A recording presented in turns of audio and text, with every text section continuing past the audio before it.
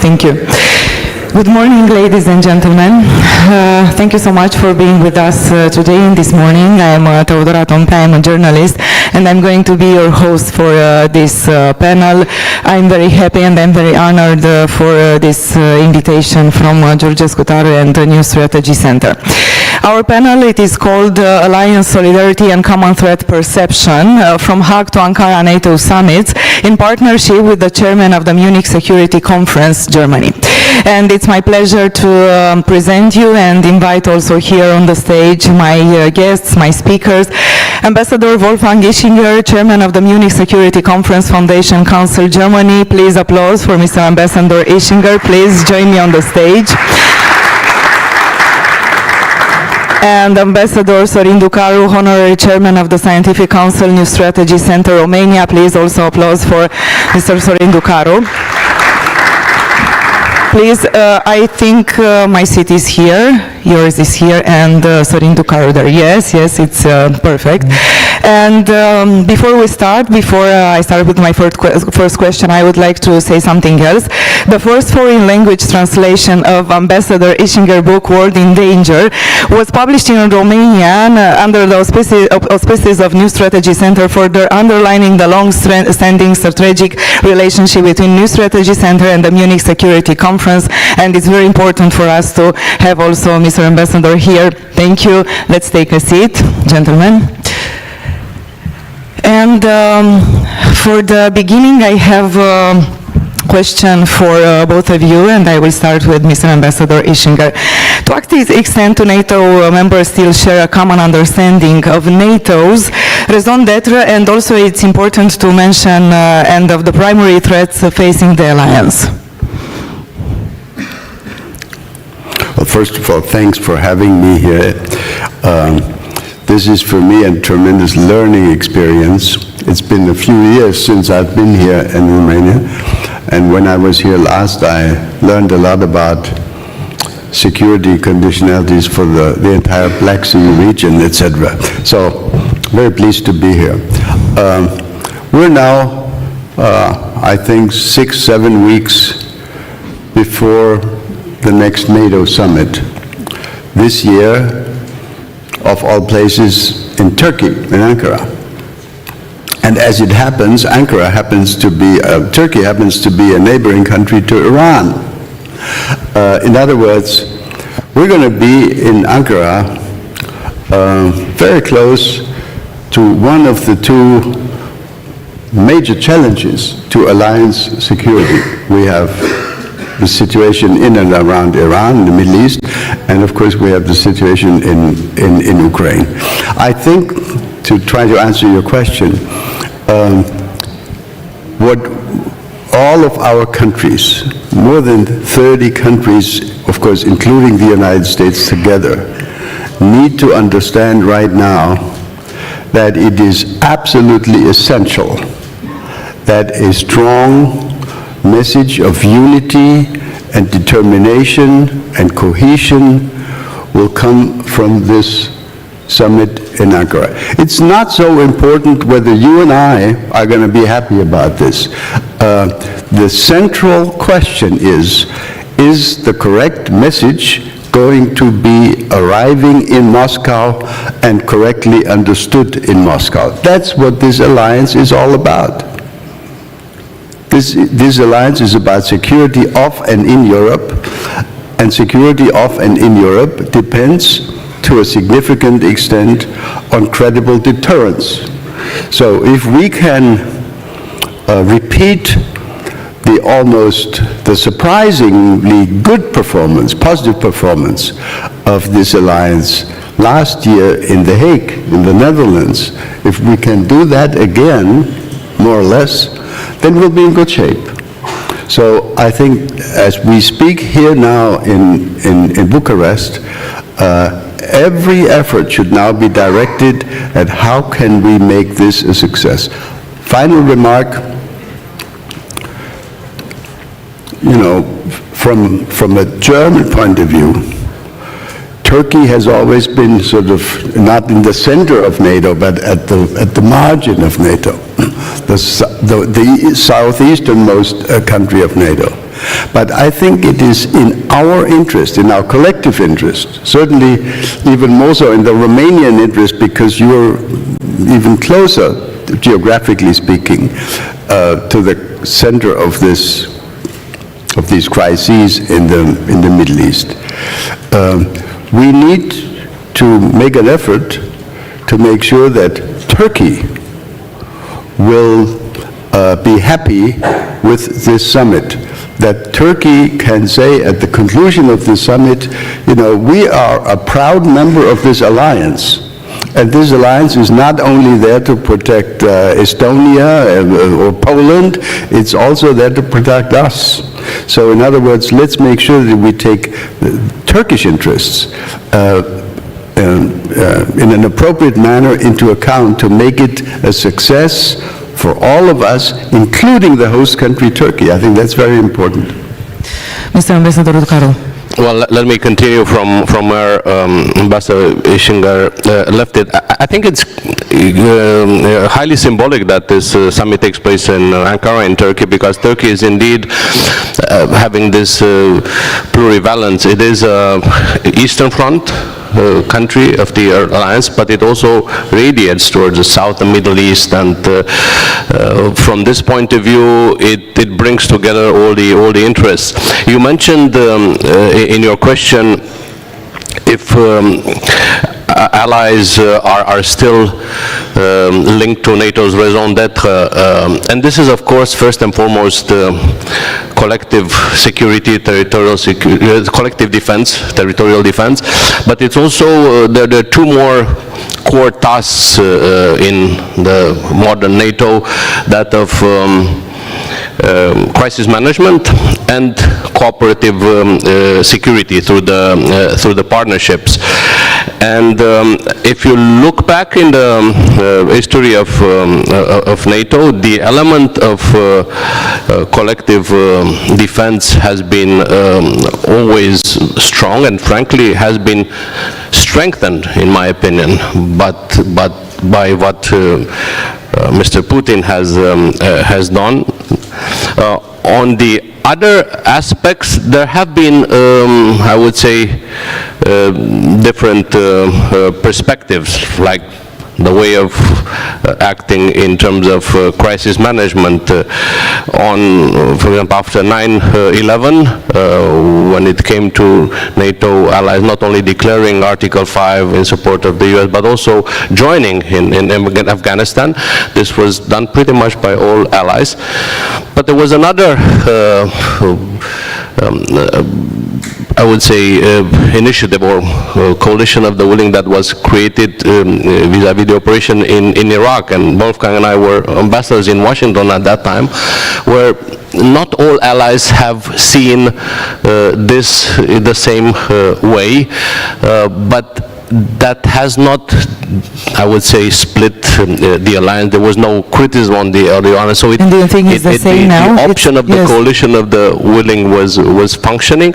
And I think yesterday there was another point made here, the fact that even now with Iran, there were so many options for the U.S. to use support from allies, from bases and so on, that were actually super helpful in their operations, without, I mean, considering that others had their own reason, motive, constitutional procedures that prevented them to act in the same direction. So I think we need to keep this also, this flexibility. Mr. Ambassador Ischinger, also how have recent NATO summits reflected shifts? Because it's very important to understand that shifts in priorities between Eastern flank countries and members from NATO, in the same time southern neighborhood and global challenges, because there are much more global challenges that Sorin Ducaru explained now. Well, of course, you know, I cannot recall a period in NATO's history where, if we think back over the last 50 years or so, maybe the only time there were fundamental changes was when the Soviet Union disintegrated 35 years ago or so.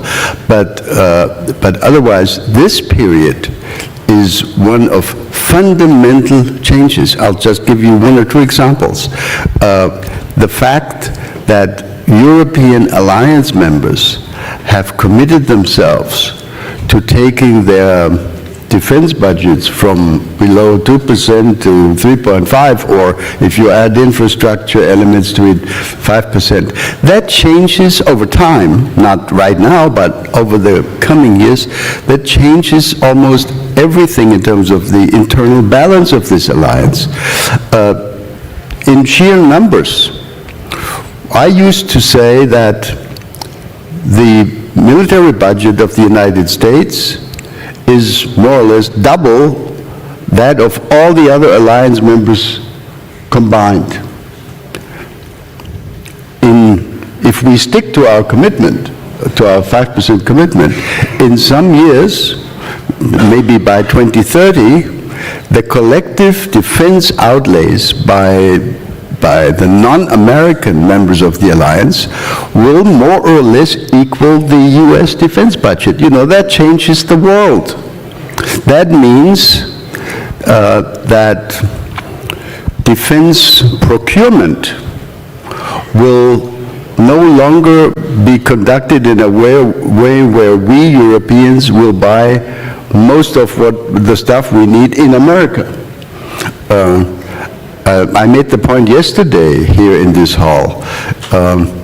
A politician in any European country, whether it's Romania or Germany or Spain, will want to make sure that his voters understand that he or she works very hard to make sure that these additional defense spending, huge sums of money, are going to be spent to a certain amount in country. In other words, creating jobs.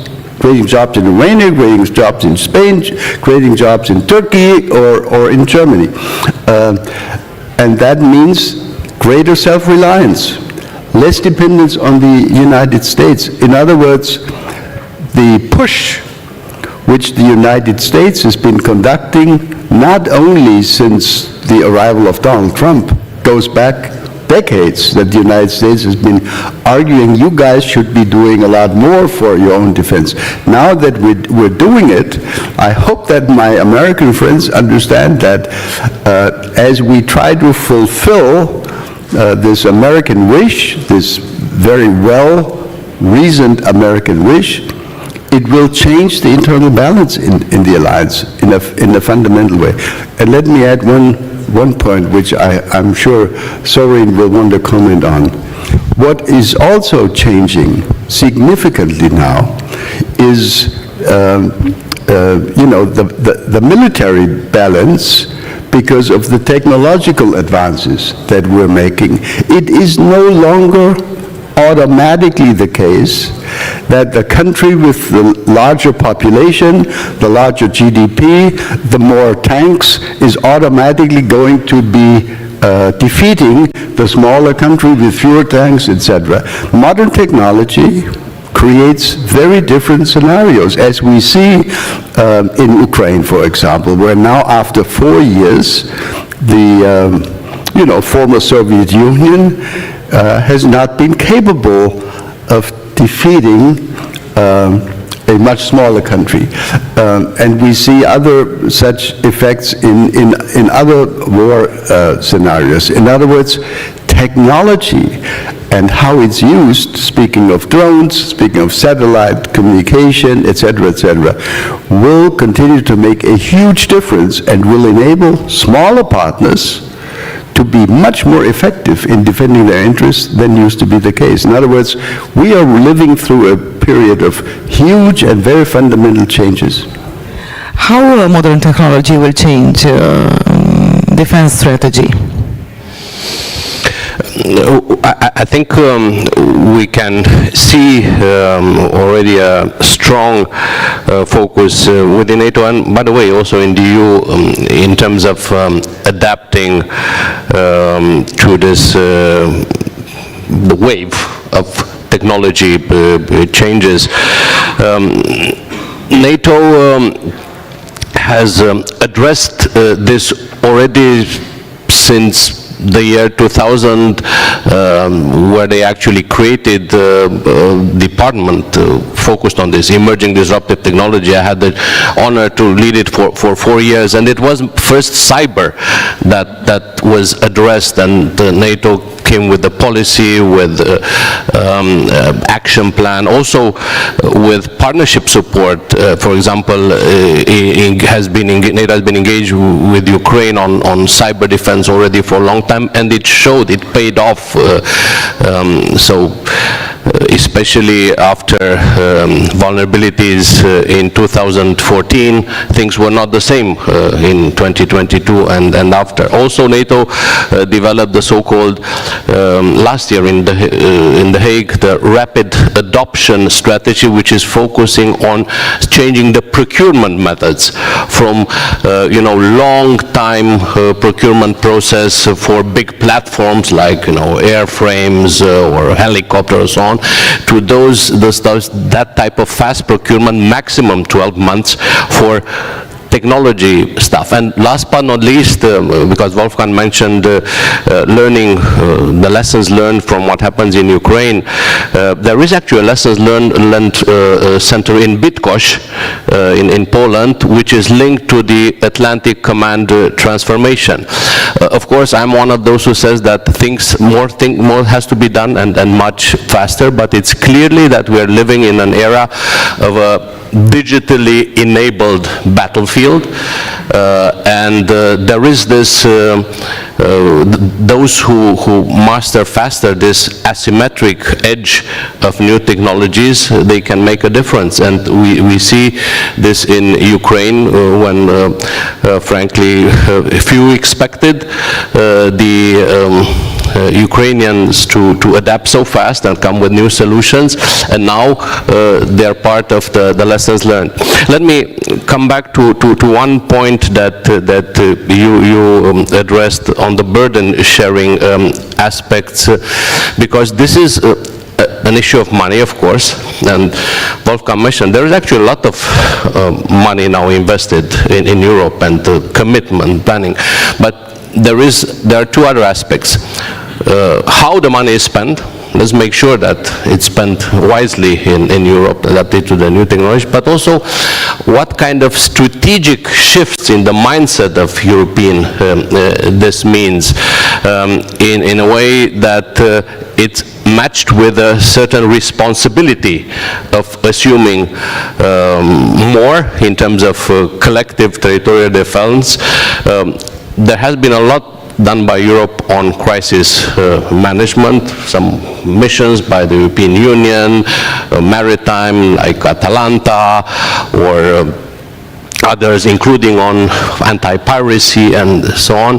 But I think more has to be done to be able not to be that dependent on the strategic enablers of the United States, from air refueling to situational awareness, using satellite imagery to know what happens in territory, in theaters, and therefore have a bit more autonomy in when it comes to taking responsibility with more of one's own resources. So it's not just the volume of resources invested, but also the quality and the way these resources are perceived and employed for the achievement of the objectives. I have also mentioned for the audience, if you have questions, feel free to raise your hand and we will help you with the microphone and ask the questions. It's no problem to interrupt us and to have a dynamic talk with my guests. Yes, please, Mr. Ambassador. If I may, I'd like to come back to your opening question. Are NATO allies still seeing eye to eye? Do they agree on the fundamentals? I want to try to clear up one possible misunderstanding.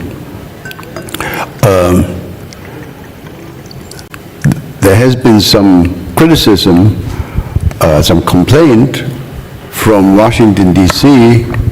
At the beginning of the American-Iran war. Where are our allies? And why are they not with us, et cetera, et cetera. I want to just make sure that one misunderstanding is cleared up.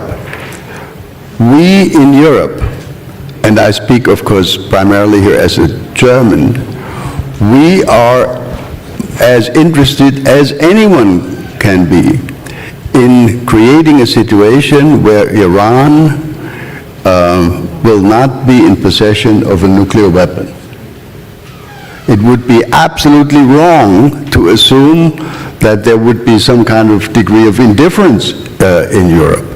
The question is not, do we wish for Iran to be without this nuclear military ambition? Of course we are united in that. The difference was, is the approach chosen by the Trump administration an approach that will actually lead to the desired result. And that was, and continues to be, a big debate, right? So it's not, are we agreed on the fundamental objective? Yes, we are. But we had some, and we continue to have some serious difference about whether the chosen strategy will actually lead to that desired result. In other words, I think there is, throughout the alliance, as much unity as was there 20 or 30 or 40 years ago, that this alliance is supposed to maintain European security, and I repeat myself, in particular through the maintenance of a credible deterrence posture. And here, if I may, a second little footnote.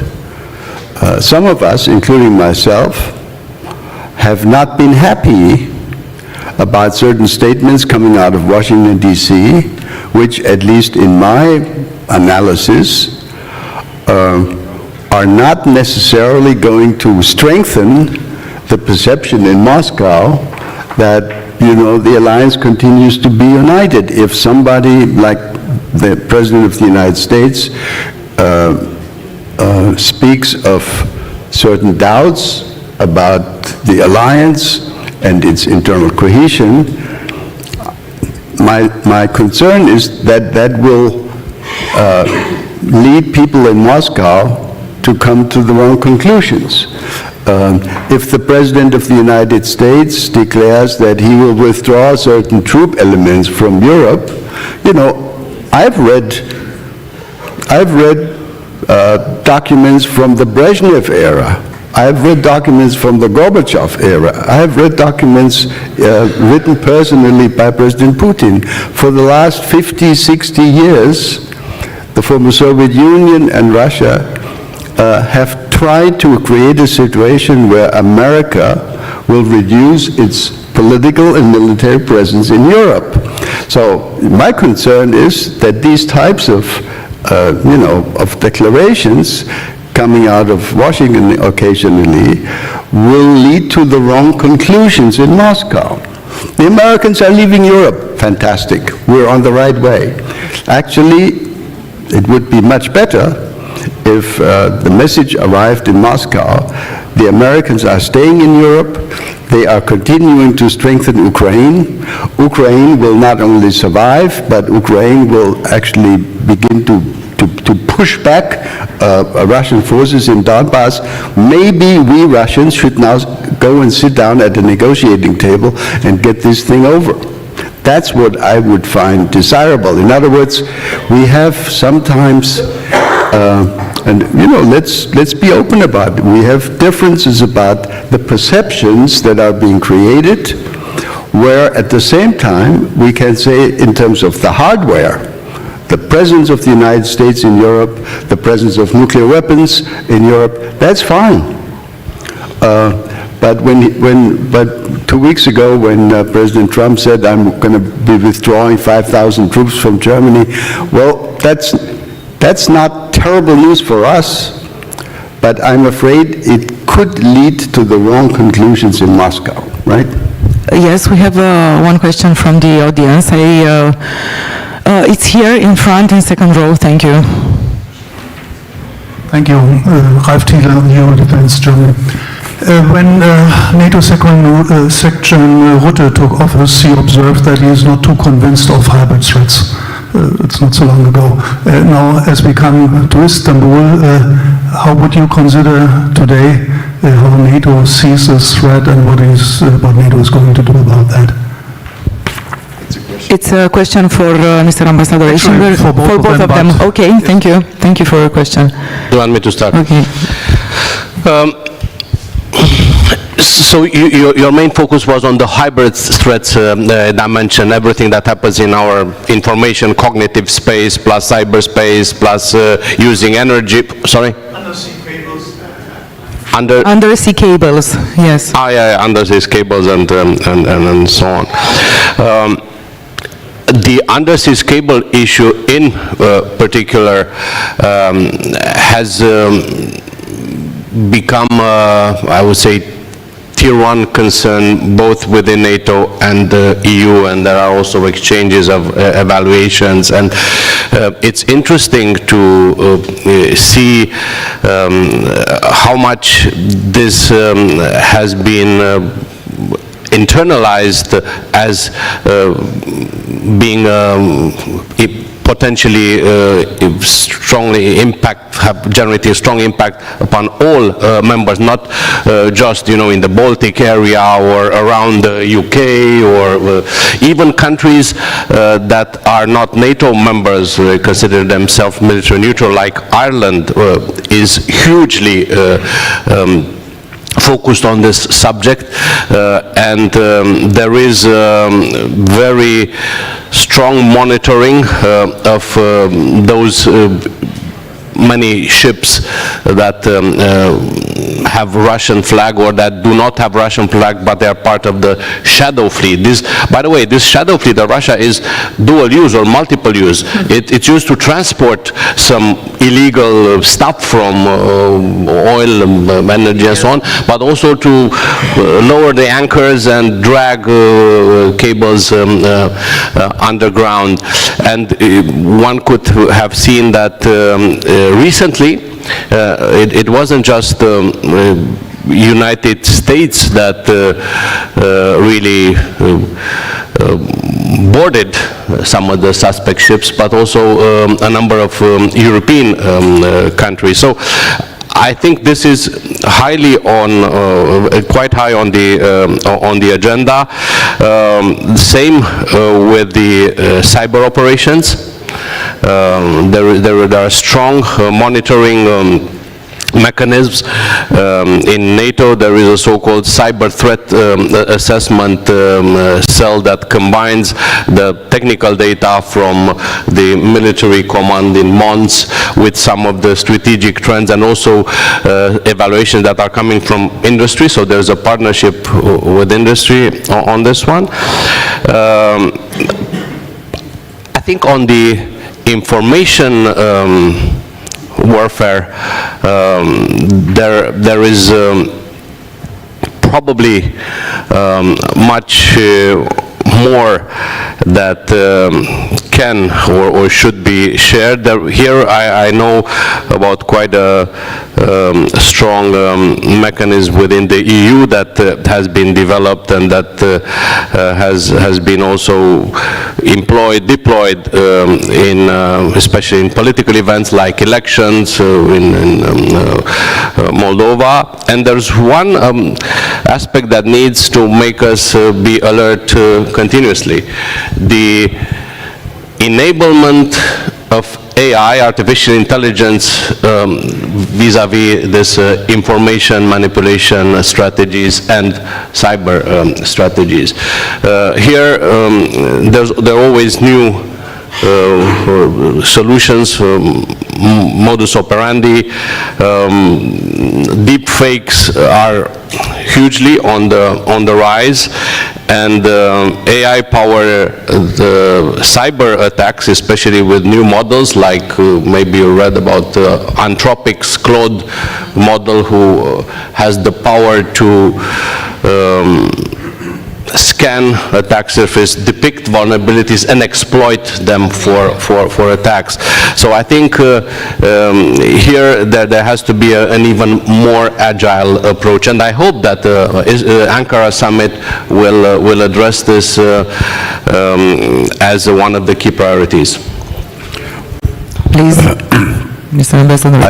I would agree with every word Sorin expressed here. Let me add one additional element: disinformation, propaganda. I am really impressed by the effectiveness of Russian disinformation and propaganda effort in my own country.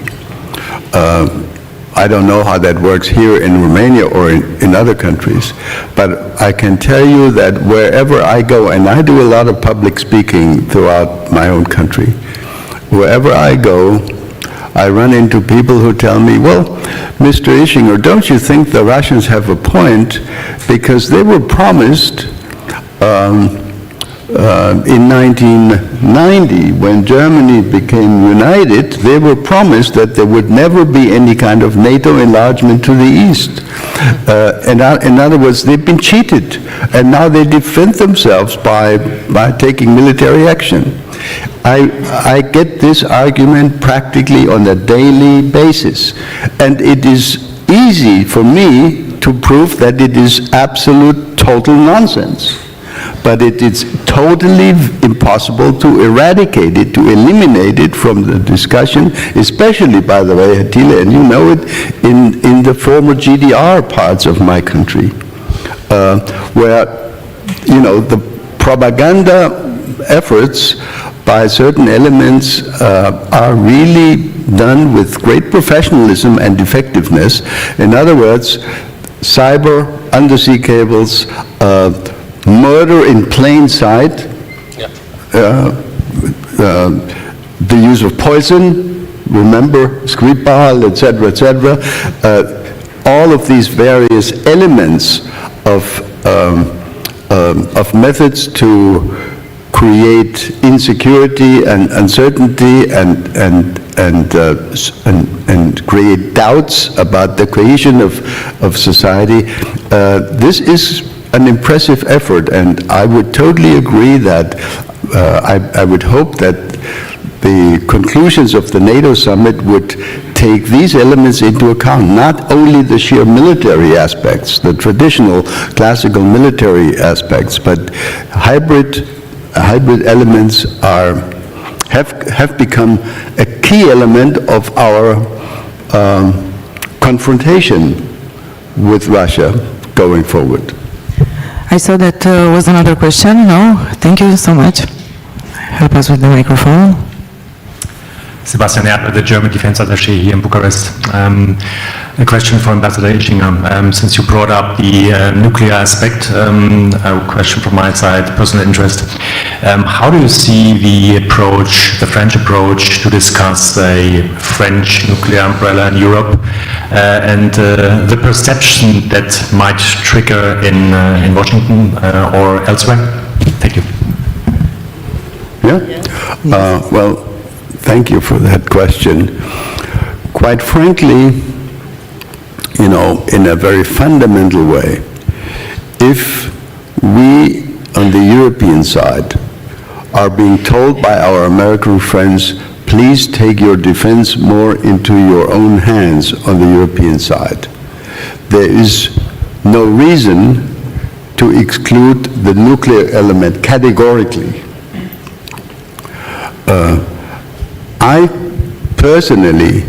I felt, even when Emmanuel Macron made his first speech on the subject, which was like 7 or 8 years ago, I believe my own government should have reacted favorably and should have said, okay, we'll send a 2-star general or a 3-star general to Paris to have a discussion about what this could mean for us and our partners.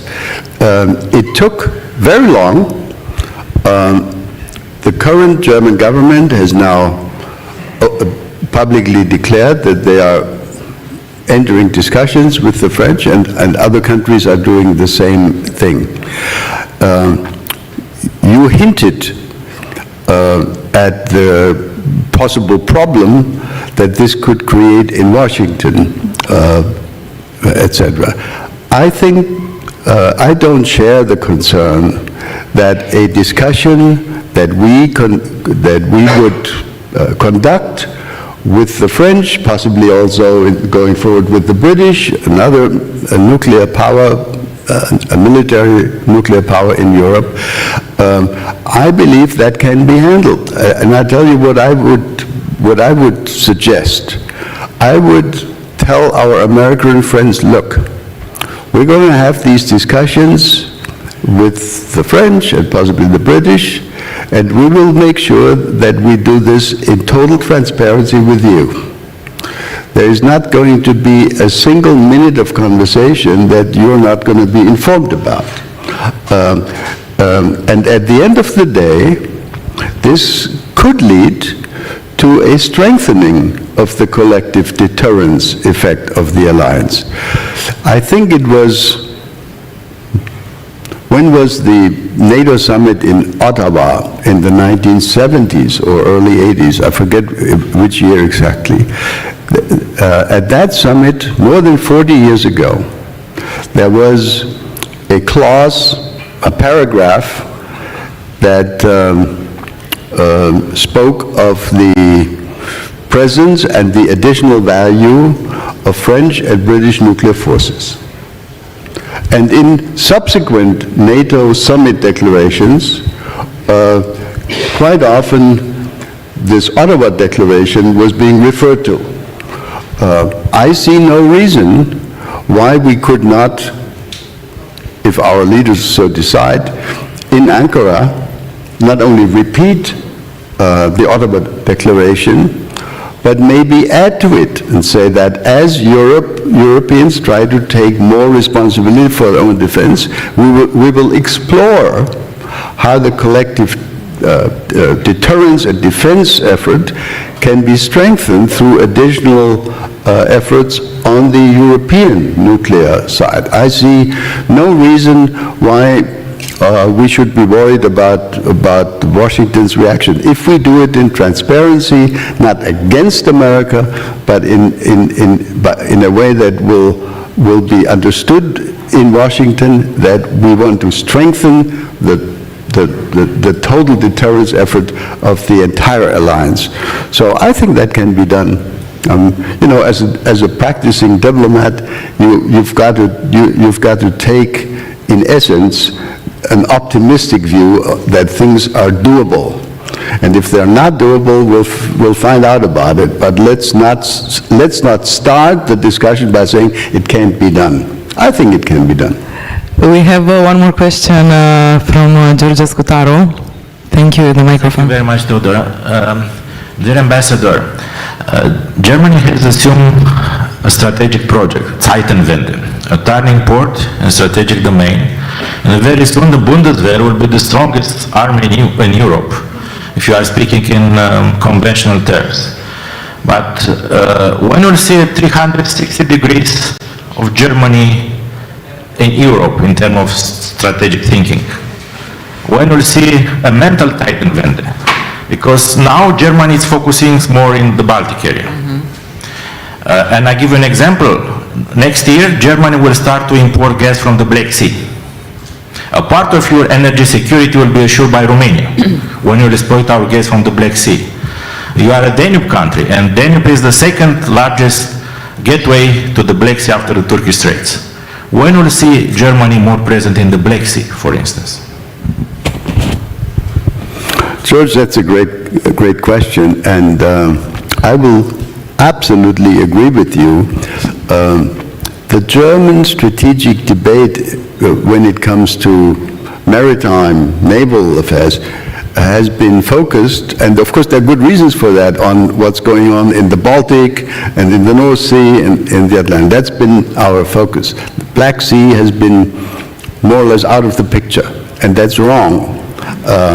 When I was here the last time, you remember this, I was offered a briefing by the Romanian military about Black Sea security, and it was a learning experience for me to understand that how complicated and how comprehensive alliance security is affected by what's going on in your neighborhood here.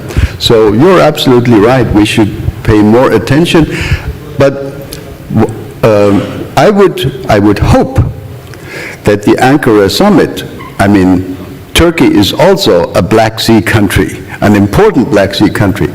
So I would hope that the Ankara summit would pay tribute to the relevance and the key importance of Black Sea security. Black Sea security considered as the entire region.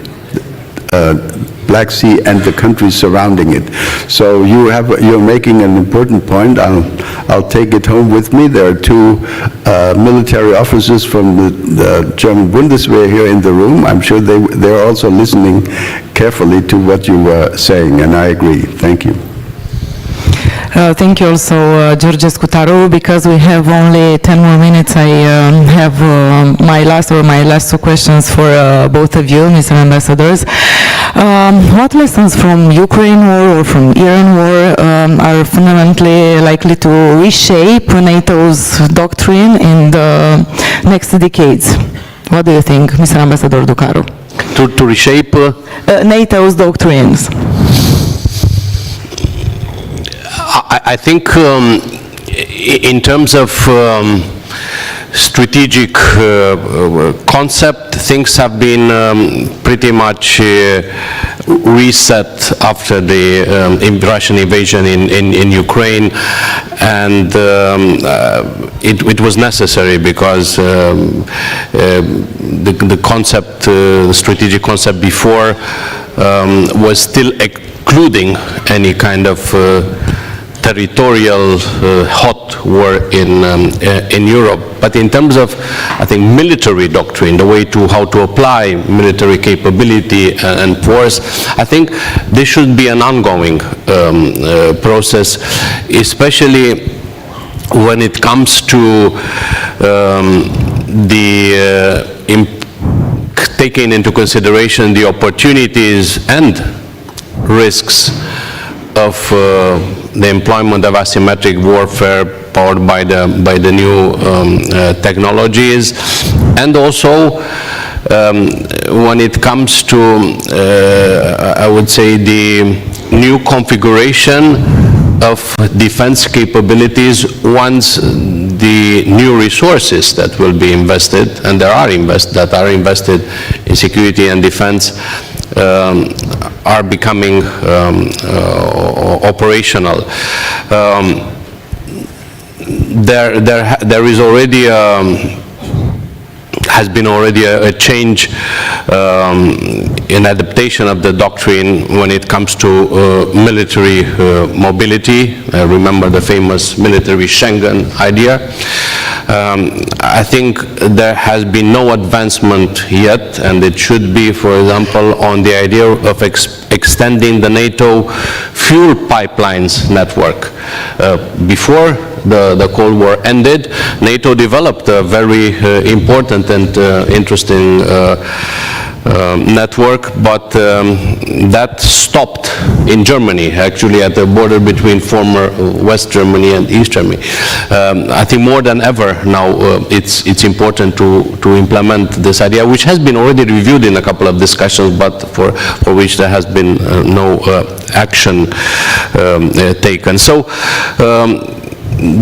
I think this is an ongoing process, and this has to be reviewed at every summit, taken both political considerations but also the new technical considerations that are coming from the zone of capabilities that are developed. Mr. Ambassador Ischinger. Let me, if I may, first refer back to this issue of Germany spending so much more now on defense, which has been welcomed by everybody, but I've also had the opportunity of listening to concerns. So is this leading to some kind of German renewed dominance, etc.? I'd like to make one thing very clear. In the German mindset, the fact that we are now spending so much more on defense is, first of all, a recognition of the fact that for 30 years we've neglected this. In other words, we're trying to catch up, trying to return to where we should have been all along. Second, what we are now doing as a country is absolutely not designed to create a militarily or strategically dominant German role in Europe. That would be a total misunderstanding. We're doing this for a very specific purpose, namely to fulfill our treaty commitments. And our treaty commitments include not only the commitments under the Washington Treaty, the NATO Treaty, Article 5 in particular, etc., but it is often forgotten that in the European Union Treaty, we also have a mutual assistance clause that is as valid for Romania as it is for Germany and Spain and Estonia, etc., namely Article 42, paragraph 7 of the EU Treaty. In other words, it has to be our mission, our responsibility to make sure that we provide an appropriate contribution commensurate with our economic weight within the EU to the collective defense effort of the countries in Europe, to protect Europe. So it's not about German dominance, it's about fulfilling our commitments to our partners. I think it's very important to understand that. When I listen to certain concerns expressed by some of my French friends or some of my Polish friends, this is about Europe, this is about us and our partners, not just about Germany. If there are any questions from the audience, because it's your last chance, we have only 2 more minutes from this panel. Just raise your hand. Okay, if I may, yes, I just add okay, no something. problem. And if we have time, I have one more question. To the question that was just raised. You mentioned the need of adapting military doctrine, and I also highlighted the fact that there is the NATO strategic concept from 2023 from Madrid has been a tidal change in adapting to the new reality. I want to highlight a point linked to Wolfgang's responsibility within European Union and Article 42.7. You know that both the President of the European Council and the Commission President announced an upcoming European security strategy, which probably will be unveiled synchronous or maybe shortly after the NATO summit in Accra, so anyway this summer. And this is very important because the European Union had only one other security strategy, and this was at the time of Solana when he was High Representative, so very, very long time ago. So this synchronization again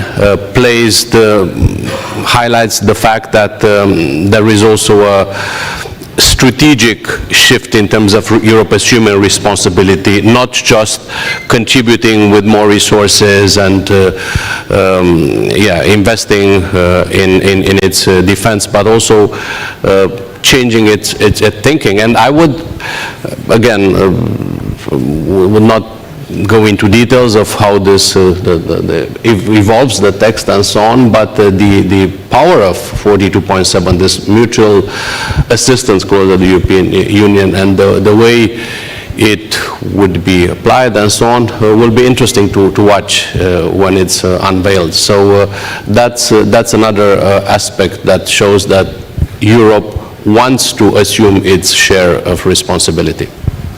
Thank you also, Sorin Ducaru. In the ending, I want to end this panel because I want to say something else I forgot to say in the beginning, that New Strategy Center is the only think tank in Romania that for the past 7 years has organized an event dedicated to the Black Sea region, and not only at the Munich Security Conference, not only here in Bucharest, the leading European forum where the most relevant issues for global security are debated in partnership with the Center for European Policy Analysis. We aim to contribute to a better understanding of this region, not only Black Sea, but also with the Balkans. Thank you so much, New Strategy Center, for this opportunity, and thank you so much, all of you from the audience, that you are in this morning with us today. Thank you, Mr. Ambassador Ischinger. Thank you, Mr. Ambassador Ducaru, for this discussion, and I invite you all in the networking area to talk with our guests and to stay, because we have a long program agenda today here at Black Sea and Balkans Security Forum. Have a nice day. Enjoy your day in the next hours here in Bucharest. Thank you.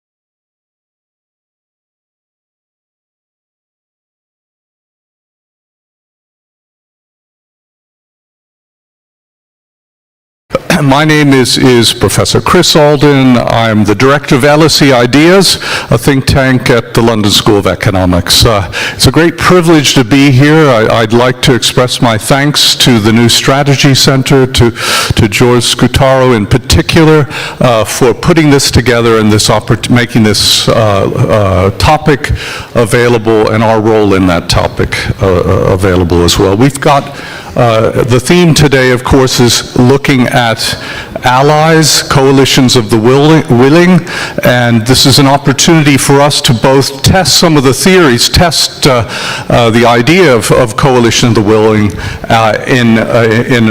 amongst our very distinguished guests here. They will be presenting material on each of their perspectives about that, and then I'll pose some questions, but I also want audience engagement. I think that really is an important component of the Black Sea Forum process, so I look forward to hearing from all of you. We have 4 speakers. We'll take them in order. Victoria Starik Samulian. She is the co-founder and director of the the Geostrategy Center in the UK, the Council on Geostrategy. Emmanuel Dupé, president of the Institute of European Perspectives on Security in France. Tomasz Sumara, head of the defense track, Warsaw Security Forum, Poland. And Matthew Boyce, senior fellow, Hudson Institute, former deputy assistant secretary responsible for Central Europe with the U.S. State Department. So if I could start with Victoria, please. Thank you very much, and good morning, everyone. It is a pleasure to be on this panel and to join you here in Bucharest, a city that, in fact, sits at the very heart of the challenges we are discussing today. Now, for decades, the standard for Ukrainian security was the Budapest Memorandum. In 2026, we all know that the standard failed as far back as 2014. Now, after 2 illegal Russian invasions and the largest war on our continent since 1945, we're here to discuss a coalition of the willing, an idea conceived in the aftermath of President Zelensky's visit to Washington in early 2025 and also codified earlier this year in the Paris Declaration.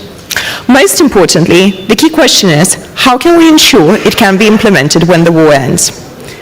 Now, from the British perspective, this coalition is an example of the implementation of our 2025 national security strategy. It recognizes that while NATO remains our bedrock, the era of radical uncertainty we live in requires a more agile approach. As Prime Minister Starmer noted in Paris earlier this year, the time for planning is over, the time for presence has begun. Therefore, our approach is underpinned by the 2025 Strategic Defence Review, which marked a fundamental shift in British policy, moving us to a position to war-fighting readiness. Now, the SDI explicitly commits the UK to a NATO-first approach and acknowledges that European allies must take greater responsibility for our own neighbourhood. Now, I would say that our approach consists of 3 key elements. So the first one is presence, and we are discussing up to 15,000 European-led troops with a mandate for active deterrence. This is the Paris-London cooperation in action with a command structure that rotates between our 2 capitals. The second one is pre-positioning, and the Strategic Defence Review emphasizes sovereign capabilities. In Ukraine, this means the UK is spearheading military hubs, protected facilities for logistics, cyber and drone initiatives. And finally, it's partnership, and one of the examples would include the Maritime Capability Coalition. We cannot have Black Sea security without a clear naval strategy to defeat Russian shadow fleet tactics and keep the maritime corridors open. A couple more points from me. I think in this context it is really important to emphasize the importance of Romania, and Romania is of course the anchor of our efforts in the wider Black Sea region. Your role in monitoring the maritime corridor is crucially important for global food security and putting a stop to Russian blackmail. As a maritime nation ourselves, the United Kingdom views any destabilization here as a threat to our own national security. In addition to this, we must also look to Poland, which is leading by example, having recently become the leading defense spender in the NATO alliance relative to GDP. But yet we must be realistic as well. With the United States distracted by the Middle East and the Indo-Pacific, the messaging from the White House has been clear. Europe is Europe's to prioritize. And it is also unlikely that we will see a significant surge in the US support for Ukraine, comparing to what we are currently seeing. Although, of course, we must remember that the United States remains the main ally of ours. Now, Russia calls our coalition demonstrably unviable, and they expect us to blink. They expect the coalition of the willing to become the coalition of the hesitant, and we can't afford this. Even more importantly, I feel we must demonstrate that we can denormalize this war and reinvigorate our efforts to bring the Kremlin to heel. We must prove that our resolve is backed by a war-ready industry, societal understanding of the importance of Ukraine's security, and our own defense and presence in Ukraine that will remain long after the guns fall silent. Now, in the UK, we believe the best way to prevent the next war is for Ukraine to win now. Because Ukraine's security is Europe's security, and Europe's security is our security. Thank you very much. Thank you very much. Emmanuel Dupuy. Thank you, Mr. Chair, for the opportunity to speak again about Ukraine, but we are going to do it in a very different way. I think I will start kicking off my presentation saying that there is a before and an after 9 of May in Moscow, when we do now have the impression that the war is winnable concerning Ukraine, and the war can be lost by Russia. I think what is important is to take in consideration the perception and the way we are seeing a certain elements of, let's say, weakness or strategic weakness of Russia, moreover of Vladimir Putin. I would therefore continue my presentation in addressing this new reality and saying that now it is urgent not only to present on the table, on the paper, the capacity to have a coalition of the willing, not only for Ukraine, but to have a more robust and more solid military diplomatic capacity in order to be less dependent from the United States. Do remember that the coalition of the willing is also about saying to Donald Trump that we must and we will defend Greenland if at some point United States Donald Trump's hubris, as we call it, may be taking that in consideration. So I would just remind what was said previously by my colleague, saying that we have on one side a very huge coalition of the willing, 35 countries gathered in Paris in September. 26 said they were willing, being capable of putting boots on the ground. The so-called countries who can and countries who will, who could. But of course, at the end of the day, we do know that it is less a number of countries who have the capability, military capability, to take that in consideration. Let's call this a D8, the 8 major European countries who can provide a certain number of military capacity: France, Great Britain, Germany, Italy, Netherlands, Poland, Spain, and Greece. I will not forget Romania as well, but I will come to that point afterwards, saying that now, as we are speaking, the coalition of the willing is on the paper. As the situation is going worse for Russia, maybe it is time to put it and apprehend it more, let's say, on an operational capability. Why am I saying this? Because for the first time, we have a certain number of elements that would bring hope for end of the conflict as we're seeing it in Ukraine. First of all, for the first time, Vladimir Putin said that the time has come, quote, to put an end to this war. Second, it may seem a detail, but for the first time, Vladimir Putin has called Zelensky Mr. Zelensky, and giving the impression that he wanted to engage a dialogue on a more bilateral or more equal perspective. Third, and very important, we do see that now the war is way further than in the Ukraine territory, as the strikes that Ukraine is fulfilling are in depth in a range of 2,000 kilometers, and of course have hampered or put a burden to the oil refinery capacity of Russia, 400,000 barrels a day hampering that, and less 40% of that capability. My second point is saying that the war is not winnable for Russia for a very pragmatic reason. Russia is losing too much soldiers and cannot cope anymore with the capability to reinsure its military posture in Ukraine. Let me give you some rapid figures. 352,000 deaths in 2025, 400,000 in 2020. That's 1% of the military capacity that Russia has. The men who can fight between the age of 18 to, let's say, the reserves and commissioned office military age of 65. That is one of 30 Russians who have been either killed or have been injured during this war. As this rhythm, Russia is losing 35,000 soldiers per month, and if you take that consideration, the so-called objective of Russia, which is to win the territories it has not won yet, only 1% of the territory will won by Russia in 2025, 113 square kilometers by Russia last month.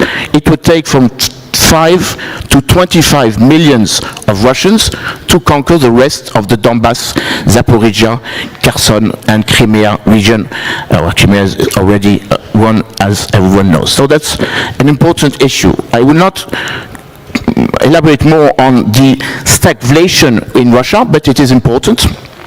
Elvira Nyabulina, the Russian central banker, has provided very insightful information concerning the high inflation and the low growth, and of course this is handicapping the facility of Russia to fulfill its financial capacity to finance the operation. The war has, again, these are her words, cost 17.5 trillion of rubles since the beginning of this conflict. This is no longer possible for Russia. And I will finish by saying maybe two other elements, if I may, Mr. Chair, because I know I will be a bit longer than expected, saying that we have on one side a strategy of having a big coalition of the willing and putting potentially a lot of men and boots on the ground to have an easier and faster decision-making capacity. But does that mean that we have at the same time the political willingness to confront that? What I'm saying that we have on one side a lot of states which we are implying in order to deter our adversary, which are not only Russia, but on the other hand, we have to have less states in the capacity to decide. On one hand, we are working on the enlargement of the European capacity, bringing Great Britain, maybe calling Canada the 28th European state. This was very clear at the EPC conference in Yerevan. And on the same time, we are advocating for a more core group, multi-track or multi-space or multi-speed Europe. And of course, this is important because here we do know the importance of bringing sub-regionality perspective, the Bucharest 9, for example, or the Med 9. But again, this is something that we must work on in the future. This is more or less what I wanted to say in the time which was kindly given to me. Thank you very much. Thomas Sumar. Thank you very much for the invitation. It's great honor for me to be here. So regarding the security guarantees for Ukraine, I'm coming from Poland, so the position of my government is pretty well known. We believe that the only one credible security guarantee for Ukraine is, of course, NATO membership. So, of course, it's not coincidence that Russia invaded Ukraine, not, for example, weaker Baltic states, and the reason is simple, because Baltic states are NATO member, Ukraine is not. We also believe that Ukraine membership in NATO benefit not only Ukraine but also NATO, with 500,000 of Ukrainian well-prepared, battle-proven troops who can also fulfill to some extent the security vacuum which Americans might leave in Europe, limiting their contribution to the Ukrainian Ukrainian security. But on the other hand, we of course realists, and we are aware that right now in this condition, it's going to be extremely difficult to build consensus on the Ukrainian NATO membership in the near future. But it doesn't mean that there is nothing we can do. So first of all, to discuss any credible guarantees for Ukraine, we need to win this war, and we need to make Russians negotiate honestly with us. To make it, we need to do like three things. First thing, it's taking Russian frozen assets. So still we have significant Russian money here in Europe, which need to be used to buy the weapon for Ukrainians. Russia needs to understand that there is no chance that they will overweight us, waiting for, I don't know, election with France or wherever, but they need to see that we have money and they will be spent in the longer perspective, I mean like 10 years or something, so there is no sense to wait for any change, in the European politics. Second thing, it's tightening sanctions against Russia. As one senior member of US administration told me once, that, the level of sanction is pretty high. It's like 6 of 10 right now, but the level of implementation, it's 3 of 10. Yeah. So we need to.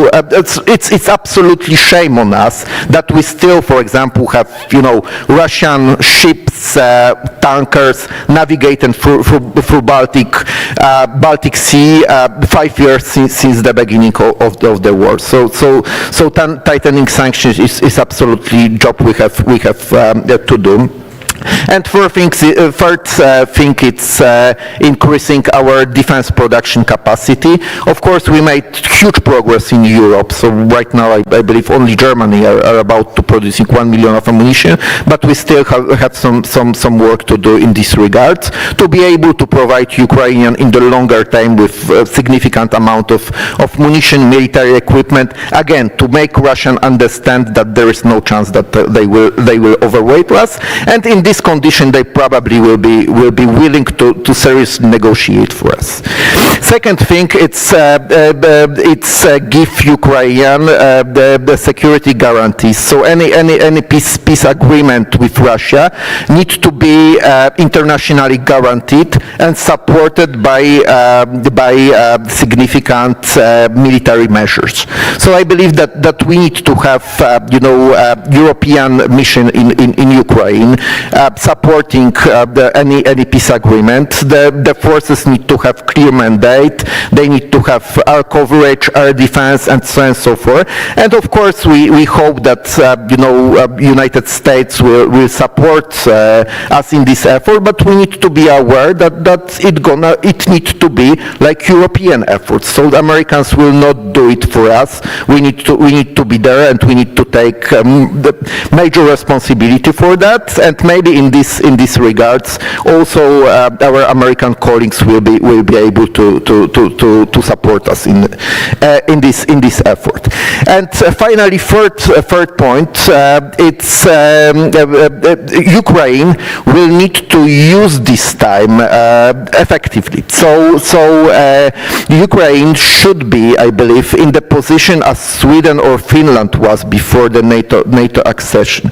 So when the window of opportunity appears, there was no political debate on the level of preparedness, for example, of Sweden and Finland to meet NATO standards, because we were militarily on the same level. So actually, Ukraine, you need to use this time before any possible political agreement on the NATO membership, to prepare the armed forces to meet NATO standards, to fight against corruption, to build political supervision on armed forces, to have no doubt that they are ready to join NATO, as soon as possible when there will be political accord on that. We can believe that it might be in the near future, but there are going to be next US administration. There are going to be some political changes. So Ukrainians need to be prepared to join the NATO. So the way is quite I would say it's quite simple. We need to win this war. We need to give Ukrainians temporary security guarantees, and Ukrainians need to use this time to prepare themselves for the NATO membership, which gonna be only one credible security guarantees for them in the longer perspective. This is all. Thank you. Great. Excellent. Thank you very much. Okay, if I can have Matthew. Okay, is this work? Hello. The concept of coalition of the willing, of course, is the operative one, and so that's absolutely right. But before we even talk about that, I think we also need to sort of step back a bit, and because there's been such talk about a peace agreement, and so I mean I know we have to plan ahead and think ahead on this, but the idea of peace, of a peace agreement, I think might be a bit premature. Because, I mean, of course, there are signs of Russian exhaustion. Putin now talking about the war coming to an end, whether we can believe that or not. The fact that he's even talking about a civilized or amicable divorce with Armenia. And it's this sort of thing. So I mean, you know, Russia has to be forced to stop its war. Putin must feel much more pressure. I agree very much with Tomas there. He will, or he will not stop, and he will not give up land. From his standpoint, he's still ahead. He owns 20% of Ukraine already, including Crimea, which is geostrategically of extraordinary value to the Kremlin. These are major gains for him. So he must eventually decide that it's not going to work and that he has to give up. But he wants Ukraine. He does not want peace, as is generally understood. And so, and there's no cessation. There's no indication that the cessation of hostilities would be permanent. So we remember the great map with Medvedev and Novorossiya, that big sea of red, and of course the regime ideologists, Novorossiya, Ruski Mir, etc. So at best we could have an absence of war rather than peace. But I doubt it will be peace as commonly understood in the West. So any talk of security guarantees has to keep this in mind to begin with. Now, the only way to force Putin to change his calculus on Ukraine is to make it clear that he will never get Ukraine. And this means turning the screws tighter and tighter and tighter and making him conclude that there is no way he will ever get it and he has to stop. Now, we've been seeing a lot of good rhetoric and a lot of good actions coming out of Europe. We are still not always seeing, in fact, this is where I agree with Tomas here, there's still a lot more that can be done there. But you have to think about these also as prerequisites before you can even think about a peace agreement. Now, do you need a treaty? Well, color me skeptical. Putin doesn't want one, and he wants Ukraine. We'll get a cessation of hostilities. We do not want anything like another Budapest memorandum. That was a spectacular failure for which President Clinton has apologized. There must, however, be no recognition of Russia's illegal occupation of Ukraine or Ukrainian territory. We need to continue the 1940 Wells Doctrine regarding the Baltic states and apply that to Ukraine. We need to continue the Pompeo Crimea Declaration of 2018, also recognizing the same principle. Congress should pass the Crimea Annexation Non-Recognition Act that was introduced last year in the Congress. But so what about security guarantees? Well, obviously it has to do with establishing deterrence. And of course, boots on the ground are the sort of main ways you think about these things. But Ukraine is an enormous country, as we all know, and boots on the ground means a very, very large number. Ukraine has a large army itself, so can establish, that can continue that factor for itself, but it also needs help from outside. And NATO member states and other countries in this coalition of the willing need to take risks. If Russia is the existential threat to Europe that their leaders say it is, and I agree it is, European leaders have to treat it as such, which means they have to make the economic trade-offs, the economic commitments, as well as take the political risks and commit the resources to establish that deterrence so it doesn't break down and this whole thing breaks out again. Now, I'm not necessarily persuaded that the ideas being floated between Russia and the United States on economic deals that would help establish this sort of post-war or post-conflict status quo are necessarily the answer. The Handel durch Handel concept that we saw over the course of many decades we actually contained as a Wandel durch Verflechtung, which means this sort of this German idea of change through interaction, economic interaction,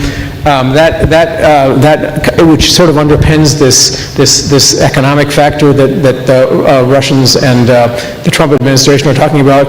I'm not sure that is necessarily an answer either. It might be a factor, but not the answer.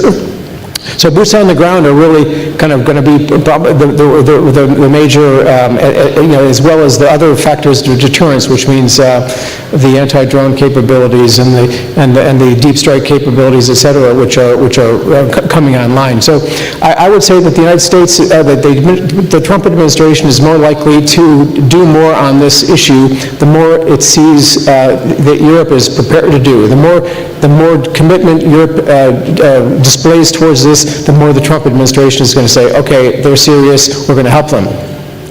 Now, but we probably expect hybrid war to continue even during this absence of hostilities in ways, and we have to be prepared for this. EU membership would help, but that's a long way away, especially with 42.7. That's a long way. So color me a little bit more,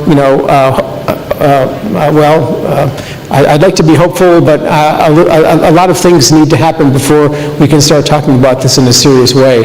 And in the European major sort of countries of the coalition, the willing, you have a relatively small number that are pretty robust about this, a lot of that are sort of sitting on the fence, and some that are not at all that enthusiastic about it, and we all know which countries those are.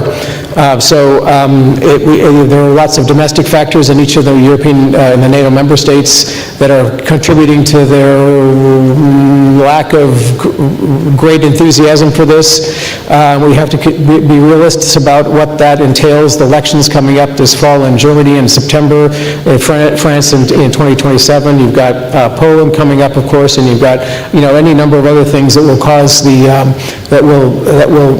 the leaderships of European member states to start calibrating or triangulating or whatever, not necessarily going all in on this. And so this is another factor that Putin will exploit ruthlessly, and we have to try to be very aware of it and to work against it, because it's of utmost importance that there be a strong coalition of the willing, because that's the only thing that will prevent any kind of conflict, when it stops, from restarting again in 2 or 3 or 5 or whatever number of years. Maybe I'll stop now. Thank you.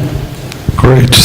Thank you very much. Thanks to all of you for contributing your perspectives and view on the subject. I had one question for the panel at large, or interwoven question, and then I'd like to open it to the floor. My question is, it's a coalition of willing democracies. Democracies experience political change. Our times are marked by exactly that change. What kind of guarantees can be sustained when political change takes you in directions that may weaken the interest in supporting a peace agreement through security guarantees? So perhaps I can start with you, Victoria, and we'll work down the row. Thank you. That's a very good and a very important question, in fact. I think the beauty of democracy is that we've got that ability to decide who we would like to have in government, and it happens in cycles, can be every 4 years, can be every 5 years.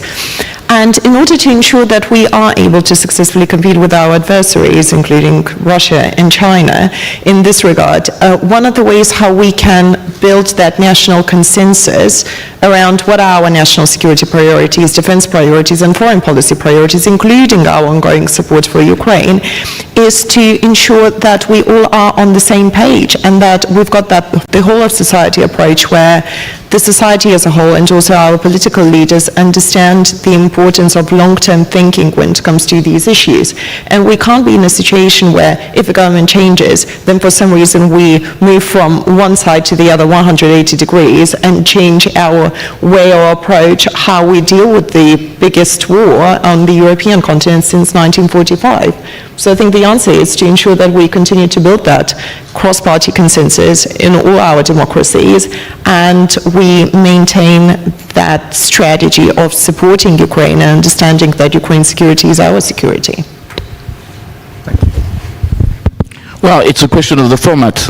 I think we must take in consideration and listen very carefully to what happened in Copenhagen a few hours ago when the former Secretary General of NATO, Anders Rasmussen, spoke about a new alliance. He called this the D7, Alliance of Democracies, like-minded countries. And that brings the question of what type of countries should commit to protect or to guarantee or to ensure the security guarantees of Europe. The Ramstein Group is 50 countries.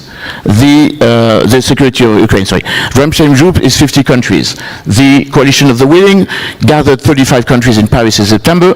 28, or 26, sorry, decided that they were ready to commit or having this capability, availability. So the question of the format is very important, and of course it goes way beyond Europe.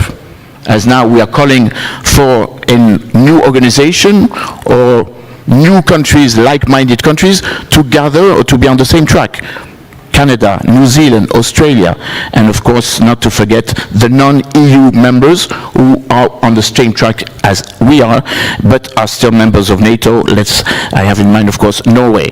I think this brings us to reflect on a new perspective, to have, like the former Prime Minister of France, Michel Barnier, mentioned a few weeks ago, a European Security Defence Council, something that we can use to decide more broadly without having the Damocles sword of the veto in the European Union, or the decision-making process, which is hampered by a certain number of countries who are willing to put their veto. Of course, we are in a post-Orban era, but we still have a certain number of countries.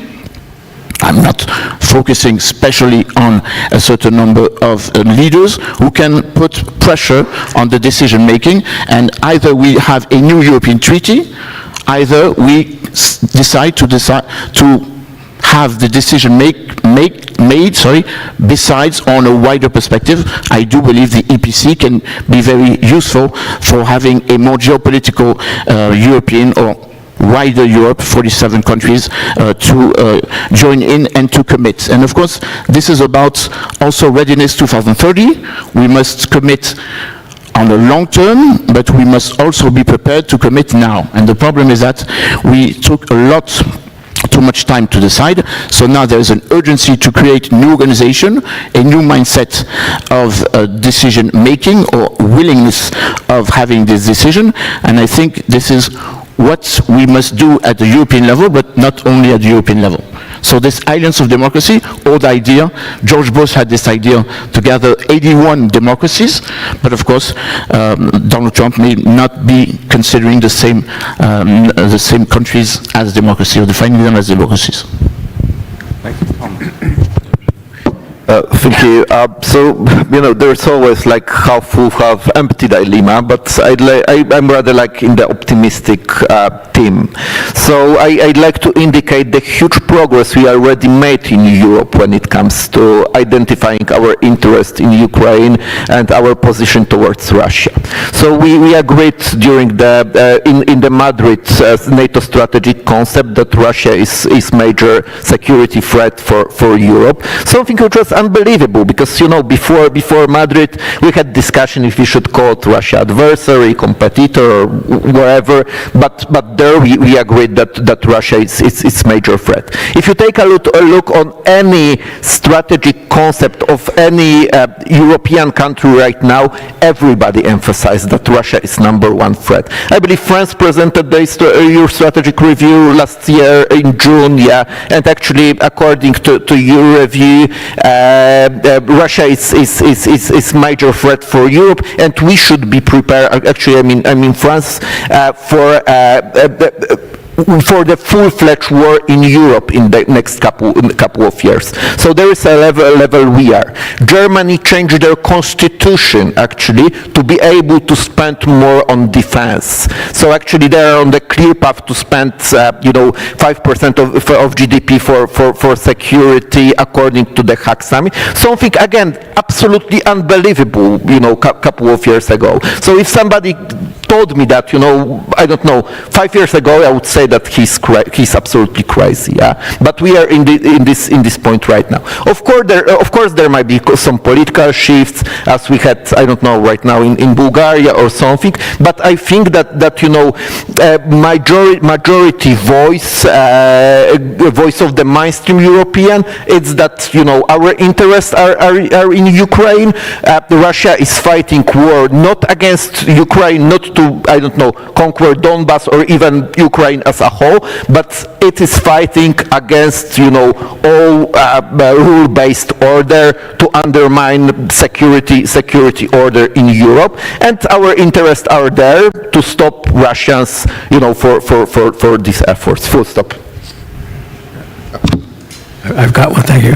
I think one of the main thing here really is leadership, because we've seen a lot of good, really very important steps that have been taken in the last several years on the European side, which is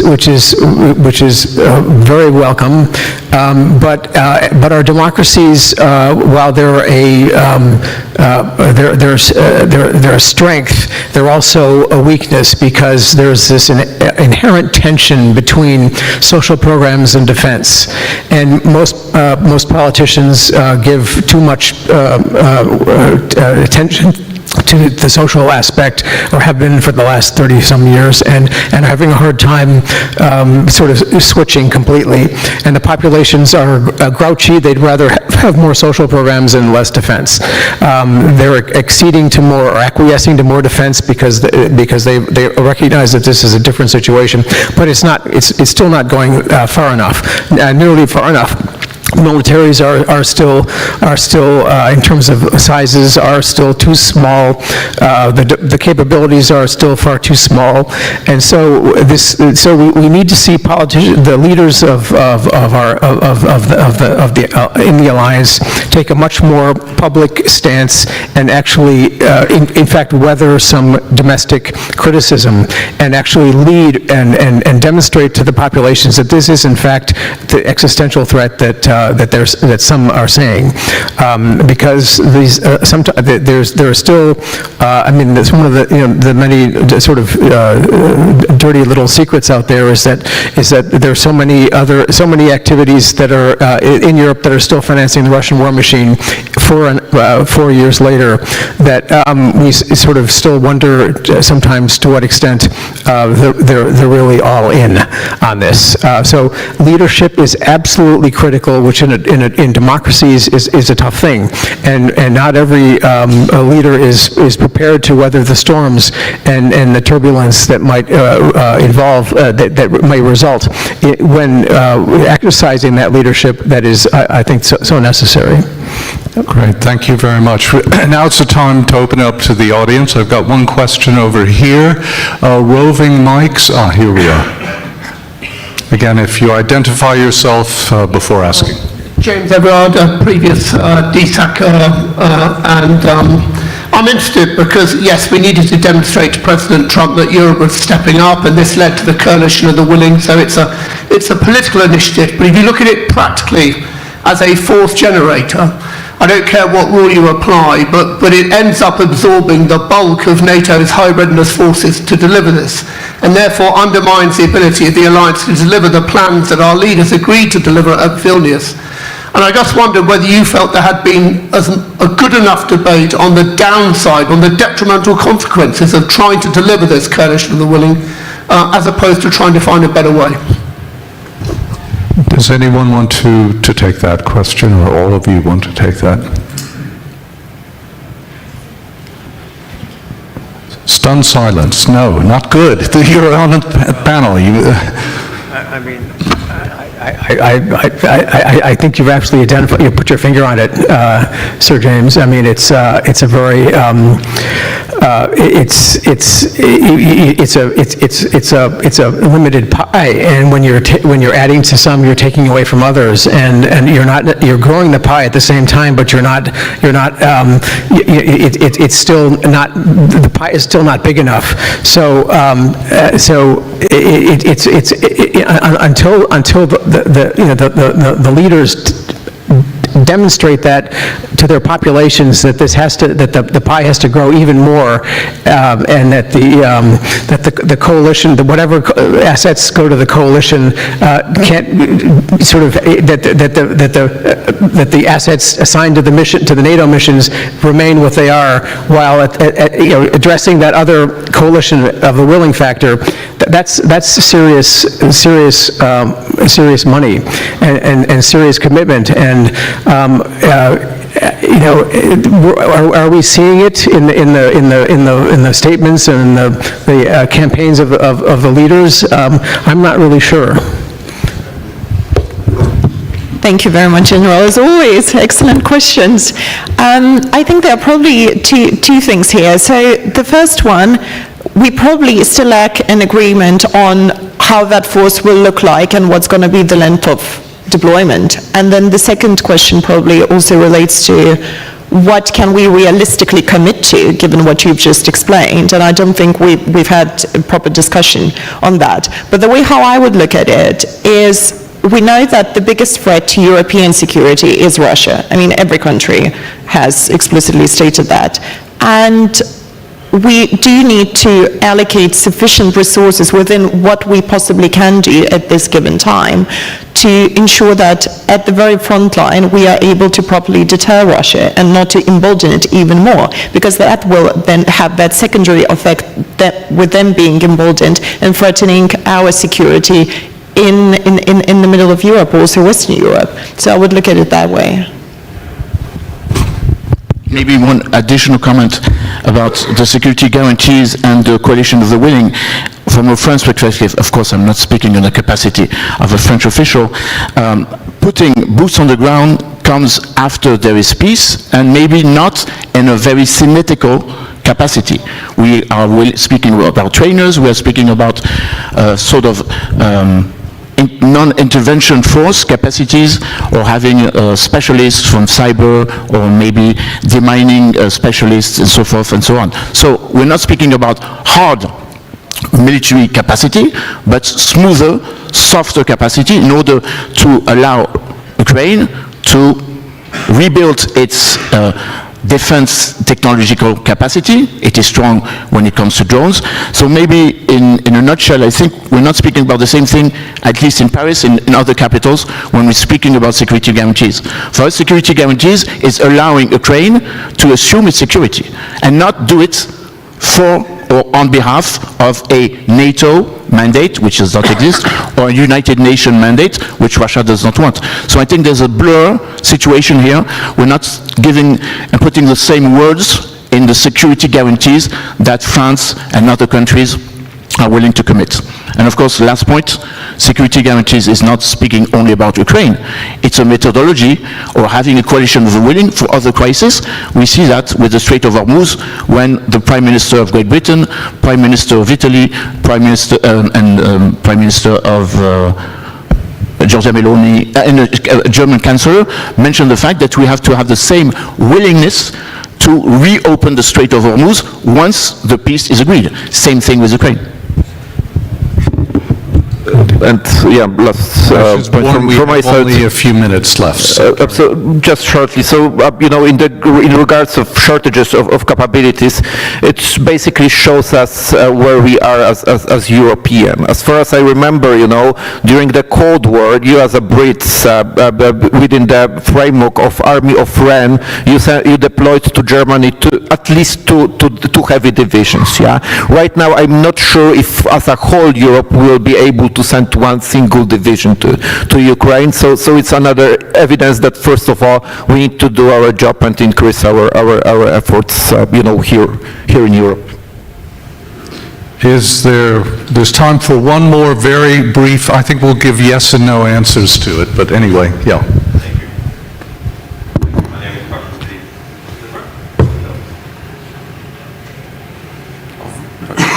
Thank you. Carsten Friis from the Norwegian Institute of International Affairs. Just very briefly, first on your question from the chair. I mean, the best way to secure against changing political governments is, of course, having a treaty. And that's why Ukraine, one of the reasons Ukraine wants to go into NATO is they want to have a treaty base, because then it's legally binding. But my comment is more general. I struggle a little bit. I agree with those on the panel who say that this is a peace treaty in Ukraine is unlikely. So maybe the best we can hope for is some kind of a frozen conflict. It's frozen because Ukraine freezes Russian capacity to attack them.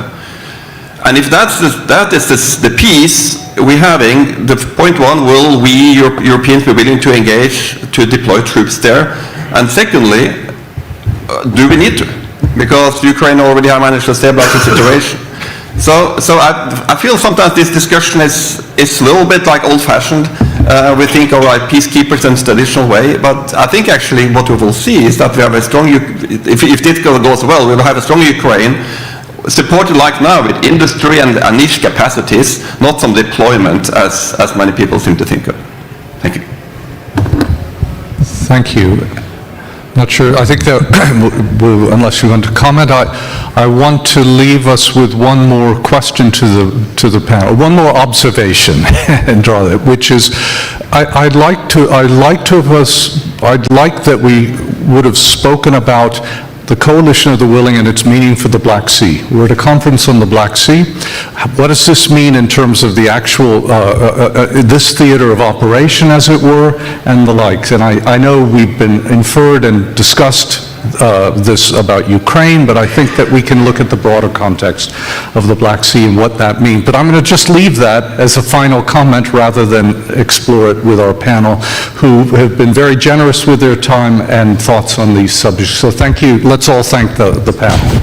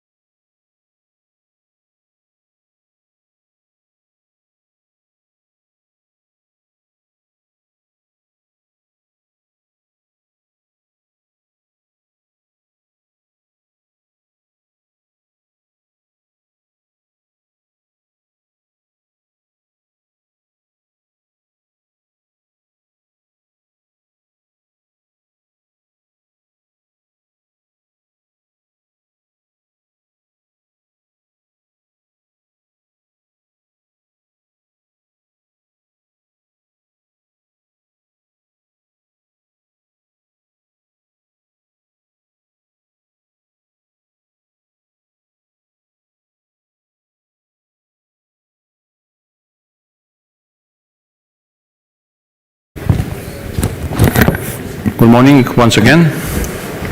Thank you for being here us today with a panel that has a very sound title. We'll be talking about corridors. And you may wonder what a construction company is going to say about sea corridors and corridors exactly. And I'm going to keep that as a surprise. As a preamble to what I'm going to say a bit later, assuming I could deliver a speech that will raise your interest, a couple of words about the company and see how it works. We're a family business. We've been out in this market for the last 30 years, 32 to be more precise. We do infrastructure. We have in our DNA construction and construction only, being vertically integrated. And we love doing infrastructure from one end to another, meaning we do have design capabilities, engineering capabilities, delivery capabilities, and we build what we like to say sovereign infrastructure. And I will be talking about this sovereign infrastructure later when talking about corridors. We do have these three main areas of expertise. Infrastructures in many ways. It's a very buzzword again these days. Everybody talks about infrastructure and puts in that bucket everything that comes to their mind. Hospitals. Okay, you may call it health infrastructure and that's it, you build infrastructure. We do energy and of course we do civil buildings, a lot of civil buildings. And I brought just a couple of pictures, not trying to bore you today. We did build that ring road. The name is not that sound. It's somewhere in the east part of Romania, close to the Moldavian border. Borlat Ring Road. It's called. It has 13 kilometers and 13 bridges. That was a huge challenge for us, and we did it, and it works obviously. Launched last year. We are building now a child hospital called St. Andrew, Spitalul Sfântul Andrei, in Constanța.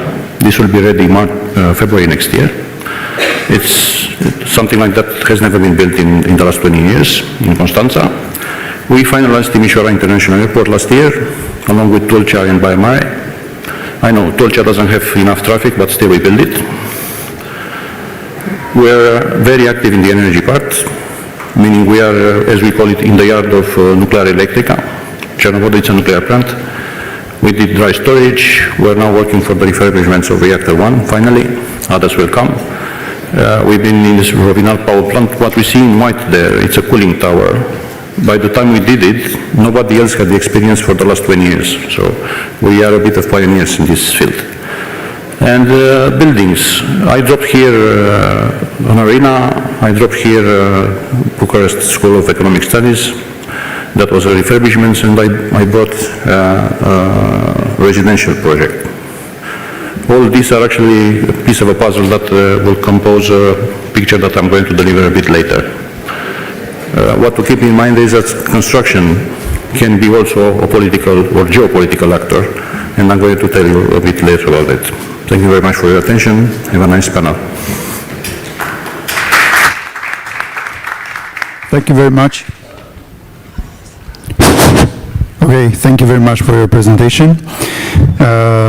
Distinguished participants, distinguished experts, thank you for joining us to the panel entitled Connectivity Corridors, Maritime Choke Points, and Global Stakes, Maintaining Open Seas from the Black Sea to South China Sea in partnership with the Heritage Foundation.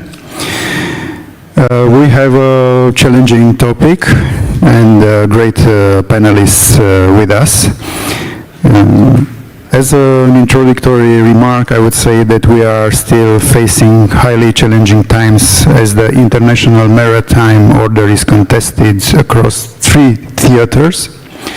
In the Black Sea, Russia uses Crimea and Kerch Strait and the militarized littoral to weaponize grain corridors, energy infrastructure, and freedom of navigation.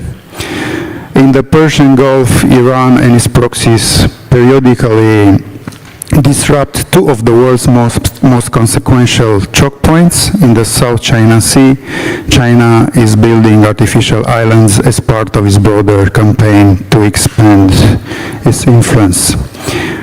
Are these 3 isolated incidents or a coordinated test to see whether the rules of the global commons still still apply when opponents within the system choose to ignore them. The same period brings a transformation on the western side of the equation. Washington, under the second Trump administration, has signaled a shift towards homeland defense and the Indo-Pacific, including partial drawdown of US ground forces from NATO's eastern flank countries. Europe is therefore asked to do more for its own deterrence at the very moment when its eastern maritime border is most exposed. At the same time, Japan, Korea, India, and the Gulf states are being drawn into a wider connectivity architecture. IMEC, free and open Indo-Pacific, the Trans-Caspian Middle Corridor, that aims to bind the Indo-Pacific and the Euro-Atlantic together through trusted infrastructure rather than through Chinese or Russian-controlled bottlenecks. This panel asks deliberately challenging question: do today's allies' capitals have the political will, the maritime forces, and the industrial base to keep these corridors open simultaneously? And if not, which corridor get prioritized? Who pays the price? I will start with our first speaker, Mr. James Carafano from the Heritage Foundation. He is Senior Counselor to the President. Thank you for joining us. James Carafano is a 25 years U.S. Army veteran and one of the most cited conservative voices on U.S. defense posture, NATO, and homeland security. And he has publicly framed Romania as the southeastern anchor of the alliance's flank. The Black Sea, the Persian Gulf, the South China Sea are connected because revisionist logic denies access to global commons. Freedom of navigation is being challenged by Russia in the Black Sea, as stated before, by Iran in the Persian Gulf, and by China in the South China Sea. How can the United States, NATO, EU states, and Japan cooperate to maintain strategic communication corridors and freedom of navigation? Can the US Navy credibly hold three theaters simultaneously, or are we already in a forced prioritization regime in which one of them, almost certainly the Black Sea, is being downgraded? Sir, you have the floor. First of all, this is my favorite panel. And the reason for that is, from the audience perspective, except for the moderator, I'm on the far right, which is where I'm most comfortable. That's a lot in one question. So let me start by talking about my two favorite things, which is the 3 Seas Initiative in America. So the conversations always start with this premise that America is withdrawing from the world and leaving chaos in its wake. And I don't know how much of you paid attention to the 3 Seas Summit in Dubrovnik, but it was an incredible success.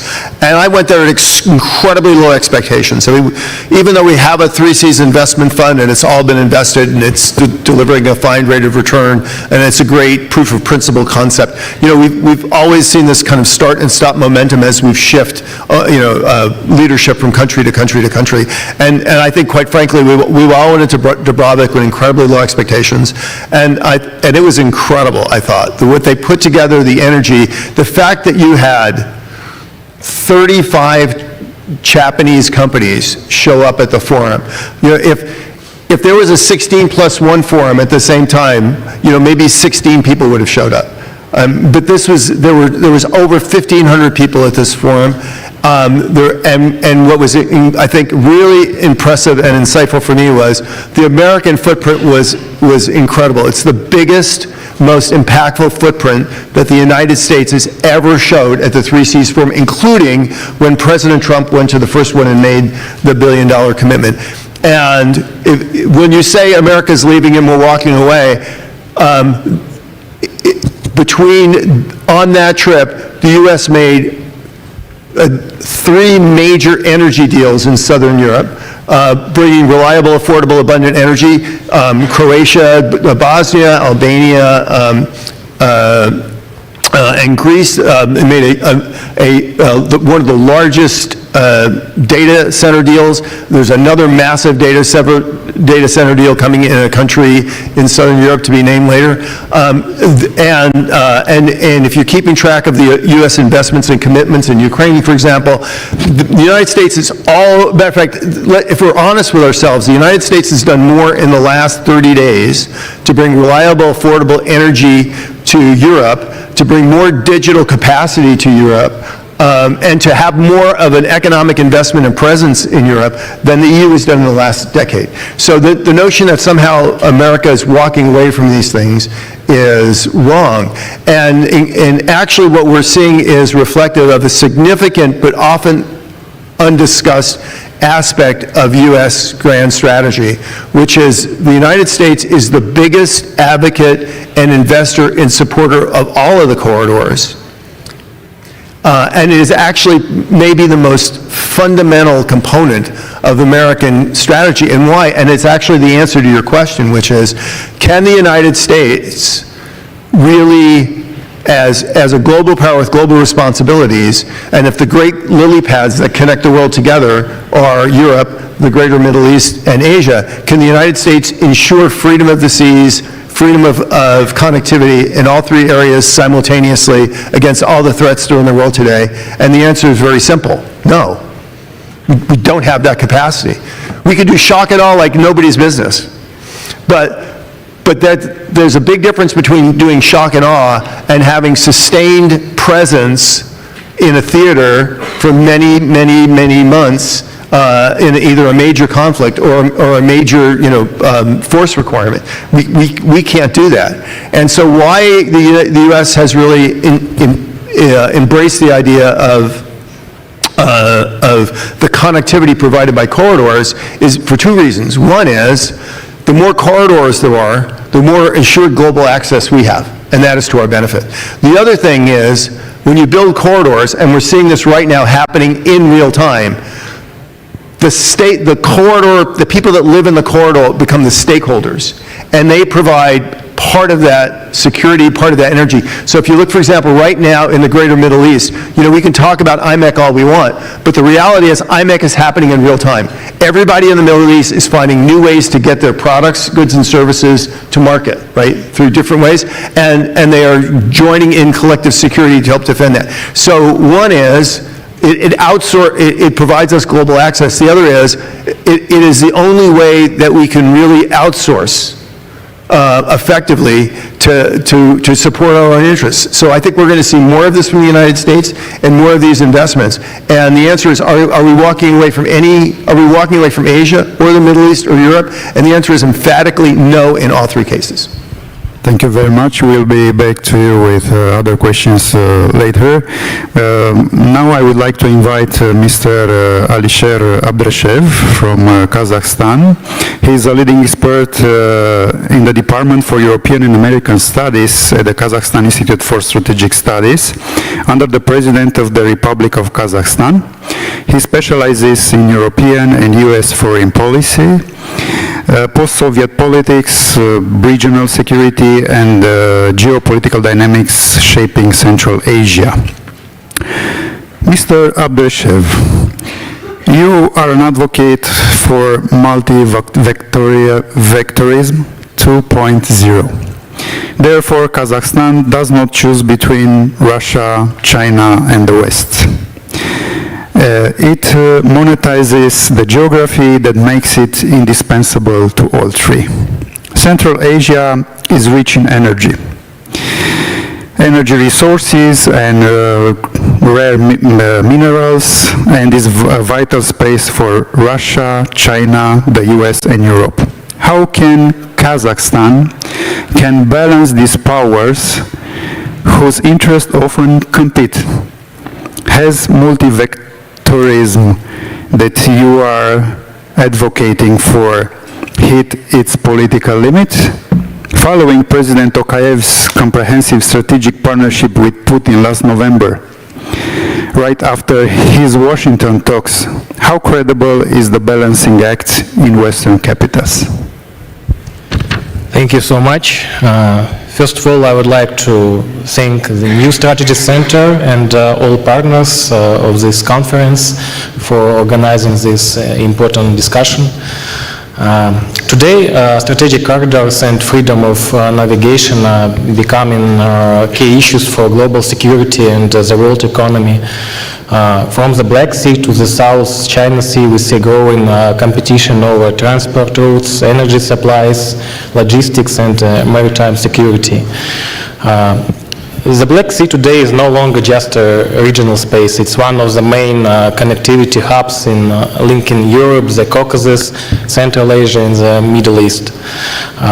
Trade, energy exports, and transportation routes all depend on stability in this region.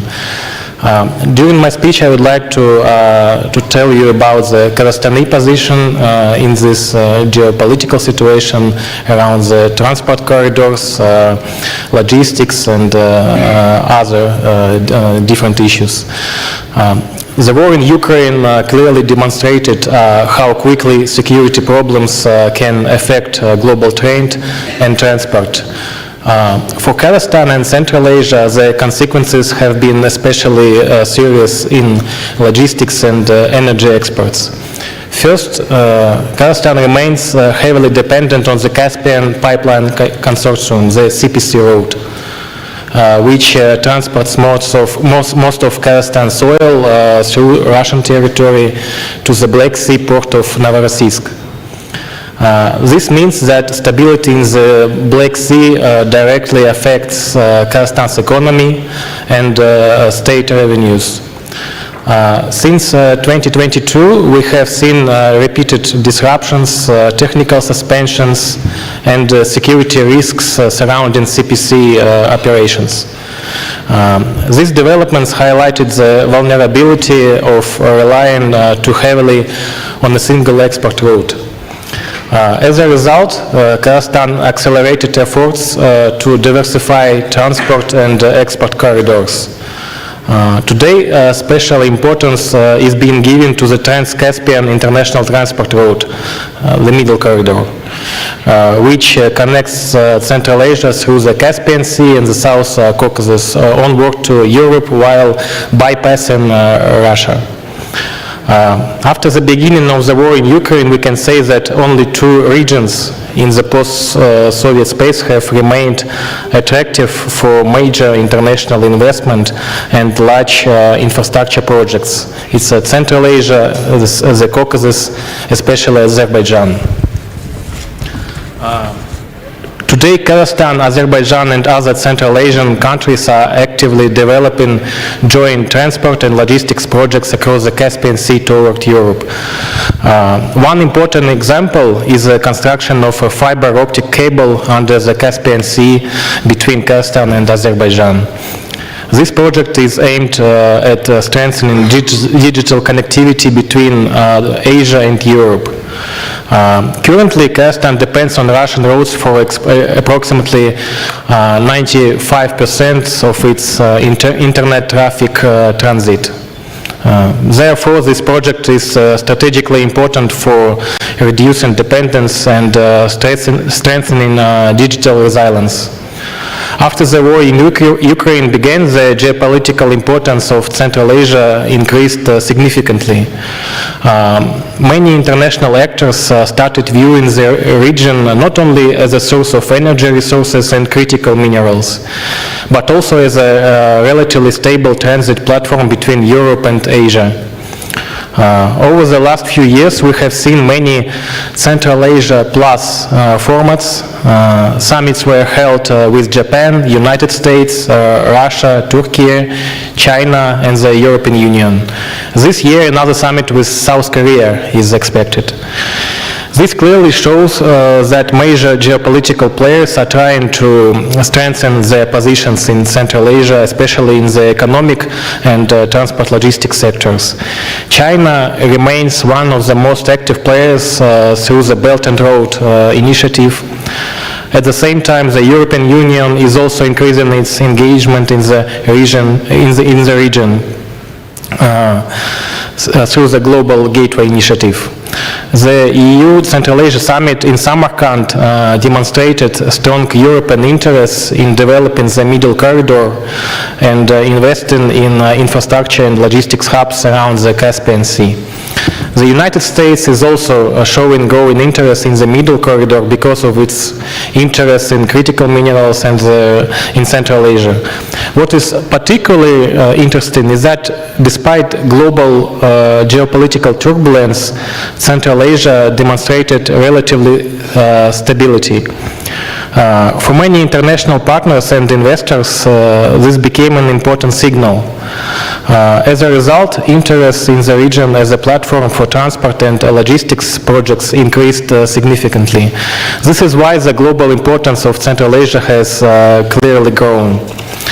Today, crises are taking place not only in the Black Sea, but also in the Strait of Hormuz, the Red Sea, and the other strategic areas. For business, the key issues remains predictability and long-term planning. Maritime transportation is usually cheaper, but land routes are often faster. That is why diversification of both maritime and land corridors is becoming increasingly important. As landlocked countries, the states of Central Asia will continue trying to attract investments through the development of their transit potential. For our region, connectivity is not only about geopolitics, it's also about economic growth, infrastructure modernization, and new development opportunities. In the broader context, Kazakhstan today stands between the interests of Russia, China, United States, European Union, Turkey, and other major players. At the same time, the main challenge for Kazakhstan is not choosing one side against another. The real challenge is maintaining sovereignty, stability, and balanced relations with all major powers. Sorry for interrupting you. If you could go to the conclusions. I will just say that in this environment, Kazakhstan can play the role not only for a dividing line, but of a bridge between different regions and major powers. However, this requires three things. First, preserving strategic independence. The second, diversifying economic and transport routes. And the third, preventing Central Asia from becoming an arena of direct geopolitical confrontation. This is how Kazakhstan sees its role in the emerging international order, and thank you very much for your attention. Thank you for fitting for your timely intervention. I would like to ask you before how Kazakhstan sees the Black Sea as a connectivity area. Well, Black Sea today is very important for Kazakhstan as well. We see that transport routes are going through the Black Sea, and Kazakhstan try to keep this, show his own position in their relations with Russia, European Union countries, and try to show his positive role in this dialogue to become some kind of a bridge between our region, Central Asia, post-Soviet space, and Europe. So I think this is the answer. Okay, thank you very much. Do you see, just one more question, do you see a change from 2022 until now in Kazakhstan's approach related to the Black Sea?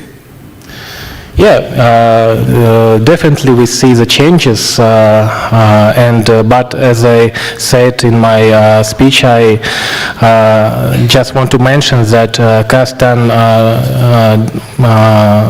is trying to keep the balance and to host provide the multivectoral policy and to show the readiness to communicate with all partners, not only with Russia, China, but also with the Western countries, with Europe and the United States. And of course, Black Sea is one of the important questions for Kazakhstan as well. And I see how the things are trying to be important for all countries in the world in this matter. Thank you. Thank you very much. Now I would like to introduce our next speaker, Mr. Ken Endo, Professor Ken Endo. He is from Hokkaido University. He is Professor of International Politics, School of Law, and Dean of the Graduate School of Public Policy at Hokkaido University. Is also part-time professor at the Global Governance Program, EU Asia project of the European University Institute and Adjunct Fellow at the Japan Institute for Foreign Affairs. Professor Endo, the Black Sea, the Indo-Pacific and the Arctic might be seen as one continuous theater, and that Tokyo's interest is to ensure that the rules of the sea applies to all three. Japan's economic statecraft and investments in Ukraine, Moldova, Trans-Caspian, and Africa complement and partially substitute for the retreat of US public capital sometimes. I would like to ask you two questions, but of course you will provide us a presentation, a PowerPoint presentation too. How can Japan contribute to maintaining open corridors between Asia and Europe, and what are Japan's strategic interests in connectivity and freedom of navigation? I know you are addressing the maritime security, but please keep in mind also this question. Thank you very much for joining us. Sorry for this sort of shorthand title, but that I try to mean, everything from connectivity to this sort of security, as well as the sort of freedom navigation, all sorts of things. Now, by the way, I happen to be the professor at the University of Tokyo, moving from Hokkaido University. Now, I have just a few points, basically one main point about this Strait of Hormuz, and a couple of related themes to the maritime security in North and Southeast Asia. Now, before going into this topic, perhaps you could, I couldn't do my presentation without any maps. So I just brought these sort of things, and then I'm a bit puzzled by the sort of title of this session because it stops at South China Sea. In fact, we are surrounded by the East China Sea, right? And distance between South and South and the East China Sea is equivalent to from Black Sea to the Baltic Sea. So we inevitably have to cover all of this. Now, about this Hormuz Strait. We have a really biggest headache for the moment. That is that we depended so heavily on the oils and gas coming from Strait of Hormuz. More than 90% of the oil comes from that area.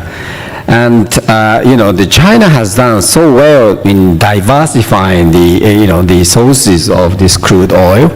If you look at this just simple graph, you could see China from Russia, Saudi Arabia, Iraqi, and then Malaysia and so on. While Japan, UAE, Saudi Arabia, Kuwait, Qatar, so most of our energy sources are from this Middle East. Now, and then freedom of navigation is essential for us, to keep our economy and lives basically, intact. But I think this, Iran's control over this Strait of Hormuz is really tight, and then it's gonna be durable, I'm afraid. So prospect to have the freedom of navigation through this Strait of Hormuz, in my view, is quite dim. And I think some sort of international consortium may have to be established. So that's my view. Now, coming to more sort of security, maritime security type of themes, you could see from this map, the Japan is surrounded by, obviously, by oceans. And if you look at the square meters of this, maritime zone, Japan occupies, something like fifth biggest, position, following from France, United States, UK, Australia, perhaps. And anyway, so we have a big, EEZ around us. Now, in southern part, you could perhaps look at the Senkaku Island. Government of Japan never admit that there is a dispute, territorial dispute, but the China claims that territory. And I have to remind you that Beijing started to claim that territorial, claim after Taiwan started to claim, so Republic of China started to claim. And then if the Senkaku is part of Taiwan, so it should be part of China. So that is what they claimed. And then only after discovering some sort of oil reserve. Anyway, it's like this, and there are the two territorial disputes. Primacy is the northern part, but I'm going to omit. Oh gosh, right, it doesn't move. Please, what can I do? Can somebody help? Oh, here, it's come, sorry. Now, if you go to the south, Taiwan is now in the northern part of this map. There are serious territorial disputes around South China Sea. That is the title of this session. Now, China claims this red line deep into the, Malaysia and then, the Vietnam and then near Malaysia, area. So the yellow parts are the sort of, hot spots, starting from the North Parcel Islands, and Spratly is really a flashpoint, spreading into China, Brunei, Malaysia, and so on, Philippines, of course. And there's Scarborough Island in between Philippines and then China also. So, lots of territorial disputes, but over the past 20 years, China has somewhat consolidated, the sort of grip of these islands with huge, military build-up. They build big, bases and so on. And then some of the people say that it's, in terms of, effective control, it's been already settled. So only some, about daily sort of fishery harassment type of things are happening, sometimes involving public vessels, but almost, it's under the China control. Now, Japan heavily depends on Middle East, and then usually these big tankers pass by the Malacca, Strait. That is the green line. Okay, and if the Malacca Strait and then Taiwan Straits are blocked, only the alternative route would be the blue one, passing by the Indonesia, Lombok and the Makassar Straits. And all others are, hampered by some shallow seas or, coral, stuff. And then, so that means that, it's natural that Japan concentrate its diplomatic efforts on Singapore, Malaysia, Indonesia, and Philippines. Now, as I warned earlier, China claims the territorial possession on Senkaku Island, and they on a daily basis basically put the public vessels into our contiguous zone. Almost something like every 2 or 3 days just come, and every week they intrude into our territorial water. And I have to remind you that it started from 2008 when we had something like 5 summits between Japan and China. So diplomatic relations was so good, excellent, just at the time when the China started this intrusion by public vessels and fishery boats coming into our territorial water. Now, I just would like to draw attention, ask you to draw the attention to this, the seabed cables connecting Taiwan to the outside world. And, without these sort of things, they would be just isolated electronically. That means, all sorts of AI, IT type of things would be cut off. And recently, there are strange incidents, cutting off these sort of submarine cables, infrastructures. They are damaged, strangely, just after Chinese vessels just pass by. So these are the sort of themes that we have as problematic, in our region. I just stop here and then leave time for discussion. Thank you very much, Professor, for your insights. I would like to invite our next speaker, Mr. Adrian Florea from Concelex, Romania.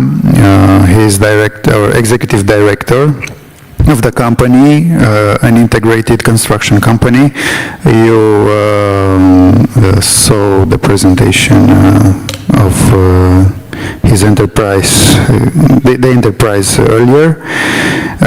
He has over 25 years of executive experience across different markets with a track record in board of governance, strategy, and large infrastructure projects.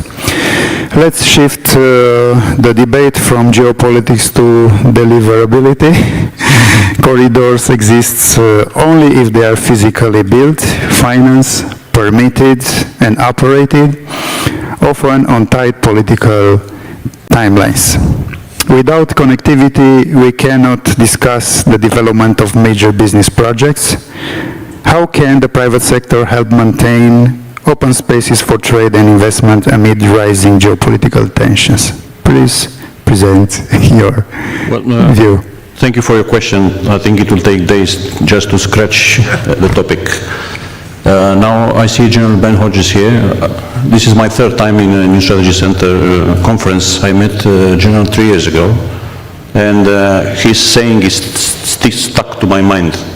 40% of the bridges of Europe can hold only 50 tons maximum load. An M1 Abrams plus the truck, it's 120. We don't have the data for Romania, but I'll come to bridges in a second. Now, whenever we talk about corridors today, which I've seen our distinguished professor presentation, it's by far a global thing. Now, we're in Bucharest, where intersections are of the Danube corridor, the Black Sea, and the eastern flank of NATO. We, as a constructor, as an infrastructure deliverer, we can't be out of these tensions, let's call them. We are actually in the middle of them, and we have to do something, if we are not doing it already. So the big question is, how do we enhance these corridors, see the bridges, and how do we keep them open? We are not military, so we will not keep them open from that perspective. But I will try to give you the perspective of an infrastructure company today. If that is possible in a room like this, is probably very rare with those military and geopolitical experts here, but still. Before talking about what we are building, we should probably talk about who builds it. And now I'm going to talk the Romanian infrastructure. And I'm going to talk to the inland end of a maritime corridor, because you cannot talk about moving an M1 Abrams from Cincu in the middle of Romania, somewhere in the Gulf, for instance, without thinking of the land. Bridges, again, it's a story. So we believe that a country is resilient from that perspective, not by announcing new big projects, but by delivering them. Question being, who delivers them? And this is a moment, probably a unique moment in my life, in our lives, when we believe that actually that infrastructure, whatever that is, should be done by sovereign actor, as we call it. We should have been building it at home by our engineers, our supply chains, our designers, our workforce. And now, given the European funding that is keep flowing, this PNRR story, the resilience plan, and now the SAFE program, we have enjoyed as an industry a good time, and we are keep enjoying it for the next years. It's 75 billion away in front of us up to 2030. So question is whether we can deliver them, and the answer is yes, we do. Romanian construction companies, infrastructure companies, have proven that we are by far another alternative to multinationals. Personal question, I don't need an answer. How do we give a bridge to a non-NATO country to be built for us? I'm not going to say what country. Just another question, but stick to my mind. So with this sovereign infrastructure in mind, we believe that this, let me call it domestic company, domestic meaning covering everything, should be the one building it. Now, sovereignty and onshoring, it's somehow connected. This is what we believe. I mean, in times of crisis, you bring everything closer to your home or inside, meaning within your borders you build all of that. So onshoring becomes for this industry a pipeline. We do everything at home. We are not buying it from outside. Now, whenever we call infrastructure, whether it is energy, we do nuclear energy, for instance, trying to be in a position not being stuck by somebody that controls the valve. No, luckily, we don't have the pipe coming from that region, coming from the south. We have the Brewa project.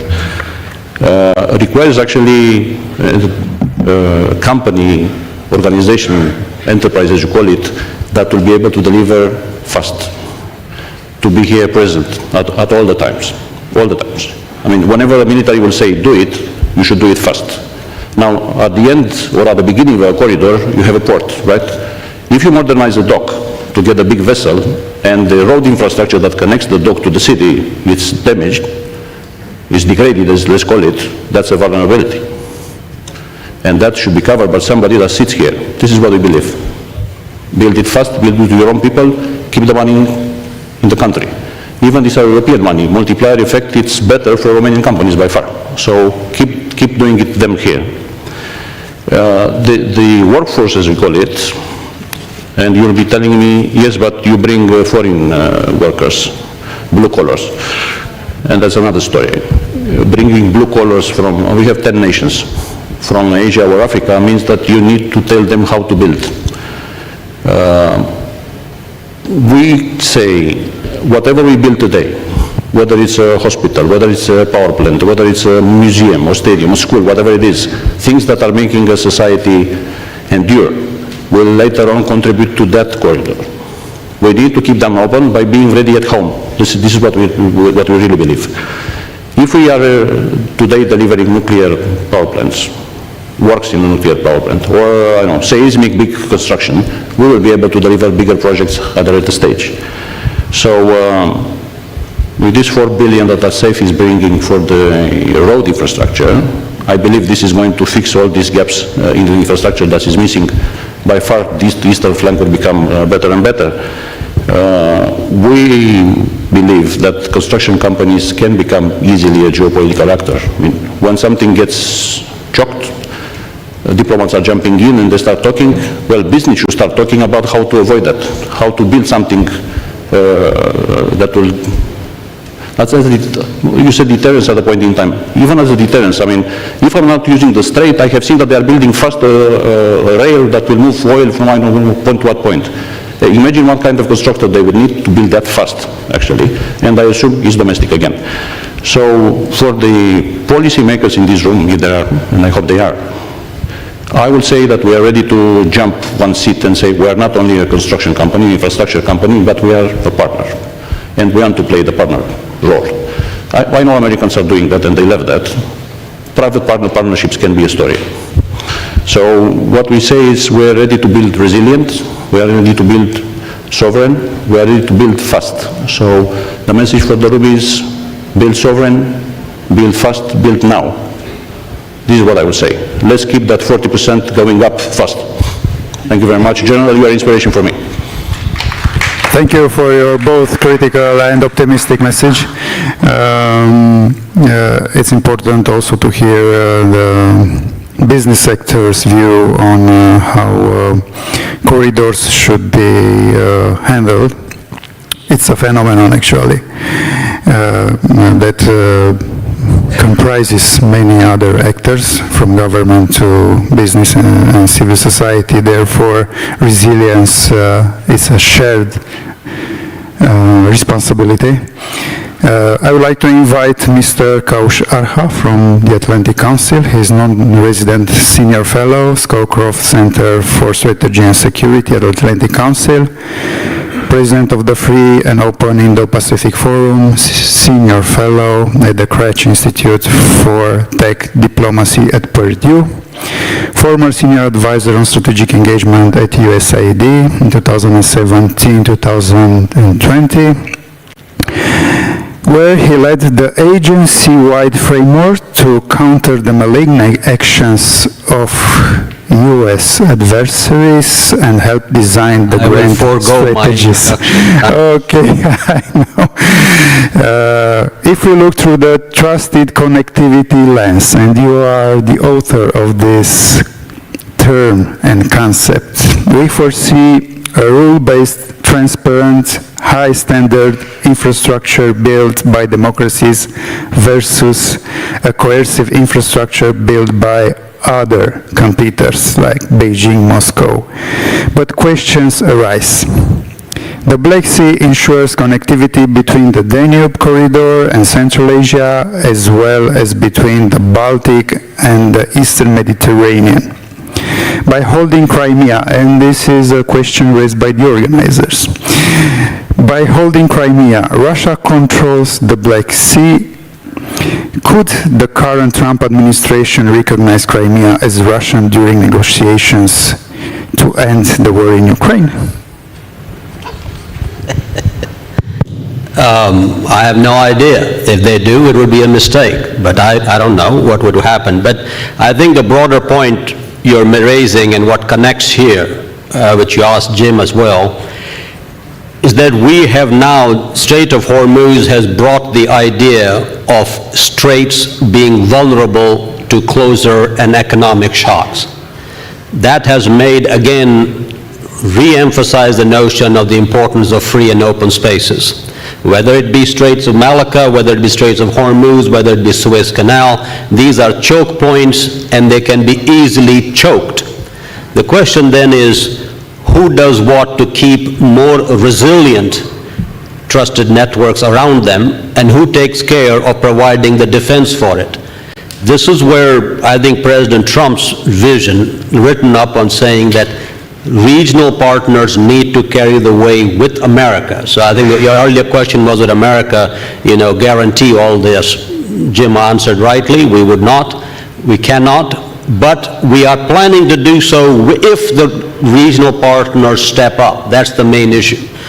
So I think in that context, it's important we can talk about generically, and I've been talking about it for 4 years coming to this conference, same discussion for exactly the same point every 4 years. So at this moment, I think let's move a step forward to say what can we specifically do. So my good friend said Kazakhstan needs reliability. If that is true, in next 3 years, there is a specific project, which is that we need to lay down a submarine, which is under Caspian Sea pipeline from Akatau to Azerbaijan. Otherwise, you'll keep remaining on CPC, or you'll have shallow waters and shallow basins. So if you want to talk about it, that's the way to do trusted connectivity. If you're worried about Straits of Malacca, then at this juncture, just like Strait of Hormuz has made the point that you need land, rail and road network as a resilient backup for both Hormuz and for Badami and for Suez Canal. Similarly, we need a land network which connects Vietnam, Thailand, Myanmar to India, so that if you had a situation in Strait of Hormuz, there was an alternative. Japan and India and Australia and the Quad countries can develop their own version of IMEC, which looks towards the east. That is something you can specifically do. This is what Europe and European Union connectivity is all about. This is why Turkish trucks go all the way in and out, because they are resilient. It's not like Europe is short of ports, or this is what NAFTA or USMCA does. So those are the sort of stuff that you can do today. This is the kind of stuff that was talked about earlier at 3Cs that Jim mentioned. One last point to Crimea. We can always talk about who recognizes, who doesn't recognize us. If there's an official recognition of Crimea in Russian hands, and Russia can put its navy on it, that really then is a death knell to a free and open Black Sea. But there are two different issues. Whether it's an official recognition, I don't see any likelihood of it, and whether if it still remains in a frozen conflict, but it cannot put its navy there because Ukrainians keep bombing him, it's a different situation. In that context, what is it that we can do at the moment? At the moment, you can connect the Central Asian energy to the South Caucasus energy, through the Black Sea on energy to the vertical corridors that Jim talked about. That you can do today. That is what focus should be, as opposed to hypothetical questions, which are good for these think tanks. Would you do this? Would you do that? Would you yes or no? If it's really a priority for Kazakhstan, let's build a submarine pipeline exactly the same way we did 20, 30 years ago after the fall of the Berlin Wall, when America and Europe laid the money to build the pipeline that presently exists. We didn't do this in the Caspian side, mostly on the Black Sea and the Caucasus side. That's the thing to do at this moment. That is how, and that connects to the coordinated development of the offshore natural gas in Black Sea as we stay today, with American investment not only in Romania, but also in Ukraine as it builds up. That's what I would recommend. That's how you do trusted connectivity, as opposed to hypothetical questions here and there. Thank you very much. But we have to acknowledge that without a substantial American presence in the region, and especially in sensitive regions, there would be kind of invitation for adversarial forces to jeopardize all these connectivity future projects. I want to, do you want to add something? I just want to disagree with you. I think you're wrong. But, first of all, if you diversify your sources and your supply chains, that reduces the value of the strategic bottleneck to an adversary. So that's really important. And it's a way of solving a problem without butting your head against it. The other is the more resilient you make your supply chain, the more the other side lacks the capacity to do that. And I think that's particularly important in the Black Sea. And what you just said is old think.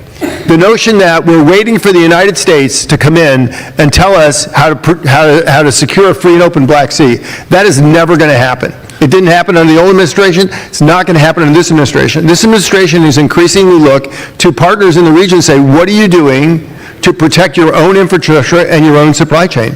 So we are looking to Bulgaria and to Romania and to Turkey and increasingly to Germany, because they're also a huge stakeholder in the Danube corridor, and Ukraine, and saying, what are you guys going to do?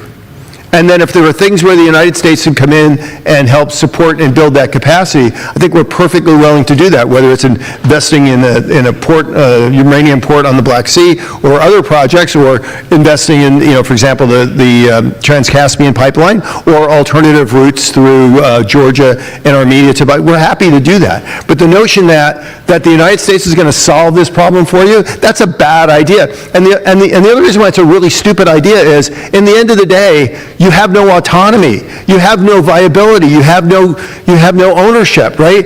If you want to deter Russia, then demonstrate the capacity that you could protect your own infrastructure and you can safeguard your own sovereignty. That is a much greater deterrent in the long term to Russia than the United States is. If you don't leave me alone, I'm going to go call the United States and they're going to come beat you with a stick, which we're not going to do. So we understand that there is a strategic paradox. By investing in strategic corridors, then we will obtain more security. Right. Yes, and maybe there are other ideas that we could highlight, but I want to ask you first something. In the upcoming days, actually starting tomorrow, President Trump will meet President Xi Jinping. What are your expectations related to the visit, to this meeting, considering our environment? There are voices, of course, voices, let's say analysts that are stating that Donald Trump might offer some concessions for getting more economic stability and normalizing the trade agreement with China, and thus will bring on a long run some leverage for Beijing in its relations with Moscow. These guys are brilliant. They're always saying, are there red lines? Yeah, you know, so the United States will inherently do something self-defeating in the United States, right? That's their logic, right? Which is, look, the United States and China are going to be in a long-term competition. That's not going to change after this week. And whatever happens to this thing, I don't think it's going to change much in the world anyway. But this does get to a really important, to your point, which I completely disagree with. We're going to be the bridge. That's a stupid idea. No, little middle powers are not the bridge to anything. You know, you might be like a pavement that people walk over. What you want, look, and the U.S. doesn't care, right? The U.S. isn't really going to say you have to pick a side here. Like you can't do, you can't put Russian dressing on your salad. You can't have Chinese restaurants. We're not going to do that, right? And I'll tell you, but for very selfish reasons, because the United States thinks in the end we are going to be the partner of choice, especially in places like Central Asia and the South Caucasus and the Black Sea. And so people are going to partner with us because we're going to represent their better deal. But our advice is really very simple. It's like, one is, do not, for your own sake, do not have a strategic dependency on people that will push on that button when they want to your detriment. And for God's sakes, don't be contributing to their capacity to make war and threaten their friends and enemies. And other than that, it's like, have a nice day. But don't pretend that somehow you're this great puppet master leveraging these three great powers, because the three great powers really don't give a damn. They're going to do what they're going to do in their interests. And so I actually think it's just I understand what you're doing, and I think your policies are great, but the notion that somehow you're manipulating a grand deal here to protect yourself is nonsense, and it's an illusion. And so you should just, I mean, keep saying it, it's fine, but nobody believes it, including, I don't think, the people in Kazakhstan. We are running out of time, but I have one more question for you. Should Romania change its mindset from a flank state to a connectivity state?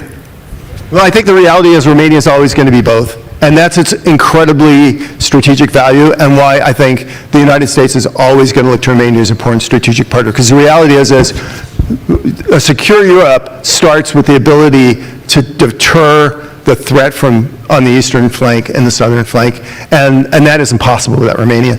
But the reality also is the world is changing. Russia and China, I believe, are declining and will be weakening powers, and we focus too much on threats and not enough on opportunity. And the great opportunities of the future are going to connecting the world. And Romania sits at the crossroads of two major corridors and adjacent to the third, which is the Middle East. And so it is a great connector state. And the thing is what makes you a great connector state? And it starts with having security, sovereignty, and economic growth. And I think Romania can deliver on all three of those. Thank you. Mr. Arha, would you like to add something more? Yeah, I would say yes if you told me what the difference would be for Romania. I mean, this is a great question. Should not be a flank state, but should be a connectivity state. I say yes, it should be. What would you do differently? I'm asking you. I mean, it's a cute question. I'm raising the question. What does it mean? Thank you. Yes, it's a topic to be discussed. Yes, thank you very much. Professor Endo? You know, Japan is a great ally of the United States, and but we always find it pity that the United States cannot solve the entire problems of the entire globe.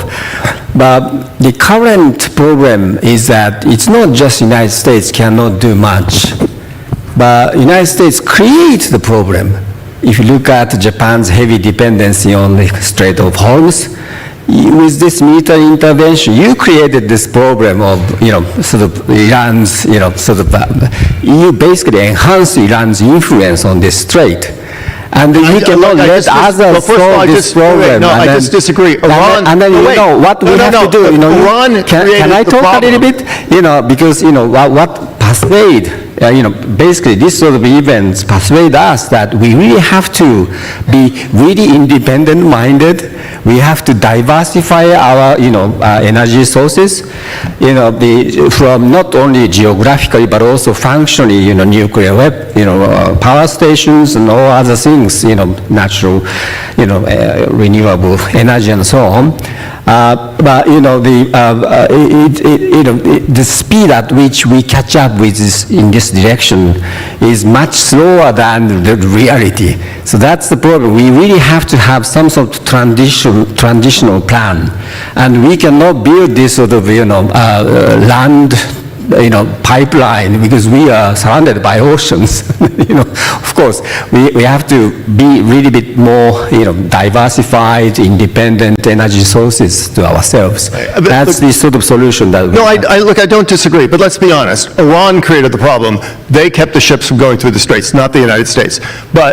And as you pointed out, Japan's problem was overly dependent on a single point of failure. Sure. But also, to be fair, the United States is a great partner in trying to help countries get through this, including dramatically increasing our own oil and gas exports. So it's not like we're doing nothing. So we can all blame everybody for not making a perfect world, but the point is we all know the path forward, and you just said it.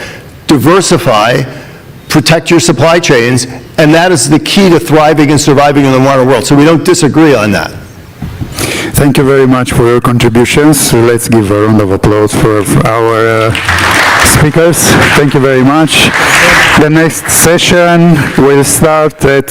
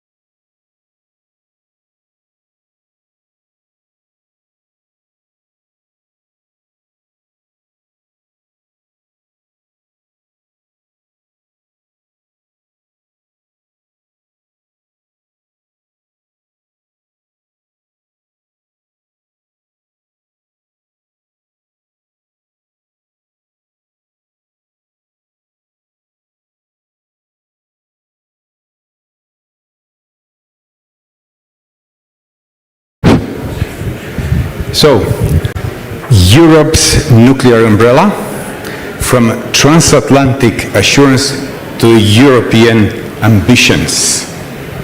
Good afternoon, ladies and gentlemen. This is the title of the panel. Welcome to this panel. And I would like just to have a short introduction of that, and after that I will go through the development of this panel. So, as I've been introduced, I'm the retired Lieutenant General Teo Toader. I've been the former Deputy Chief of Defense and the former military representative of Romania to the Military Committee of NATO and the EU. And I have the great honor to be joined today by 4 distinguished panelists that are coming from France, United Kingdom, US, and Germany. So I have the pleasure today to have with me Mr. Emmanuel Dupuy, who is the president of the Institute for European Perspective and Security in France. In Europe? In Europe, yeah, in France, in Europe, in France. And also he's a professor in geopolitics and a researcher in geopolitical issues for various institutions like the French defense policy. And linked to the French defense policy. We have retired General Sir James Everard, who is the former Deputy Supreme Allied Commander Europe and also a former Deputy Chief of Defense of the UK Armed Forces. And the next one is the retired Lieutenant General Ben Hodges, who is the former commander of NATO Allied Land Command in Izmir, and also the former Commanding General of United States Army Europe in Wiesbaden, and who prior had the chair for the Persian chair of the strategic studies at the Center for European Policy Analysis. And last but not least, we have Dr. Levi Horowitz, who's the head of the project STAND in Germany, which is coming from a strategic threat analysis and nuclear disorder, and an associate in the research group International Security, and currently working for SWP, which is a German Institute for International and Security Affairs. So these are the 4 distinguished panelists that we have here on the stage. And as introductory remarks, I would like to have a few minutes on underlying a few of the points. So first, this panel builds on a topic that for a long time in Europe, a lot of people didn't prefer to talk about too much, at least not outside the specialist cycles. So for decades, the basic architecture seemed simple, almost taken for granted. The ultimate guarantee of European security, the last resort against any existential threat, was the American nuclear umbrella, backed and complemented also by the British and French forces, and embedded in the NATO's integrated planning. The essence of the transatlantic nuclear setup was that the United States extended its nuclear deterrent to Europe. The European states accepted non-proliferation and relied on that guarantee. And NATO's nuclear posture provided the political signal and that any attack on any ally would face a response from the whole alliance. So, for most of the post-Cold War period, that arrangement was rarely questioned in the public. Nuclear deterrence was there somewhere in the background as a kind of strategic constant. We talked more about expeditionary operations out of a NATO area of responsibility, about conflict prevention and crisis management, about peace operations, about the enlargement of NATO, as well as about strategic concept, principles, and values. Today, however, the context has changed dramatically. First, Russia's full-scale invasion in Ukraine has brought major war back to Europe and renuclearized our strategic thinking. Moscow has used nuclear rhetoric and coercion deliberately, not to wage nuclear war, but to shape the conventional battlefield and to limit Western support to Ukraine. Second, the erosion of arm control. From the end of the INF Treaty to the uncertainty around New START and the modernization and diversification of nuclear arsenals in Russia and China raise fundamental questions about the deterrence will look alike and how this will look like in a multipolar nuclear world. Third, and the last one for the moment, we cannot ignore the uncertainties in American domestic politics. While the United States remains today firmly committed to European defense, the debate in Washington about priorities, burden sharing, global focus has become more intense. So at this moment, we as Europeans may have two basic questions. First, what if at some point US nuclear guarantee became less predictable? And the second one, what if the political will to support ultimate European security will become more conditional? These are difficult questions at this moment. This panel sits at the intersection of these questions. And in order to clarify some of the aspects, not to have any intention to clarify it 100%, we have, I will invite now our distinguished panelists to take the floor in a row to discuss on this aspect, to have their introductory remarks, and after that we will beat upon question and answer, either from the audience or from myself. So I would like first to to offer the floor to Emmanuel Dupuy. First and foremost, because in Europe it was a new concept launched for quite a long time ago, the strategic autonomy. And because this was initially approached as development of the conventional capabilities, however, at the beginning of this year, the discussion started on the European nuclear umbrella. So, Emmanuel, please, your introductory remarks. Thank you, Vasily. Of course, I'm not speaking on behalf of any French official position, but it is my duty to just maybe make it a bit clearer of what is now and what is not a change in our nuclear doctrine. In 1962, General de Gaulle made it very clear that the nuclear deterrence of France is the protection of our territory and, of course, which cannot be separated from the one of our neighbors, mainly the ones who were in the same perspective as the European integration, of course, Spain, Belgium, Luxembourg, Netherlands, Germany, Switzerland, and Italy. As the European Union has grown bigger, our neighbors are grown more and more, and then we have to assume the fact that we have to protect a wider territory. This is why the forward deterrence strategy, which was proposed and presented by Emmanuel Macron the 2 of March 2026, offers not a new perspective, but allows the Europeans to understand better what is the nuclear deterrence of France. And if you look at the countries who are associated, Great Britain, Germany, Poland, Netherlands, Belgium, Greece, Sweden, and Denmark, let me just focus on the three, not major, but I mean the three on which there is a huge amount of new realities. First of all, leaning to my right, after the Lancaster House agreement in 2010, after the Farnborough meeting in July 2025, let's have in mind that we have a Lancaster House 2.0 with more coordination, more cooperation, mainly on the nuclear deterrence naval capacity. When it comes to Germany, there's been a huge amount of narrative. Germany is presented as the key partner, and this will lead, I hope, or we are witnessing that, the creation of a Franco-Germany monitoring group.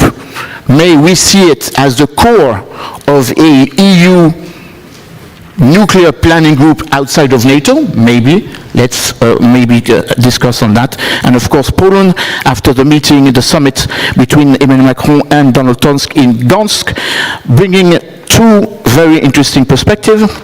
First, a joint exercise momentum and the possibility to deploy air capacity Rafale airplanes with the new SMP missile, the new ASN, fourth generation of our nuclear missiles. Let me just also focus maybe on three linear remarks about what is new or what is perceived as a new dimension or a new philosophy of France. First of all, I think it's important, as we have contenders and we have adversaries who are looking very precisely of what we're saying and what we're doing and what we're presenting, we need to bring out strategic ambiguity. We have to complicate the credibility of what we're saying to our adversary. And this is why I think Emmanuel Macron is right in in the future, not giving the exact numbers, nor the specificity, and of course, the capabilities of our nuclear capacity, which was not the case in the past. Second point, and I think this was mentioned by Ambassador Ischinger this morning, the European nuclear umbrella is complementary and not substitutive of what already exists. This was said at the NATO summit in Ottawa in 1974. The nuclear deterrence of Europe is based on three pillars: United States, Great Britain, and France. That hasn't changed since that period. Third posture, there isn't a change in the intangible principle of the decision-making process. That is to say, in a nutshell, the only one who can decide the use of French nuclear capacity is the President of France, regardless of the fact that nuclear capacity may be deployed in Poland or elsewhere. Let me also, maybe very rapidly, or you want me to, in 2 or 3 minutes, give some other preliminary thoughts about the strategic environment, which I think explains the change of doctrine, or at least the perception of the change of doctrine through 4 strategic streams. The disinhibition use of force, let's have this in reality when it comes to Putin hubris in Ukraine. The post-1945 international order, bringing a normality in the use of force and not anymore the exception, in the context of a dronization, robotization, hypervelocity, new ballistic approach. We have to tackle more and more small objects when anti-ballistic missile capacity were to deter big and ICBM in the past. This is my second point. My third point, informative warfare is polarizing a threat perception through hybrid warfare conflictuality, and of course this has to be taken in consideration how and if we were to use the capacity of a nuclear deterrent or as well as a conventional deterrent. Last but not least, climate change, scramble for energy and minerals have aggravated all of the crises that we have to tackle, and this is why we should have in mind that if we were to build a more robust nuclear deterrence, we must not forget that to be credible, and this is absolutely the case in Ukraine, we also have to have a robust conventional deterrence, because we are fighting high and long intensity warfare. I will stick to that for my preliminary remarks, and then I will come back afterwards. Very much appreciated your introductory remarks, Emmanuel. I will go next to General Sir Everard. Now it's your turn, sir, for opening remarks. Please focus a bit on how solid is the transatlantic nuclear umbrella today. Well, I'm going to start by saying I think it's good that we're talking about nuclear weapons. You made that point, General Vesely. You know, these are more political weapons than military weapons, but for too long they have been a Voldemort subject. And to explain, Voldemort is the darkest character in the Harry Potter series. greatly feared, so much so his name was never spoken, and this is where nuclear has been, and this is now changed, and I think that's a good thing. Why? Well, I think first of all, Russia is not a crisis that is going to pass, and the use of nuclear weapons and non-strategic nuclear weapons remain a central component of Russian thinking for strategic deterrence, for the defense of Russia, and that might look very offensive to us, as well as an instrument of coercion. So point one. Point two, Europe is concerned about the reliability of the US and by extension the US nuclear umbrella. As an aside, I'm not concerned. You see that in 2010, 18, 21, the US Nuclear Posture Review all argued for a strengthening of extended deterrence, and the 2026 NSS did not contradict that. And of course you see an increase in the number of non-strategic nuclear weapons flowing into Europe at the moment, which is good. Third, we've heard France, under President Macron's initiative, an advanced deterrent framework designed, I think, to make nuclear forces more relevant to their European allies. We've heard about that. I think that's good. In the UK have committed and are modernising their nuclear deterrent. It's worth reminding people that since April 1969, the UK have had a SSBN, a ship submersible ballistic nuclear, a city destroyer at sea, every day. We're now modernising that fleet with the new Dreadnought class. We're also purchasing, as you know, the F-35 Alpha and integrating ourselves into the NATO dual-capable aircraft mission set. And of course, the UK would say that this is an independent and credible nuclear deterrent assigned to NATO. Lastly, I think, and I added this, having read the very good essay in the Black Sea, Black Swans book, nuclear proliferation. I think nations realise that ultimately they are safe if they have nuclear weapons, and I think that essay by Robert Hamilton is well worth reading. Very quickly, of course, for the US, UK, France, as we've heard, the launch of a missile remains a decision under sovereign control. But when I look at the US umbrella and the increase of the number of non-strategic nuclear weapons into Europe, over 7,000 in 1979, and we're not building to anything like that, but enough to deter, align with France's extended nuclear deterrence, align with UK's modernised nuclear deterrent. I think we have a very good strengthened nuclear posture. I think it increases ambiguity. I think it increases Russian decision-making and makes it more complex. And do you have concerns? Well, I hear people are concerned that France is the only NATO member that doesn't sit in the nuclear planning group. Nor does France really take part in nuclear NATO exercises. But as we've heard, these systems have always been designed to be complementary, so I think that is okay. And I do not worry about the transatlantic umbrella. I think it is rock solid, and I think we can proceed on the basis of good faith on that. I do think in the end we need to message what we're doing to Russia so they clearly understand what we're doing and that we have strengthened our deterrence. But overall, I think the picture on nuclear is better than it was over the previous 10 years. Thank you. Thank you, General. Very much appreciated. I will now turn to General Hodges. And as a long-living in Europe American, I would like to firstly, and from the very beginning, ask you how we balance the transatlantic assurance with the European ambition in a responsible way. So I don't often agree with my old friend James Carafano, but in the previous panel, he rejected the idea that the United States is leaving Europe. And I completely agree with that. The United States is not leaving Europe.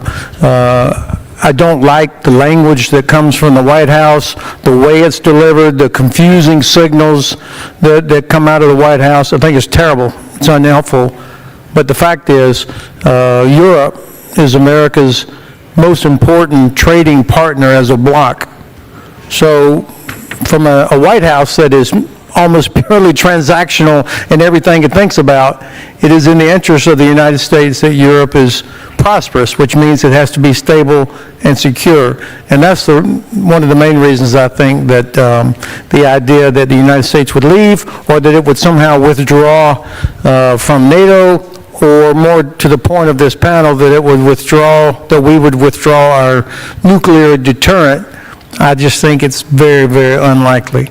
Obviously, I can't guarantee it. I wish I were in a position to guarantee that, but that's my assessment. It's just very, very unlikely because it's clearly not in our interest. And fortunately, most of the Congress, including the Republican leadership of the Congress, understands this very well, that it is in America's interest to stay fully integrated in NATO and to protect our interests that are all over Europe. So that's up front. The second thing I would want to say up front is a reminder about deterrence. And both of my the two panel colleagues alluded to this.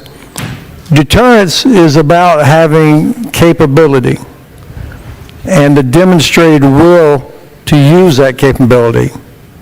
So having nuclear capability and making it very clear specifically to the Russians that we are prepared to use it is the essential nature of, is essential to the nature of a nuclear deterrent.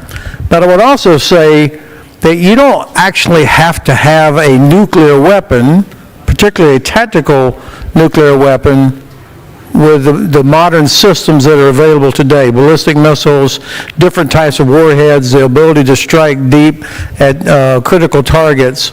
So the Russians just need to believe that if they were to use a nuclear weapon of some sort or threatening to, they need to believe that there would be ballistic missiles of some type raining down on Kaliningrad, St. Petersburg, Kola Peninsula, or other places that are of huge value. Now we, the United States, I think, made a terrible mistake during the Biden administration when it comes to Ukraine and specifically to giving in to Russian threats about the possible use of a nuclear weapon. In my view, in 1,000 years, Russia is never going to use a nuclear weapon against Ukraine. Not because of a moral reluctance, but because there's no value for them. They would have achieved nothing for Russia to use a nuclear weapon. In the Cold War days, when General Havrillov was a young officer and the Soviet Union was going to break through the Fulda Gap, they had thousands of troops that were properly trained and equipped to operate in a contaminated environment. And so they would use a tactical nuclear weapon that would have blown a hole in NATO defenses there in Fulda or maybe up on the North German plain, and then there would be thousands of troops going through to exploit that gap in the right equipment and training. That doesn't exist anymore. There are no regiments and BMPs that are overpressure that could allow soldiers to operate in a contaminated environment, so there's no way to exploit it. And also there's no place. I mean, there is no Fulda Gap kind of place in Ukraine where the Russians could burst through. And so I kept thinking, why are we so goddamn worried that Russia might use a nuclear weapon? And of course, the Russians could see how we, the Biden administration, and now by the way, as a retired person, I have zero responsibility except to do what my wife tells me to do. So the President of the United States, of course, has all this pressure on him to make sure that a nuclear war does not start because of something he did. But I think the Russians could see how the White House and others, Germany and other countries, reacted to like, oh my God, every time a drunk Medvedev came out and talked about a nuclear weapon against London or Warsaw, or they would announce, we're doing a nuclear exercise with Belarus. This was all to get the headline, and get us worried about it, and to remind us, hey, they have nuclear weapons. And what should have been happening, President Biden should have been saying, every time they threaten, say, you know what, we have thousands of nuclear weapons, and if you even think about seriously doing that, we're going to make Kaliningrad disappear, or we're going to hit everything, every Russian asset outside of Russia, we're going to destroy it. And by the way, every time you threaten, that's another boatload of artillery ammunition that is headed to Ukraine. That's how we should have pushed back on that, and we didn't. The last thing I'd say, and I think General Everard could articulate this better, it is very, very, very expensive to maintain nuclear weapons. So the idea of Europe, any other European country, having nuclear weapons, if you don't already have it, it is very, very, very expensive. I mean, like in tens of billions, many, many billions of euro to do this. And so I would look for alternatives, or make sure that your policies should be to make sure that the United States doesn't walk away. And also to work closely. I think the Germans have reached out to the French, which is a good approach, to find ways to maybe augment or supplement or even help pay for some of that. Over. I might just add, so Ben mentioned expense. UK spend about £64 billion on defence. 25% of that goes on nuclear. 50% of the equipment programme is nuclear. Okay. Thank you very much, General Hodges. I would like now to turn to Dr. Horowitz. Please present your opening remarks, and I would kindly ask you also to focus on the on how do you think that the transatlantic nuclear setup stands today, and how Europe should think about this in the future? Thank you. Thank you very much. Thank you for having me here. Thank you for the organizers. It's a pleasure to be at the conference. As you can hear, I talk to way too many people because it's such a good conference, and now my voice is giving up. And it's a pleasure to be here. I was born in Romania, so it's coming home is always great. Let me start with the question. So I'll give you, I thought this is a very hard act to follow, so I'll give you 3 points. Now I have +1, which is the German perspective. So if you think nuclear topics were, so the Germans were very good at reading Harry Potter. They really believe in Voldemort. So he shall not be named, and nuclear policy shall never be ever mentioned in a meeting. That was the truth for many years, which also meant that there was not much expertise going around, especially when it came to nuclear deterrence. My argument in the 3 points I'm going to give you is that things are probably not going to go in the right direction in the future, and hence it's probably good for countries like Romania and Germany to build up the expertise to at least understand what's going on. So the first point on that, I am actually worried, and not so much that the Americans will go away, but I'm worried how the Russians will perceive various steps. Because at the end of the day, that's the problem, and that's what people, I know it's easier, and I will say, I think it's much easier if you sit in Paris, in London, and in Washington to say, don't you worry. It's much harder not to worry when you sit in Berlin or in other places, because you don't have nuclear weapons, and hence you have to rely on extended deterrence. So the first point is, a lot of what we see in the nuclear order is the Americans enforcing it. You know, enforcing deterrence, as General Hodges said, deterring, actually doing the action, which has been weakening. We've seen a lot of the nuclear order is bid on protecting allies. That is still there, but it is weaker. We can argue as much as possible, you know, we can sit in meetings and say everything's all right. Well, maybe it is, but maybe not fully. And the third is the non-proliferation element of it, which, again, the US government was extremely committed to various instruments to pursuing non-proliferation. Now it's very committed to using force as a final means, but you know, where is this going? So the bottom line here is probably it's not going to go rosy. So we'd better buckle up. And the first to buckle up is to actually understand what's going on. So please invest in some people who know about this. That's the first point. The second point is on this question of, that was also discussed this morning, of France versus the United States. Please stop that, is my second point. This is really not about either or. All that is on the table is complementary measures. That's what we're talking. Complementing US extended deterrence with various European means. There is no appetite at this point in time anywhere, I would argue, in Europe for alternatives, for the simple reason that it's A, very expensive, that has been named, but it's also extremely risky. If you start, there are options out there, we'll talk in a second, but they are risky. And last but not least, the ones that maybe are more palatable from a military perspective, they're politically unappealing, further integration. So I've been working for a year with various European experts to put out a report at the Munich Security Conference on what are the alternatives. And then we went and we briefed politicians and everybody said, oh, but this is impossible and the other one is impossible. Okay, so if everything else is impossible, then we're stuck with the status quo plus and hoping that it works. Now, on that plus, and this is my third point, we are doing the plus, but we don't do enough.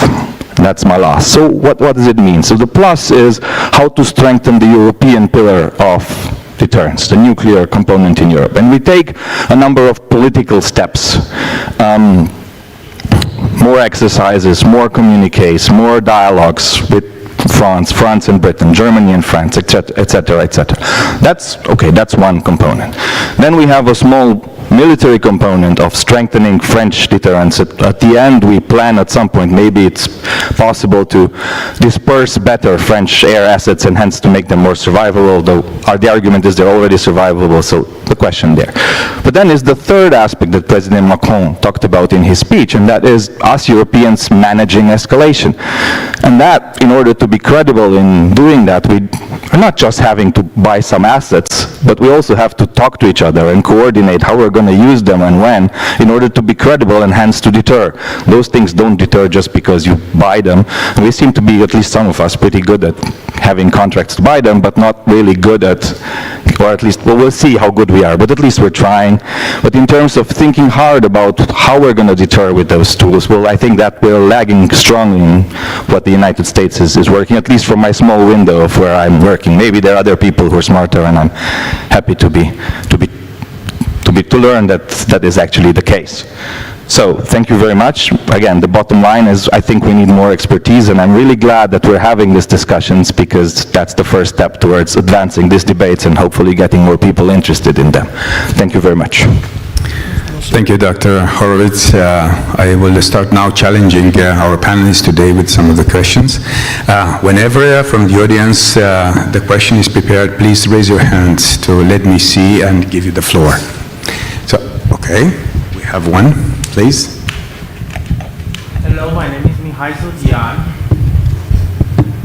Okay, thank you. I have a question for Mr. Horowitz about European strategic autonomy and whether European defense should have a nuclear dimension, a stronger, more common nuclear dimension. Because you spoke about credibility, and a strategic autonomy whose only conventional is not strategic by definition. Thank you. Yeah, I'm definitely sure I'm not the only one on this panel who can answer or who has views on this, so just let me give you one. So the question there is, sure, but in theory, that's a good idea. In practice, that means that you need who's going to push the button? Who's going to control those weapons? For the moment, you have two independent centers of decisions in Europe. One is within the European Union, one is outside the European Union. And the argument would be, well, you have to integrate that in some European framework. Well, do you want Ursula von der Leyen to command nuclear weapons? Who should do it? What is the framework to do it? We had a working group on this, and there are scenarios. You can build out, the European army who then has both conventional and so on. So, as an academic, I would say this is definitely developable, but of course whenever you bring that to politics, they say, well, better informed people than me say this is decades away. Now this is the situation where we are right now. Probably easier from a technical military perspective, very hard from a political perspective. That's probably but at least my 2 cents on this. But okay, thank you. Yeah, to be complementary to what was said, I think it's very important to enhance the fact that there is now a debate concerning academicians, think tanks, but of course it's now a policy debate as the president of the EU Commission has launched the idea of a white paper, a European white paper, in the package, the defense package with ReArm 2030, and the nuclear deterrence will be discussed on that perspective. But I think there's one debate that we haven't managed yet to put thoughtfully on the table, is the burden sharing. Because if we were to be complementary with Great Britain, which is not part of the European Union anymore, then who will pay? And I think if you take in consideration the grand bazooka that the German Bundeswehr has put in emphasis with Boris Pistorius, saying that there's going to be 100 billion euros for defense, then if we have more complementary exercises, joint capability, at one point we have to discuss who will pay the burden. My colleague, Sir Everett, spoke about the 25-30% of what cost. For France, it's 13%. Of the budget of the next proclamation law. 20% of the equipment that we spent is on nuclear, and if we take all of our nuclear assets, it's 400 billion of euros. So it's a huge amount of money which we'll be very willing to share. Let's not push this question aside, and of course this is also based on the fact that I think this is something we always forget, that the defense of Europe is not only the territorial defense of Europe. France, as member of the European Union, is defending Europe on 4 continents and on 3 seas. And what is the protection and the security of France, I will add the security of Great Britain, is not only in the continental Europe, but worldwide.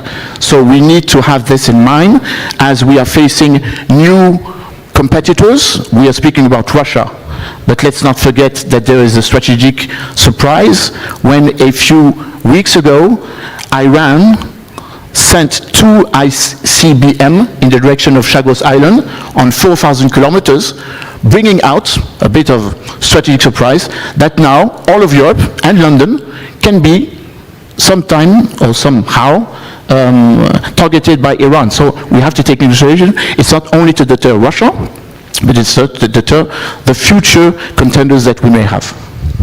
Thank you, Manuel. Can I make one very brief? I think it's a good question. And I said yesterday, the trick for Europe, I think, is to deepen our relationship with the US while also decoupling for the US. And one of the areas you deepen is in nuclear, strategic and non-strategic nuclear weapons. And for me, one of the areas you decouple is in conventional space. But I think that can be done. I think it can be complementary. Thank you. Thank you very much. Any other questions? If not, please let me come back to you, Emmanuel, because I'm really interested in hearing your opinion. It was mentioned by Sir Everett that France is not part of the NPG in NATO, however, is participating in the exercises and in consultation as well. The thing that now expanded this or giving this subject of discussions on strategic autonomy or extending, creating or extending the European nuclear umbrella. To what extent do you think that France will be available to share part of this capability? Because at a certain point, you need to look for consultation, for political guarantees, even for cost sharing, and we have to look that at a certain moment, this capability would not be only for France's interest, it will be for European interest. To what extent France it will be willing to give up some of these national objectives in order to extend this umbrella over Europe? I don't see a difference between a French objective and objective of defending Europe. It's correlated. France will not have to avoid or elude a certain number of its objectives. I think this is what was said since the beginning with General de Gaulle in 1962 and re-said throughout all of the speeches of the former president who spoke about nuclear deterrence, Nicolas Sarkozy in 2010 and President Macron in the 26th of March speech in Brest. I think what is important is are we sure that we have the same definition of our strategic objectives? Are we sure that we have the same definition about our vital vital assets, or are we sure, because we haven't had since 2003 with the Solana package, a clear definition of what is the capabilities, what are the capabilities, and what we stand and what we are willing to defend altogether. Are we sure that we're going to defend it by 27? Absolutely not when it comes to deterrence, because at least 3 EU countries have signed the nuclear ban treaty in 2017, namely Ireland, Cyprus, and Austria. So that's 27 minus 3. And of course, none of the countries are part of the non-proliferation treaty, and France, by the way, only joined in 1992 when it was launched in 1968. So I think we should have and take the momentum of Readiness 2030, of the defense package, of having a white paper to define, or to define altogether, on what we can commit, with which type of with deterrence. The former Chief of Staff, Thierry Burkhardt, spoke about the idea of winning the war before the war, and that there are non-conventional deterrence capability, but not only nuclear capability. We have to work on influence, we have to work on counter narratives, we have to work on cyber, so forth and so on. So I think it's very important to just take the time to discuss about this issue, and of course I'm very happy that it is an open debate. For a long time it has been a strategic debate and therefore a closed door debate. Now we have to open this debate also with our public opinion. I'm not sure that all of the majority of the public opinion in France is on the same track as a certain number of political leaders on this question.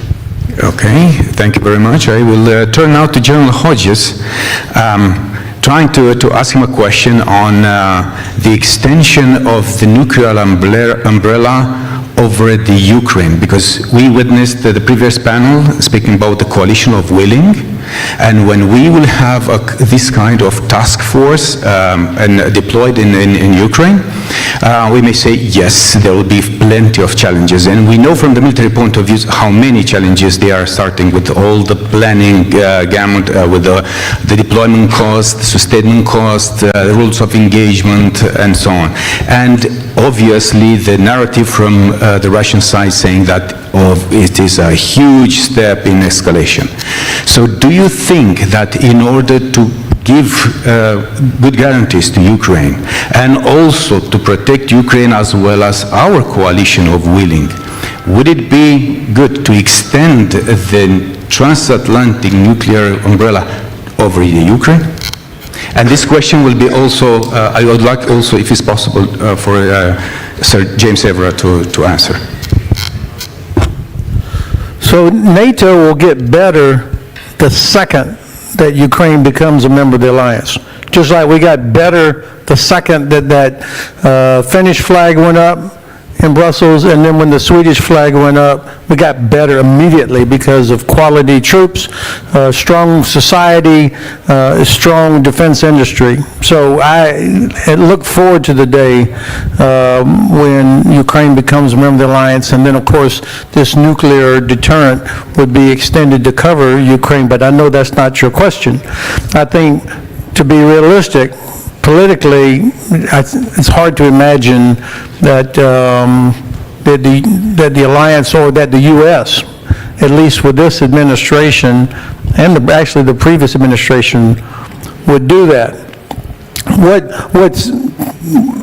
What's necessary is that the administration, the U.S. administration and others, need to get straight in our heads what is our strategic objective when it comes to Ukraine. What are we trying to accomplish?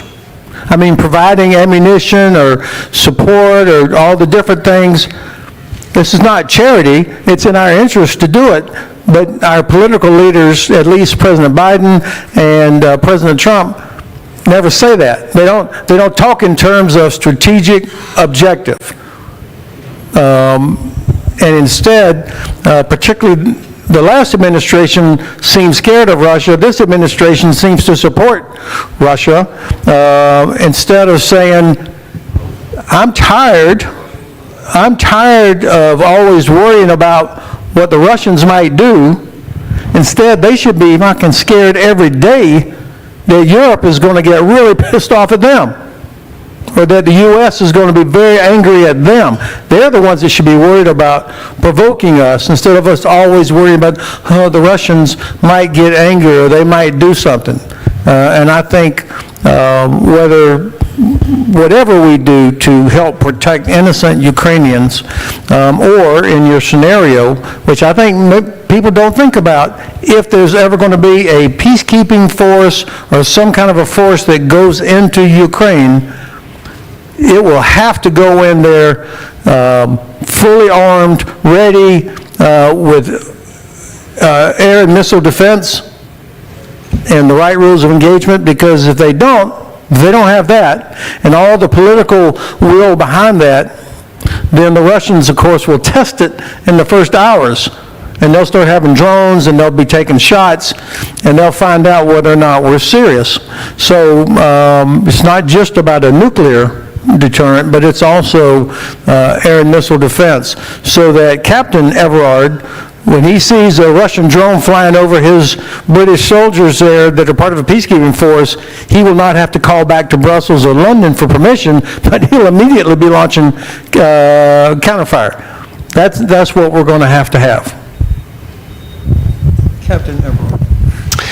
I think nuclear would be the ultimate security guarantee, but I don't think it's credible that the US would see it in its national interest to extend the cover over Ukraine now. Yes, as Ben said, if Ukraine became a NATO member, which I very much hope it will do, then naturally that extension would follow. But I also think you don't need a nuclear umbrella, because the power of conventional weapons, their range and the lethality of their warheads means that you can have a conventional response that offers a genuine deterrent to Russia to ensure the peace, if it starts, is preserved. Thank you. Dr. Horowitz, I'm coming back to you with practically a very simple question now. In the context of the war in Ukraine, do you consider that NATO's current nuclear architecture is sufficient to deter Russia on the long run, or do you see the need for adjustment, including with regard to the nuclear presence in Europe? Adjustment, increasing of the nuclear presence in Europe. Yeah, if that's what you call a simple question, then I really don't want to have the hard one. I'll definitely fail your exams. So I think the question unavoidably has two dimensions. One is within the current framework, under the assumption that the current framework holds, how do we make it better? And the other one is under the assumption that the current framework might be fraying, how we prepare for a different one. So I think the second is way harder and way more expensive. So let's stick with the easy. I'll interpret it in the easy approach. So then the question becomes, okay, what helps? How to do this within NATO? NATO has consistently expanded the number of countries that basically help the nuclear mission being delivered, and that has become better and better. So I think there we're on the right track. However, in this NATO nuclear sharing mission, we do, the United States deploys gravity bombs that are, they just got refurbished, but they are still gravity bombs. So we put gravity bombs on a very, very good jet. Well, that's probably not the smartest idea. So there are currently discussions within NATO to put a standoff option. However, we have to be aware that if a decision is being taken tomorrow, it's probably going to take 15 years for that thing to come online. So I think this is where the discussions are within NATO at this point in time. I think it's a very good idea to go in that direction. And to answer the other part of your question, nuclear sharing is mainly a political process. We're mainly relying on the United States and on its strategic nuclear arsenal and on its conventional options to sustain its counterforce damage limitation option, and hence the limited role that nuclear sharing is playing should really not be overstated. I know this is geeky nuclear talk, but it's important at the end of the day. It's not those weapons in Europe that mainly defend us. It's those weapons in the United States that mainly defend us and on the high seas. So hence, whether we put some more of those weapons in various European countries, that's mainly a political step, and that comes with costs. So there are plenty of trade-offs, both at the political and at the military level, that they cannot be answered with, yeah, it's a great idea. It has cost, and the benefits are, at the end of the day, marginal. They're mainly political. So yes, countries are pushing for that, and I think for good reason, but whether that's such a smart policy choice, I don't know. Thank you. Emmanuel, let me come back to you with one question. Simple question? Another simple question, yeah. And it's mainly for France. What are, in your opinion, the red lines that France would not accept in a kind of possible European nuclear umbrella arrangement? And, obviously these are probably under discussion at this moment, but let's think a bit about the joint control that is not really aligned with the purpose of your nuclear capabilities, and also the involvement of the EU as an institution. Normally, EU doesn't have responsibilities on the nuclear domain, nuclear capabilities, but thinking about the strategic autonomy, thinking about the European nuclear umbrella, and the role France may play in this one, what do you think could be the red lines? Again, simple question, but no, of course, not speaking on behalf of France, but maybe focus on maybe 2 points that your question raises. First of all, there is a red line that will be never crossed. It has been said by all of the presidents since we are a deterrent, we have a deterrent capability, is the sharing of the decision, the final decision made. And this is important because we have to assess that if we are a nuclear dotated country, our opinion must accept that. And I do believe that in the French debate today, this question is a taboo question, and no one would agree to give to another country the responsibility to decide whether or not to use a nuclear weapon. Second of all, you mentioned it, at the format or the frame. It cannot be the European Union, because we have a certain number of security agreements outside the European Union, Lancaster House in 2010, Farnborough last July 2025, and let's also not forget that we have a certain number of agreements, bilateral agreements with certain of our partners.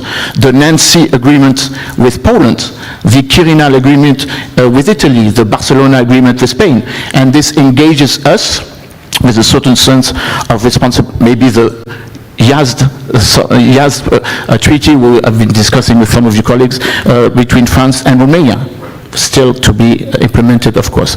And of course, let's not forget that each of our country, I will speak on France, but I'm quite sure that Great Britain has the same perspective. We are also linked to security agreements that we have with other countries outside of the European Union, with the Gulf countries, for example. We are linked to a certain number of other, let's say, fraternity, because we are not only founding members of NATO and the European Union, but we are also in a francophone capability. We have a certain number of our friends throughout the world, and of course this obliges us to be very legitimate on the fact that it must be a debate at 2 levels and maybe not at 27 plus 1 level. Second of all, I do engage and do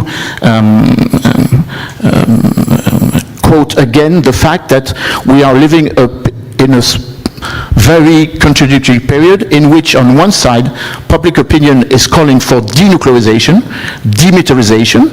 In 2017 there was a nuclear weapon ban treaty which is now implemented by 99 of the 194 members of the United Nations, by the way, not Cyprus but Malta, Ireland, Austria and Malta, and that obliges us to have an evolution on the way we are only thinking about our security through nuclear deterrence. We must be more and more implicated in conventional deterrence, and I think this is very important because when it comes to protect Ukraine, that is the bazooka that I was speaking of, not the nuclear capacity. Okay, thank you very much, Emmanuel. So James, let me turn back to you. I could not spare you of a simple question as well. So in the event of a kind of disruption of the American engagement, do you see an increased role of British and France, of UK and France, in maintaining the credibility of the nuclear umbrella over Europe? And if so, in what kind of political conditions? You know, with your role as disarcher, I think you are very accustomed with a lot of hypotheses. I think if for any reason the primary leg of the three-legged stool was removed and the US for some reason said it was not going to extend its nuclear umbrella to Europe, then I think France and UK have enough capability to continue the deterrence as it stands. But I think that decision-making would have to remain within the NATO fold. I mean, I was an operational commander in the European Union working to the Policy and Security Committee, and I don't think that is the committee that has the education to take decisions on nuclear decisions, and I'd be happier to leave that to the nuclear planning group who train and practice and rehearse for that very scenario. But even with the nuclear planning group, the decision, as Emmanuel mentioned before... Well, perhaps if there were just two of us in the pie, would have to do it differently. Sure. Thank you. And now looking into the audience to find another simple question. No simple questions from the audience. I have another one for you, for all of you here. And as I mentioned from the very beginning in my introductory remarks, with the erosion of the arms control and with the idea of strategic autonomy, creating an European nuclear umbrella or even extend it to Ukraine if it's necessary, do you think that we are heading to a kind of nuclear disorder?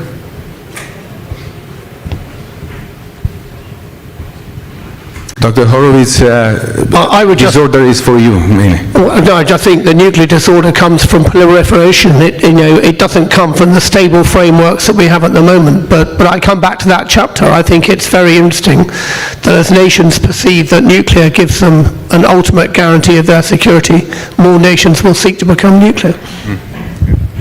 I think that what's got to be addressed is China, of course, and North Korea. A U.S.-Russia only or NATO-Russia only arms control protocols is not going to be acceptable to the United States anymore. And this would be one of the very few times I agreed with the Trump administration that if China is not going to be a part of it, how can the United States limit itself when China and North Korea obviously are serious nuclear threats? So I think that would have to be somehow included in whatever comes next in terms of arms control. Well, as a card-carrying member of what has been termed the sky is still falling profession, I'm quite worried to say that it's going to be worse, because people have been wrong in the past, but the signs on the wall are just not very good. I mean, China is massively expanding its nuclear arsenal in order to achieve political aims. Russia is modernizing its nuclear arsenal. The United States is more or less engaged in various frameworks, and it will have, out of this position of more or less engaged, it will have to compete with two near peer or peers or whatever you want to call them to implement its nuclear policy, which is damage limitation, and hence how do you pursue that against a large Chinese arsenal while at the same time doing it against Russia? Well, I don't actually know. I hope American strategists are much smarter than me. So I think this is going to be more and more a problem in the decades to come, not only the political but also the military strategic dimension. We will face questions towards how sustainable the various postures are, whether we want it or not. And then we add on top proliferation and all the other concerns. So yes, I do think it's going to be harder and harder. And if you look in the framework is not coming back. I think people who just wait for the next administration and then arms control will come back are badly misguided. It's gone. Okay, thank you. Emmanuel, let me turn back to you. And let us focus a bit on the European ambition, because it's a part of the title of this panel. What does European ambition means in this field, in the nuclear domain? Is it about more to say in NATO? It is about building or strengthening our conventional capabilities while maintaining the transatlantic nuclear umbrella? Or do you think that it would be something else which is far more reaching than that? Well, if you take in consideration the ambition of the European Union by the horizon of 2030, it's none of that. Because the ambition about the 7 priorities, I can read it, of course we all know it, air and anti-defense, anti-missile defense, artillery systems, strategic stocks of munitions, drone, anti-drone, military mobility throughout Europe, from west to east, of course, AI, quantic, electronics, cyber, and informational warfare, and of course the protection of our critical infrastructures, because this is a short-term ambition as we are facing a lack of this capability in regards to Ukraine. But we must think of the wars of the future. Again, we have the impression that on one side we are disturbed by the fact that there's no such thing anymore as a very robust, very concrete reboost in the New START regime and the limitation of arms of mass destruction. On the other hand, we do not say anything to China, which is rebuilding and which is gaining capability. So at one point, maybe we have to invent another form of treaty to liaise with China in order to prevent China to have the same number of nuclear weapons than Russia, which is, I think, one of its ambition, going from 250 to maybe 1,000 in the near future. And of course, let's also have in mind that when we speak about nuclear, we must not forget that there's been a disinhibition of the other weapons of mass destruction. We are focusing on nuclear, but a certain number of our adversaries are rethinking about bacteriological and chemical warfare. Where do we stand on that? Are we sure that we have a common position when it comes to prevent that from some of the countries with whom we are partnering? I have in mind, of course, in the Gulf and in the Middle East. Okay, thank you. General Hodges, we mentioned about Ukraine and some of the guarantees. Do you think that Ukraine will prefer, instead of lacking a lot of guarantees from the West, will focus more on developing again their nuclear capabilities? It's a short answer, I would appreciate. Yeah, of course, 45 seconds to go. The best arms control method will be to help Ukraine defeat Russia, crush them on the battlefield, and then Russia will not have money to spend on modernizing a nuclear weapon. They'll be spending the next decades trying to recover from getting crushed by Ukrainian armed forces. I hope Ukraine does not spend one penny on trying to rebuild a nuclear force. It is just so expensive. But I do believe that Ukraine is going to become the heart of Europe's defense industry probably within the next 10 years, and we will all benefit from that. I appreciate it. Thank you very much. Two conclusions out of this, two very simple conclusions out of this, this panel. First, the umbrella remains, in essence, transatlantic, and the message is clear. We strongly believe in that. And the second one, I bought it from Dr. Horowitz. We need to invest in people who knows really this profession, this domain, the nuclear. Thank you very much. Please join me in an applause for our distinguished panelists today.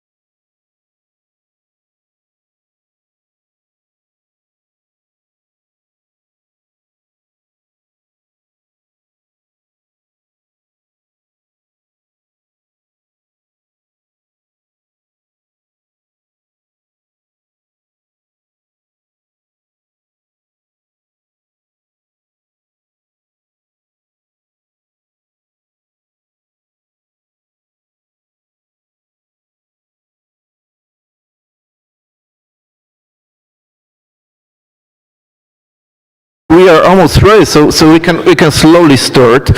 So thank you very much for being with us. I would like to welcome you to the panel titled Baltic and Black Sea Security from Kaliningrad to Crimea, Two Seas, One Strategy. So my name is Tomasz Smura. I'm a member of the board and director of defense program of the Warsaw Security Forum. It's another conference we organize every year in Poland. Some of you probably know it. We are also partners of this conference, so I'm very proud to represent Warsaw Security Forum here and co-organize this panel with such distinguished guests. Let me start by saying that I think it's kind of the banality to say that waters across Europe right now are not longer a safe zone. Every day we note different kind of incidents, cutting of undersea cables, operation of Russia's military vessels, air incursions, and so on and so forth. So I personally believe that the maritime security should be highly on the NATO agenda during the Ankara summit, and so we need to do more collective effort as allies to tackle those threats. So in this panel, I would like to ask our distinguished panelists to think about what can we do together to respond to this deteriorating environment in the waters across Europe, in the Baltic Sea, in the Black Sea, and beyond.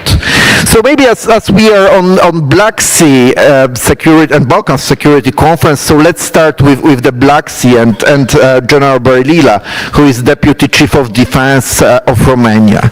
General, I'd like to ask you about your assessment of the current security situation on the Black Sea, where we are right now, and what is the most threatening scenario you might imagine here in the region we need to be prepared for as allies within the NATO framework. Well, again, good afternoon, and thank you for the opportunity to be part of a special panel concerning the Baltic Sea and the Black Sea, especially after the panel with nuclear deterrence. I think it's a good continuity in the conference. You asked me about what is the security update in the Black Sea. I think very dynamic in the positive sense, especially before the Ankara summit. The title of the panel, though, I want to capitalize a little bit and say that it's not about just the seas. It says two seas, one strategy. It's a multi-domain one strategy. So the maritime in both seas has a very special and important contribution, but it's about all the five domains, the land, air, maritime, cyber, and space. So that's one aspect. The second, another good news, I think. This is not before 2020 anymore. I think the alliance, the ACO, so SACEUR and the nations worked very diligently and implemented in a coherent manner in the national defense plans the DDA, the Deterrence and Defense of the SACEUR's AOR. And that means to take the capabilities, the concept of operation, everything else, and provide coherence, in this case, between the Baltic and the Black Sea. So I think, we're much better today in terms of how we build the forces or the requirements, the concept, and we resource the plans to provide between the Baltic and the Black Sea that coherence. About the security situation, obviously Russia still plays subversively, not just because of the conflict in Ukraine, but Russia looks beyond what's Ukraine. So Russia is not challenging the alliance only on the eastern flank. As we heard recently, the Arctic Think about it. So the frozen ocean gets hot, and the metaphor is Russia is playing everything in the Arctic, and this continuity of the 360 environment is very important. To understand that you cannot be just fixed on the eastern flank without understanding the consequences, what Russia tries to create toxically in the entirety of the 360. Last but not least, at least for us, I think it's good news. The summit comes to the Black Sea this summer, and for us in uniform, this is a very good opportunity to, including the uniforms, to get together and prepare the summit, not only for assessment, but for foresight and provision to know what we do in the next 1 or 2 years. And I can only bring another good news, and I'm also glad we have the Chief of Defense here, General Vlad. We did our homework. So national security strategy, worked on the strategic defense review, the military strategy is about to come out. We constructed coherence between operational requirements, in this case for the SAFE project with the EU, but also on the way to Ankara. So we're looking at the coherence between NATO and EU from the uniform perspective to make sure we don't miss the opportunities to develop capabilities, and this is important. Last but not least, I think the next 1 or 2 years, at least from operations and training perspective, there'll be moments for us inside the National Defense Plan, assessment and review, to retrain, to adapt. So don't stay frozen into the concept of the last 2 years in facing adaptation for our National Defense Plan. And I think that's an important moment. I'll be exercising with the allies this year and then next year.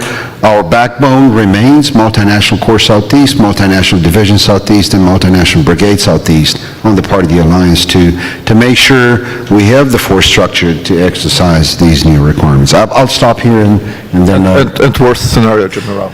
Yes.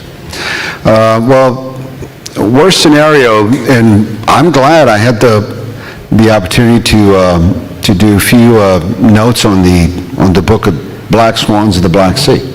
There are so many worst scenarios in there. There are so many black swans. But I also affirm that for us, for military, we have the responsibility to address them. So you need to be convinced that when we played some of the scenarios, some of the variables, we thought about it. One that I would mention, just for the sake of the panels and the discussion, it's about that gate for Russia to enter the Danube mouth, to have this corridor of accession from the Black Sea all the way down deep into Western Europe. And that's something that I think it needs to be pretty much assessed and planned for, not as a black swan, maybe a gray swan. A gray swan being something in between unpredictable and something that is getting close to probable or even possible. Thank you. Sure. Yeah, nevertheless, we need to be prepared for all kinds of the swan, black and gray, so we need to be basically prepared for every scenario. So thank you very much for this contribution. Let's go to another important country for the Black Sea security, I mean Bulgaria. So let's include right now our colleague who also ran very important events here in the region. So actually, I'd like to ask you about Bulgarian approach towards Black Sea security and wider security in the region. And of course, the elephant in the room, it's the election in Bulgaria, which took place, I believe, last week, and how the new government might change Bulgarian approach vis-à-vis both regional security and wider discussion we have in Europe across Russia, Ukraine, and European positions towards major security threats in Europe we have right now. Thank you very much. Of course, Bulgaria attaches great importance to the Black Sea as a Black Sea country, and we of course pay attention to all risks and threats which are developing in the region. They are multiple and interrelated, of course, but allow me to spend some minutes on the issue of relations or links between two regions as it is formulated in the topic of our panel, the links between or synergy between Baltic region and the Black Sea region, because I do believe that issue of security now is far more than of a regional matter. Both regions are exposed to the highest level of military pressure, hybrid operations and strategic actions conducted by Russia. And what is very important to understand, that Russia perceives NATO as a principal adversary. From this reason, Moscow does not view Baltic and Black Sea regions as separate strategic spaces. Instead, it sees NATO eastern flank as one unified operational environment. This also means that Russia will employ all available instruments, military, hybrid, information, energy-related, cyber, wherever it believes it can achieve the greatest strategic effect. And from this perspective, the weakest link becomes NATO's most serious vulnerability. This is precisely why the security of the Baltic Sea and the security of the Black Sea are indivisible. Two seas, one strategy is not merely political slogan, it is strategic necessity. And if we compare two regions, we can identify one important difference. Attention to the Baltic region is significantly stronger. But even more importantly, regional cooperation there is much more developed. And this is one of the most important lessons for the Black Sea region. Today, in a complex and multi-domain security environment, and amid emerging transformation of transatlantic relations, regional cooperation has become a key element of deterrence and resilience. And the Baltic states and their partners provide important example of how resilience against military and hybrid threats can be strengthened through closer cooperation, coordination, intelligence sharing, joint capabilities, more exercises, and regional initiatives. And the Black Sea region is also moving out of the periphery of strategic attention. However, we still face deficiencies. And these deficits are primarily related to defense capabilities, but also to regional integration and cooperation. And there is positive developments, of course, and General Brodira also already mentioned some initiatives, but I also mentioned the Black Sea mine countermeasure initiatives. We are on the way to establish combined task force Black Sea, etc., etc. But we must state clearly that this is only the beginning. First and foremost, we need to develop much higher level of situational awareness in the region. We must know what Russia is doing at sea, at air, and undersea. And this is critically important not only to military deterrence, but also for the protection of critical infrastructure. This will be an important element in the region's security when the peace in the region would be restored. And we have today a meeting of B9 here in Bucharest, which includes also states like Ukraine, Sweden, Finland, Denmark, in addition to Eastern Flank member states. And I think this is a very clear signal that the security in the Eastern Flank is indivisible. I think that we shall put more efforts in the Black Sea region to have better coordination, to have stronger regional cooperation, better military mobility, integrated surveillance and early warning capabilities, stronger protection of critical maritime infrastructure, and of course, greater strategic resilience.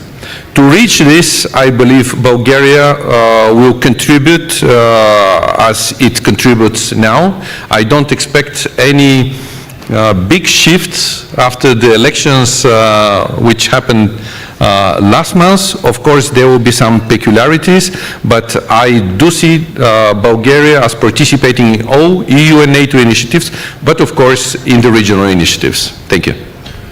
So we should be not afraid of the scenario to have another Hungary before election, which are blocking, every European Union initiatives from Bulgaria's side. I don't see another Hungary in Europe. Okay, thank you very much. It's very positive what you said.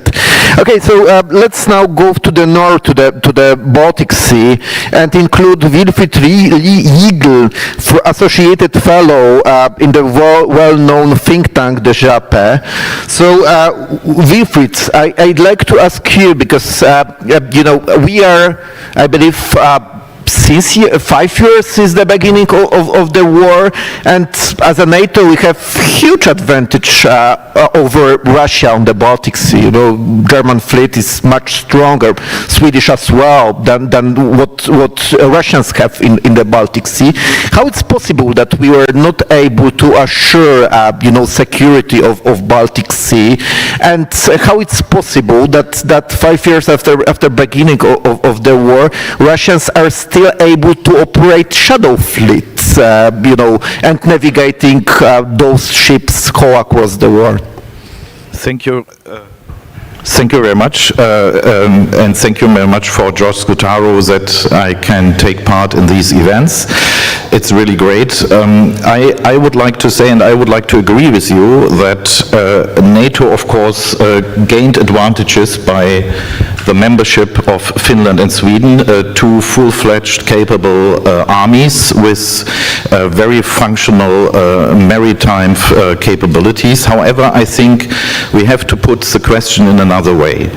I think what is very important is that Russia, I think, will not provoke NATO on the whole eastern flank at once. I think what Russia will do, and that is a challenge, is to go for so-called limited fait accomplis, which are military underlight and packed into hybrid and hybrid operations and operations of cognitive warfare. And we can look also at some war games which have been conducted in the Baltic Sea when it comes to the position of Kaliningrad, Sea Bastion, and we see that everything is about speed, and everything is about to have clear protocols of decision making and to have a clear picture when hybrid operations, which are already now so heavy that German legal experts say they can justify a legal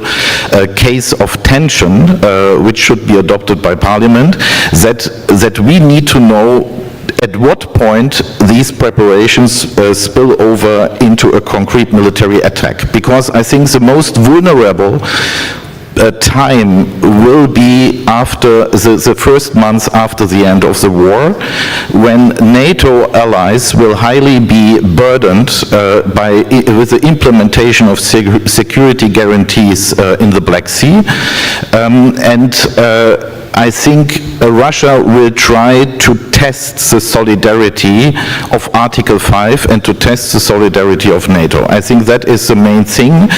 I would like to remind you that Bridget Colby officially told us that American soldier will not go for Eastern Estonia.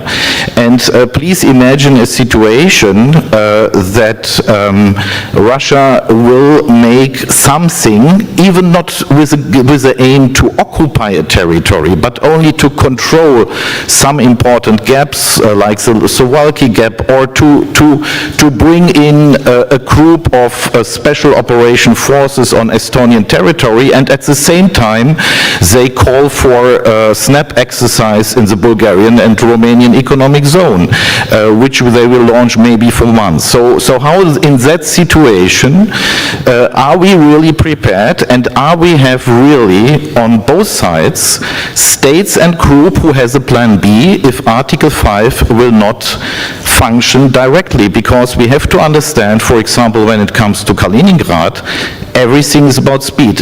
Kaliningrad is an enabler for drawing behind Russian troops in Belarus. So what is important that you really, in the moment that the first Russian touched Estonian, Latvian or other territory, or maybe the island of Rügen, where you, by the way, at the moment have a majority of AfD in the elections, then that means that NATO, as General Bühler has pointed out very clearly, has to destroy immediately all capabilities of air defense and long-range and ballistic missiles in Kaliningrad. And here I come to the next point, which connects vulnerabilities in the hybrid sphere, which I think have to be much more integrated in the regional plans of NATO. When it comes to hardware problems, we should not underestimate. Of course, Russia is, if it comes to a whole front war with NATO, is at the moment weakened. But we should understand that we are at the moment have still big gaps. I speak about air defense, how we can bring in our air superiority if Russia creates in the north H2, HD deny bubbles, and Russia will gain time to draw behind the troops. So I think it is important to come back to the Black Sea, that we will have in the Black Sea, and I fully agree what Jordan Bozhilov said, we need really clear-cut measures, we need clear decision-making processes, and we need the mindset that we will, together with Ukraine, by the way, Ukraine has to be integrated in all robust components, because Ukrainians are the only ones who know how to respond and who has the courageous to respond, that we have a clear posture on both sides. Otherwise, I see a challenge or a threat that we will be overfilled by cognitive warfare, hybrid warfare, and other things. And please take into account, at the moment, Germany, which is an important logistics spender, if it comes to a casualty in the north, I mean, we need also time to bring our troops and to bring the NATO troops through Germany. And so I would also like to accentuate on, we need a much more better military mobility, also when it comes to the lines between Germany and Poland, but we need also better military mobility in the south. And I also would like to remind you on a very concrete connection between Baltic Sea and Black Sea, and that is that Russia now tries to decentralize its fleet. So Russia posture its corvettes and little frigates, not only in the fleet bases in Kaliningrad, but now in Onega Sea, in Ladoga Sea. It deploys from the south to the north. They are doing and exercising that, and they are not using these facilities anymore for battles on open sea, but to underline and strengthen their long-range capabilities for land targets. And in the background of that, I would like to remind you about our deficits in air defense, about the big problem of PAC-3 anti-ballistic missiles, about the big problem that we still have not enough long-range capabilities to really respond to these things. So I absolutely agree with General Berdila. I think we made big progresses actually in the last 1.5 years, but it is about mindset, it is about resilience against hybrid war, and it is about common, the definition of common conducts of practice to also respond to these hybrids and cognitive warfare threats. And the last point, Shadow Fleet. Do not believe that the few vessels which had been captured in the Baltic Sea by France, by Belgium, have really an impact on the export of crude oil of Russian Federation. The data show us that the only factor who had a really impact in April have been the attacks of Ukrainian army against the ports of Ust-Luga and Primorsk. That really had an impact. All other things had no no impact, we still have record and high level export rates, and here also we need come to action. We are discussing that for 2 years. Ukraine is asking us for doing something more robust in that case, and I still see not a clear coordinated based countermeasure on different fields, commit to environment threats by shadow fleet, commit to sanctioned cases, commit to false flag cases to better cope with that challenge. Thank you. Thank you very much for this comprehensive presentation, and thanks for including not only maritime dimension but also air defense and different other dimensions, including Kaliningrad, which is very important focal point when it comes to the security of the Baltic Sea. So let's right now go to our French panelist, Emmanuel Dupuy, who represent the country which is right now, I believe, the biggest maritime power in Europe, as you overpassed Brits a couple of years ago, and your fleet is the strongest one in Europe. But with the great power also responsibility comes. So actually, we are watching at you, and we are wondering what's the French perspective on the security of Baltic Sea and Black Sea, and what's the French contribution to the maritime security on in both areas. Emmanuel, please. Well, I'm not speaking about the French official position, but I do have mine about this subject. I think I will quote what said yesterday Ambassador Hilden, speaking not only about two EU seas, but 3 and 4 dimension. I think this is important, as Europe is bigger than the 27 states, that we have to assess the fact that we have to protect our seas, which opens to our neighborhood, namely the Caspian Sea, the Red Sea, the Persian Gulf. Of course, I'm French, and I do want to apprehend the fact that concerning the 3 EU seas, we are speaking about Baltics, Black Sea, and Adriatic. And I think we must maybe take the opportunity to see how we have managed to assess the security threat in the Mediterranean area. We've been experiencing that for 30 years. We are now a document which was signed in October of a new pact for the Mediterranean Sea, one sea, one future, and one pact. I think it is important to take in consideration that for us, as a Mediterranean, we do assess the fact that we have to take in consideration that the sea is important, but what is most important are the shock points and the entry and the exit of these seas, namely the Danish Straits or the Turkish Straits. This gives us maybe more of an opportunity to say what is the historical position since the Montreux Convention in 1936, which of course is a model for free open seas, and the fact that we need to take that in consideration with a more modern dimension, as the warfare is not only on land, but on sea warfare, and moreover on seabed warfare. Do have in mind that the shock points are of course essential when it comes to transit of oil and gas. In the Danish Straits, more than almost 5 million barrels a day. In the Dardanelles and Bosphorus, almost 4 million barrels a day. But moreover, these choke points represent an essential strategic position concerning undersea internet cables. Again, 99% of the data that we are using comes from that. That's my first assumption. My second assumption is saying that France is not nor a Baltic country nor a Black Sea country, but France must have a position on a momentum.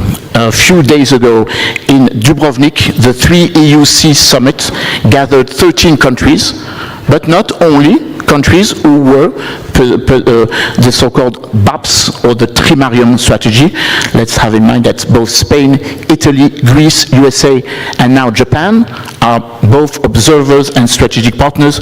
Maybe France should look into that. Why am I saying this? Because we are witnessing a new dimension of interconnectivity. We're speaking about corridors when it comes to linking Eurasia to Europe. We're speaking about corridors when it comes to landlocked countries. We must have this position or this philosophy when it comes to Europe.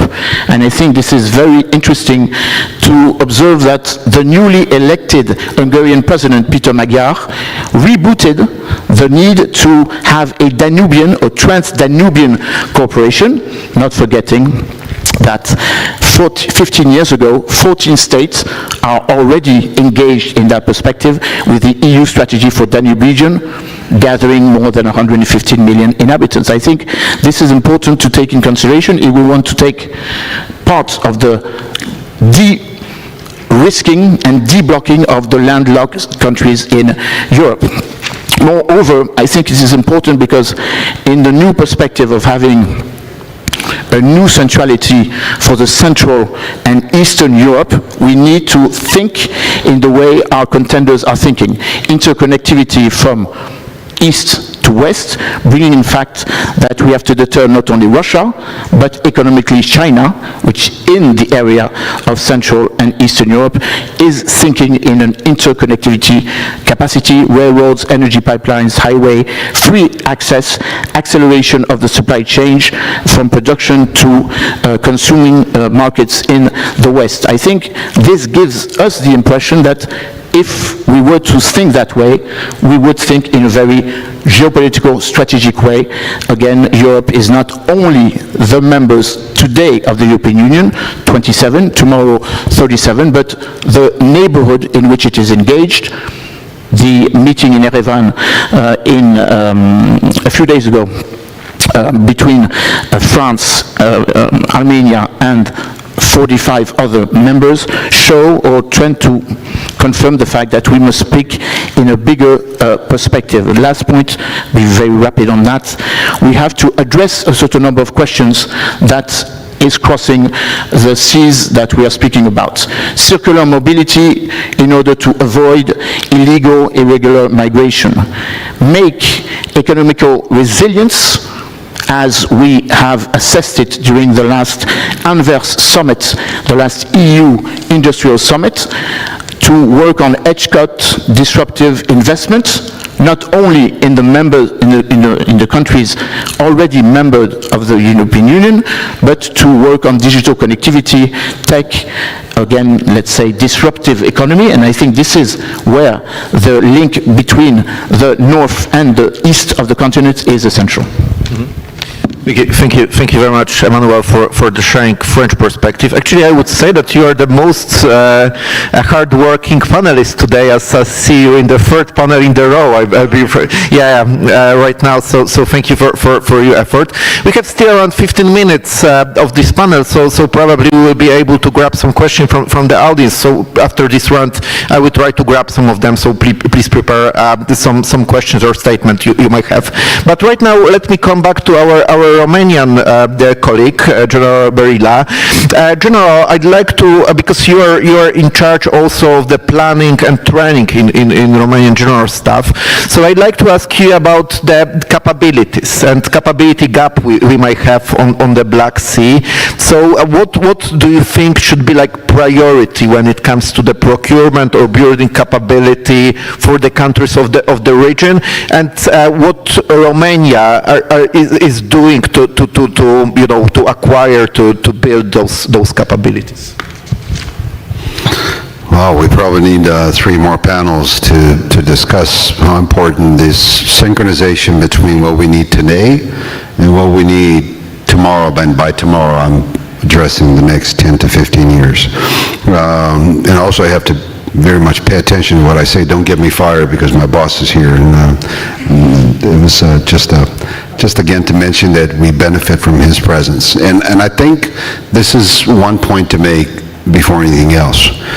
This is probably one of the first cycles within the defense staff team where we look very much with paid attention to how do we synchronize the fight tonight with the win tomorrow. Okay, and this, in summary, is taking the National Defense Plan requirements, looking at the regional plans, and also the NDPP from NATO, the NATO defense planning process with the capability targets, this alignment, as I can tell you, is very difficult. But this drives fundamentally how you determine the capability gaps and what is important to prioritize.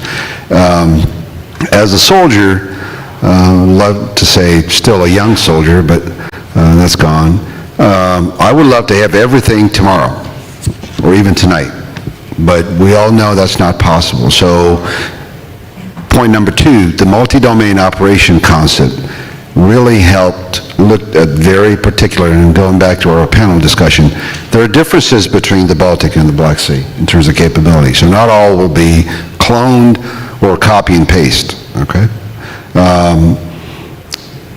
And in this case, for multi-domain operations, an instrument that became comprehensive, it's safe. Because initially, these operational requirements and this synchronization helped the defense staff team develop the proposals for operational requirements for how you address SAFE finally, yes, which is an industrial-based program, but how do we contribute as military to build the operational requirements for those programs. So different sources of trying to minimize as much as we can capability gaps. Now, if we were to address the fight tonight, obviously drones, everyone wants to fight and win against the drones. Recently, Allied Command Transformation, Romania conducted with the allies in the region, Bulgaria, Turkey, and other allies participating. Different companies conducted this exercise, a proof of principle in Black Sea to determine new solutions and integration to combat drones. But I think this is just a small example. It's not a capability gap, but maybe a capability deficit. And I'll stop right there. Thank you. Thank you, General. Director Bozhilov, I'd like to ask you about this softer, let's say, dimension of the security, because I asked General about military capabilities. But what we can do, I mean, on the social and economic level, to prepare both our critical infrastructure, but also our people in our nations around Black Sea or Baltic Sea, to be more prepared for the kind of threats we might face from side of Russia and others. Yeah, of course, we have to be prepared for different scenarios, not only including involvement of armed forces, but also to see how our critical infrastructure is protected, how we are, and to which extent we are resilient to different hybrid threats, including disinformation, including attempts to intimidate, meddling in our political process, etc., etc., etc. And from this perspective, I see three levels where we have to put our attention. And first, it's of course national level, our national plans, what we do to be more effective, to be more resilient, to be more prepared. Of course, Bulgaria also spends a lot of resources to improve defense capabilities, to improve our abilities to have a clear picture of what is happening in the Black Sea. But of course it will take time and resources. The next level, of course, it's regional cooperation. I mean, we have to put more efforts to develop regional cooperation between three NATO countries, Romania, Bulgaria, Turkey, plus to include Ukraine, of course, in this consideration. And I would say, and again, comparing to Baltic Sea, regional cooperation in the Black Sea still is underdeveloped. We have MCM operation. It will be probably or we will added task to protect critical infrastructure, but it is well under the requirements of the current security environment. And of course, we did last several years a lot to attract attention of other countries, and I'm glad that Germany, France are putting more and more efforts and pay more attention to the Black Sea, because it is important to have our allies with us. And of course, NATO and EU level is also important. EU approved last year a comprehensive strategy or strategic approach to the Black Sea, which is also very important ground for securing the region. Thank you very much. And last question from my side to our French and German colleagues.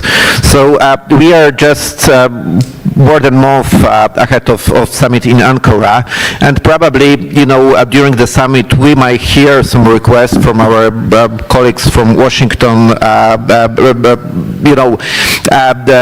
to contribute more to the maritime security, probably in the Middle East, but maybe also in the Indo-Pacific. So what do you think, what should be and can be like European contribution to the wider maritime security, somewhere in the Persian Gulf or somewhere in the Taiwan Strait, for example? It's our area of interest, or we should tell our American friends that we need to be more focused on the European security?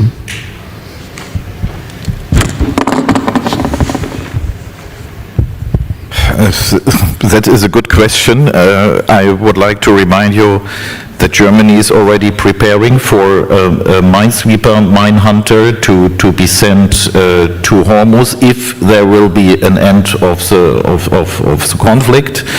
I think what we should do is to understand what we can do that other seas are more secure, because we should understand that for Russia, Black Sea is not only Black Sea. Black Sea and Caspian Sea is something for projecting power in the East Mediterranean. And I would answer in another way.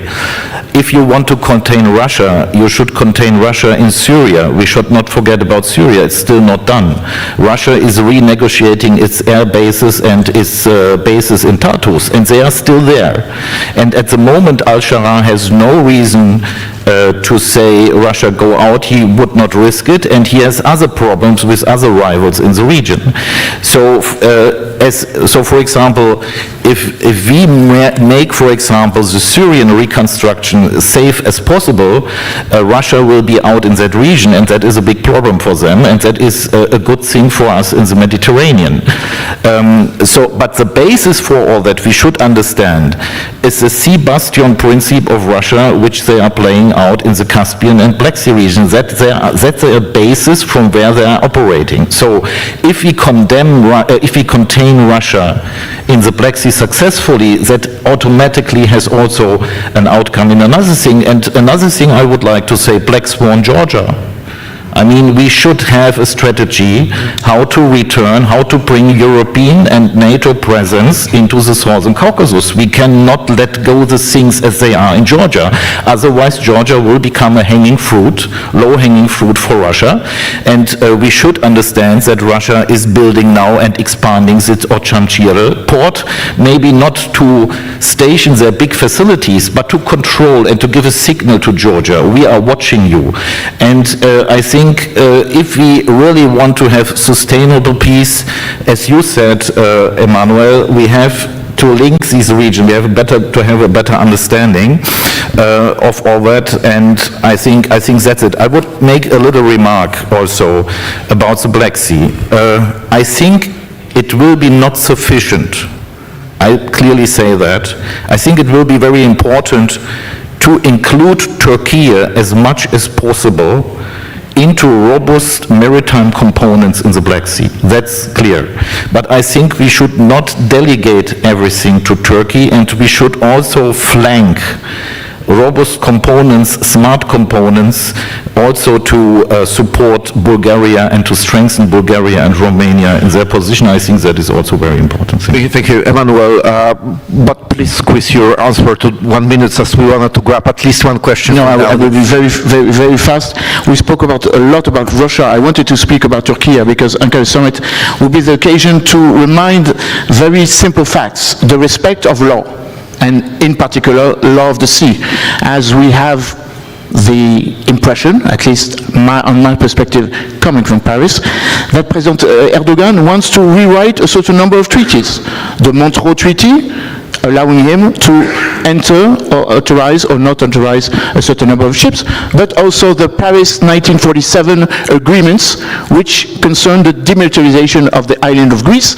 This is why we made a point when President Macron went in Athens a few weeks ago, with Prime Minister Kyriakos Mitsotakis, reminding us that we'll be very vigilant about the new maritime hubris of President Erdogan. The blue homeland is one thing, but the blue homeland obliges us to remind that there is a certain number of laws when it comes to the respect, the full-fledged respect of exclusive economical zone. We said that in 2017 when there was the illegal positioning of Turkey with the government of National Accord of Tripoli. That's one point.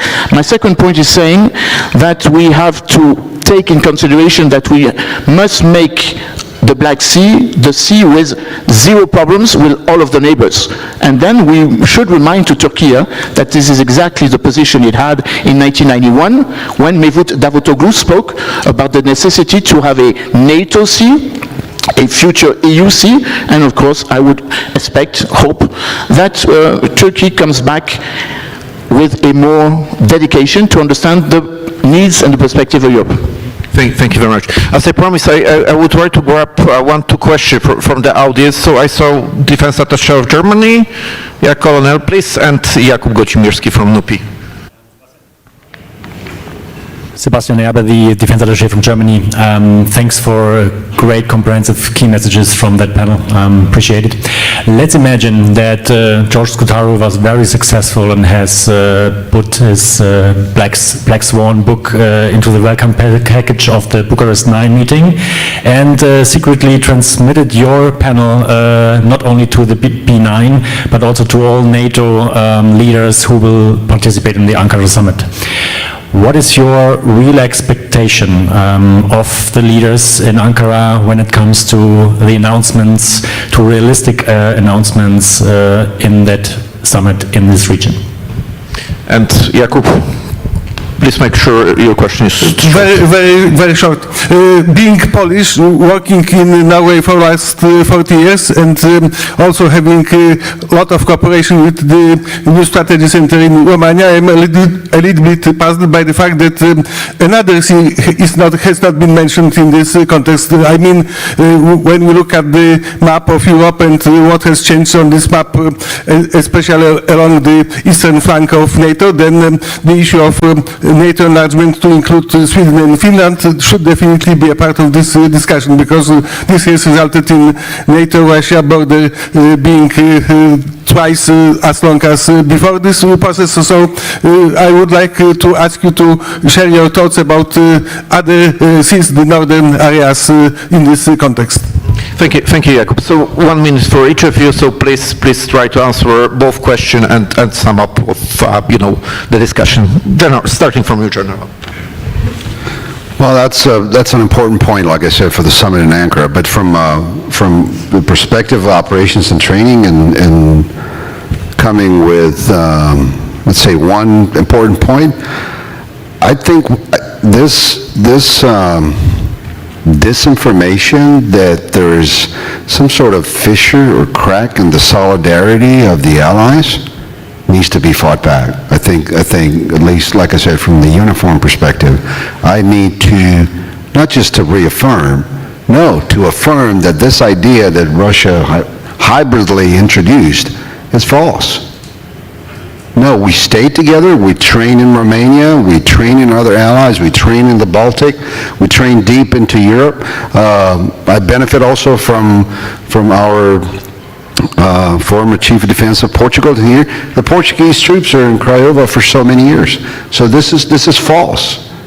From a military perspective, allies stay together in the 360 environment. And I want to see that confirmation again in Ankara from a military perspective. That'll be all. Last but not least, let's pay attention to the human resource. We can equip with modern and ready to fight capabilities, but let's not forget about recruitment, retainment, and the professional part of that capability? Thank you. Thank you very much. Jordan. I think that it is of utmost importance that Black Sea is already on the radars of EU, NATO, other countries. This is a very good starting point, and we have to build on that. This means we have to strengthen again cooperation, and we have to put more efforts in developing capabilities, both military capabilities, but such capabilities to deal with all types of hybrid threats relevant to the region of Black Sea. I mean, the same for me. Yes, I also would like to expect confirmation of alliance solidarity, clear confirmation that nuclear umbrella is working, but nevertheless, I would say that it is not a hybrid Russian story, that we have some, let me say, uncertainties in our alliance. Excuse me, if our main ally deprives Ukraine of intelligence in the Kursk region, which costs many lives, we had it today in our discussions, if even that ally is not capable to keep up the sanctions, even in an easy way, because they matter at nothing. You spoke about the Shadow Fleet. So I would like to expect from our American ally more clear processes, more clear wording, and not to make by themselves opportunities which can be adopted here. I agree with General Berdile, by Russian cognitive warfare. Thank you.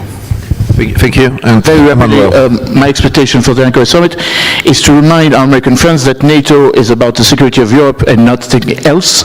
To remind also that tackling your question about Sweden and Finland, happily now in NATO, that we have to do the same thing with the countries who are in NATO but not yet in the European Union. We have to have Norway and Iceland in that perspective, and maybe Canada. We say now in France we called Canada, the Prime Minister of Canada, the 28th leader of Europe. I think we must remind again that the security of the north of the continent must be enshrined in what we managed to do, I think, in a very relatively acceptable way, the security of the South. We have to, after the Union for the Mediterranean, to create a Union of the Baltics. This was on the agenda in 2008. We have to put that back on the table, because now the Baltics is full-fledged a NATO sea. Thank you very much, Emmanuel. I think George just sent us a signal that we need to slowly land. So I'd like to thank you very much for this rich discussion. Thank you to the audience for being with us. Thank you for your activity, and join me in the big round of applause for our panelists. Thank you.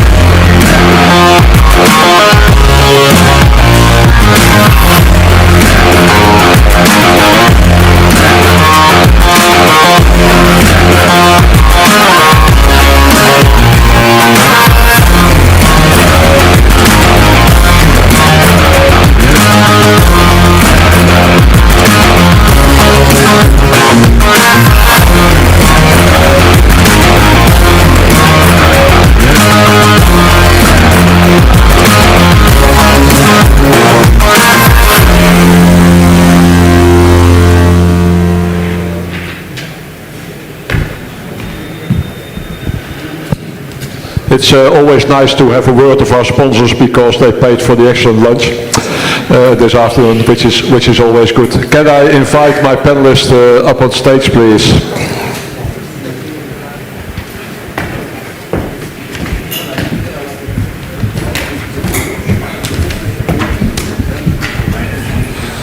Since February 22, the scale of destruction in Ukraine is staggering. Direct infrastructure damage is estimated at over 195 billion US dollars. Over 320,000 civilian objects have been hit, including roughly 14% of all housing, leaving millions of homes in ruins. The energy sector has been decimated, with 2/3 of the country's power capacity damaged or lost.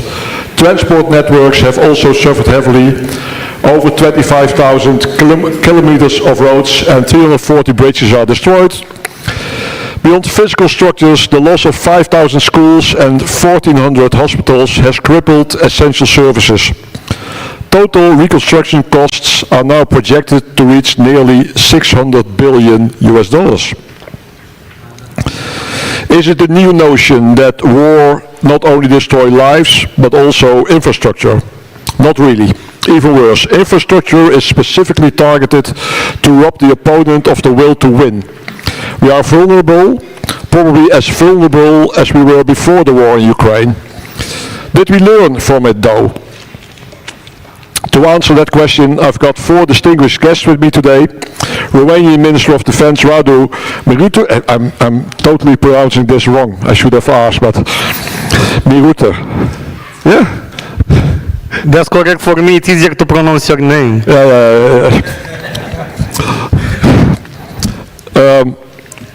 Former DSECUR Sir James Everard, Vlad Duhan, Chief Corporate Affairs at Leviathan Group, and one of our sponsors, thanks again, and Alexander Rev, Country Managing Partner at Deloitte. Please, Minister, may I invite you first to share your opening thoughts. You can choose yourself. Thank you for inviting me and congratulations for organizing such an event. It's always better to discuss and to put on the table which are the problems in every domain, and if we are discussing about defense, many discussions are about capabilities, are about new projects, are about investments, but it's a dependency for everything after that, and that dependency is the capacity to move those capabilities. And for being able to increase the efficiency in case of war or in case of different conflicts, we should be able to move different capabilities from one area to the other. And when we started to map what is to be moved over the capacity of the bridges, over the capacity of the roads, we observed that there are some blocking points. Probably those blocking points were not intensively discussed before. Probably the blocking points were not in the position to understand that they are blocking us, but it doesn't make too much sense to pay, I don't know, 10 million euros for an infantry fighting vehicle if that infantry fighting vehicle could be not transported over a bridge. And from that perspective, we also started to map into our plans those constraints as well. From that perspective, we also used part of our safe amount of money we received from the European Commission to the transport ministry as well. So the infrastructure is not less important than the other military capabilities, and from my perspective those two things should be analyzed together, because our interest is to reach the final goal, and you cannot reach a military final goal if you are not able to use the infrastructure for different movements and from different plans in a very short period of time. So from that perspective, I consider once again that such a discussion is very important. It's very important to understand, even in the citizen area, because the money we are spending in the Ministry of Defense most of the time are difficult to be explained. If I'm telling, I don't know, to somebody who is paying taxes, I mean to all of you, that we should pay such a huge amount of money for a military product, will be difficult to be understandable. In Ministry of Transport, you are seeing a bridge. You could see in another domain a hospital. You can touch it, you can test it, you can analyze by yourself if it is expensive or not, if it is, I don't know, higher enough or not. But for many military products, it's difficult to compare with something which is easier understood by population. So that's why, once again, such discussions are more than welcome, because one advantage is to debate about them, but another advantage is to insert into the population perspective that other problems are existing as well, and we should move some of the defense funds into that area in the same time. So thank you once again for organizing, and I will be able to join your questions and the debate over here. Yeah, thank you very much. One of the advantages of our former Prime Minister in the Netherlands, Mark Rutte, current Secretary General of NATO, is that he is able to talk straight anything that's bent. And of course, the solution during the Hague summit was that we would spend 5% on defense, 3.5% on real defense, the normal definition of defense, and 1.5% on infrastructure. Question is whether nations will be doing that, and in the Netherlands, where Mark Rutte just left, they solved it really easy. They said, the 1.5% is already in the budget, so don't worry about it. Infrastructure, Vlad Duan, can I invite you to tell us how the private sector, who makes a lot of money in providing infrastructure, but also makes a lot of money in providing us security, how you could contribute to the problem of infrastructure. Thank you very much, General Dahmen. Regarding the statement about money making, I would say that that definitely falls in a secondary perspective, because with regard to military and critical infrastructure, for any meaningful contributor, the basic principle and the first objective should be to have contribution towards the proper objective related to national security. The point of view of Leviathan Group related to the topic of this panel and towards our specialization, meaning defense, military and critical infrastructure, is the fact that we definitely have a direct connection, and we can speak about security and defense without looking first at the infrastructure required as the first tier for any action. Minister Miruța mentioned in a very meaningful way the utmost importance of mobility, of moving military equipment, but I would add more to this perspective, because first you need to have the required facilities in the national structure for those equipments to be properly operated. And basically this translates into the fact that whatever you would be buying, if it's the infantry fighting machine or the F-16s or the F-35, you definitely need to have the infrastructure in place.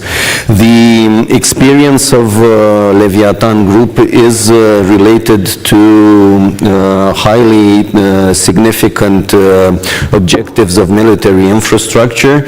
two of the projects which we have in our portfolio are the first phase of the modernization and development of the Câmpia Turzi Air Base and the preparation for the F-16. And another one to be mentioned is the headquarters of the Southeast Multinational NATO HQ in Sibiu. But our experience related to the F-16 infrastructure is definitely worthwhile to be mentioned, because we are speaking about such a complex facility.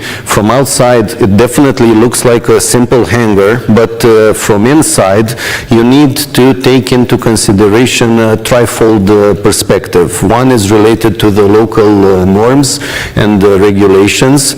On top of that, you have the NATO standards, and on top of the NATO standards, which need to be put into place, you also have the manual for the equipment. And if these requirements are not integrated in a proper perspective and a top-notch quality, then the whole acquisition of the military equipment is definitely underused. And I can definitely say that we can neglect from the start, erase this perspective of saying that we can receive the equipments, the military technique, and we'll deal with infrastructure afterwards.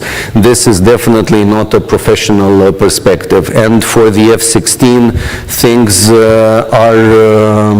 seemed a lot simple, but for the F-35, the added requirements will definitely be extremely challenging, because there you have cybersecurity requirement as well, and a more technical complex. So my basic conclusion would be that not everyone is capable of delivering military infrastructure and critical infrastructure, and also we shouldn't separate the role and the delivery of infrastructure from the importance of the other acquisitions involved in the defense and deterrence process across the eastern flank.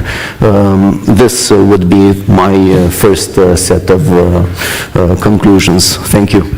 Thank you, Vlad. And I might make jokes about the private sector once in a while, or might make joke full stop. But we do have to realize that it's the private sector that's making the money that pays for everything the government does. And it should be a symbiotic relationship, because without security, the private sector wouldn't be able to make money. But it's good to realize that. So on behalf of me and also on behalf of my wife, thank you very much to the public sector for for years of paying my salary and for now paying my pension. James Everhart, you also took your pension, so what's your idea about infrastructure? I want to start off with a question, which was, why did Paris fall on the 28th of January 1871? And Ernest Renan, in his book Strange Defeat, published in 1940, and I've heard it referenced 3 times in this conference, he suggested that France's inferiority and German triumph was above all intellectual. Quote, what we lacked was not in the heart, but in the head. He believed that French leaders had not thought through the fight they faced. And I think this message has real relevance today. We need to think about the fight against Russia in the context of the alliance's well-defined plans and the lessons we are learning in Ukraine. And if you think about the fight and the Russian threat, you very quickly come to the subject, a thorny subject, because these are sometimes difficult issues to resolve, of defense through infrastructure. Now, this term encompasses a government-wide, alliance-wide understanding that resilience, including logistic resilience, matters more than military capability. It comes first to enable the second. Next, that industrial capacity must be unlocked so that the alliance can arm, rearm and replenish our losses. Next, that we must protect our sea, land and air lines of communication. And that above all, infrastructure is a force multiplier, an enabler for the reinforcement and sustainment network. And this relies on secure road, rail, canal, port, air, assembly and repair facilities. And also, one has to educate your population on the necessity of spending money on these tasks. And so the big idea is simple. The alliance and allies are safer, more secure, more capable when infrastructure can absorb shocks and attacks, and when we can move our forces more quickly, when we can sustain production and resource the fight and keep the wheels of government turning. That's a big idea for us, and of course the big idea for Russia, well, it's to counter all those things, to make sure that our lines of communication are not secure, to make sure our production facilities cannot produce, to challenge our line of communication in the close, deep and rear, and the deep rear. This includes all the way back to American ports. If you war game and scenario test an exercise of deploying a brigade we did the other day, you can very quickly identify the tasks that need to be done, and you can identify who is best to do it at a whole of government level, military, civil and commercial. And we mentioned the private sector, and about 75% of the tasks that need to be done can be done commercially. And I think this is just a question of money, will and priorities. And I know Hans has been frustrated about the slow progress that NATO has made here. And I think he's right, because the road to hell is paved with good intentions. And so we shouldn't be asking what NATO can do for us, but acting now to ensure that we have robust, protected infrastructure. Thank you. Thank you very much, James. And I notice I've been so adamant about keeping time over these conferences that we have a lot of time for discussion. But before we go into discussion, let me invite Mr. Alexander Rurev to give his opening statement. Well, first of all, I'd like to express my gratitude for being here. It is an honor to be part of this panel in company of the distinguished contributors, and in particular Defense Minister Miruța, of course. And I'd like to acknowledge the fantastic job which is being done by George Scutaru and his team at the New Strategy Center, putting together this conference, which I think is the most prominent event that we all benefit from. So very glad to be here, and very glad to debate a topic which indeed is very meaningful. I think we have known for a very long time how critical infrastructure is for economic development and for prosperity. We obviously knew that to take the most important dimensions, probably at least those which are relevant for today's discussion, road and generally transportation infrastructure, energy infrastructure and communications, including digital infrastructure, are the ones which enable investment, which integrate us or help us integrate European and the global supply chains, and this drives capital allocation, development of know-how, expertise, skills, jobs, tax revenue and so on. So this has always been very much debated, yet not always prioritized in terms of public policies and investment. I think we can all agree that at least certain parts of, certain dimensions of infrastructure have been neglected, most notably the highways, and that we wasted certain opportunities to attract non-reimbursable funding from the EU, up to the moment when the EU stopped seeing roads as being a way to encourage the green transition and because of them encouraging traffic. So it is actually, I think, quite fortunate that we have now acknowledged. It's not fortunate that we are dealing with a security crisis, but the crisis brings some opportunities, and certainly some of them arise from our realization, collective realization, that infrastructure is not just essential for economic prosperity, it is essential for national defense and for national resilience. And I think this has reoriented public policies, has made this a priority for the policymakers, and has unlocked sources of funding which were not there before. Now, equally, as is being discussed here, this is a structural opportunity with a decades-long horizon for the public sector. And I'm sure we are seeing, and we will be seeing, more companies in industries such as construction, logistics, energy, manufacturing, technology, and so on, seizing this opportunity and trying to access various sources of business and of funding which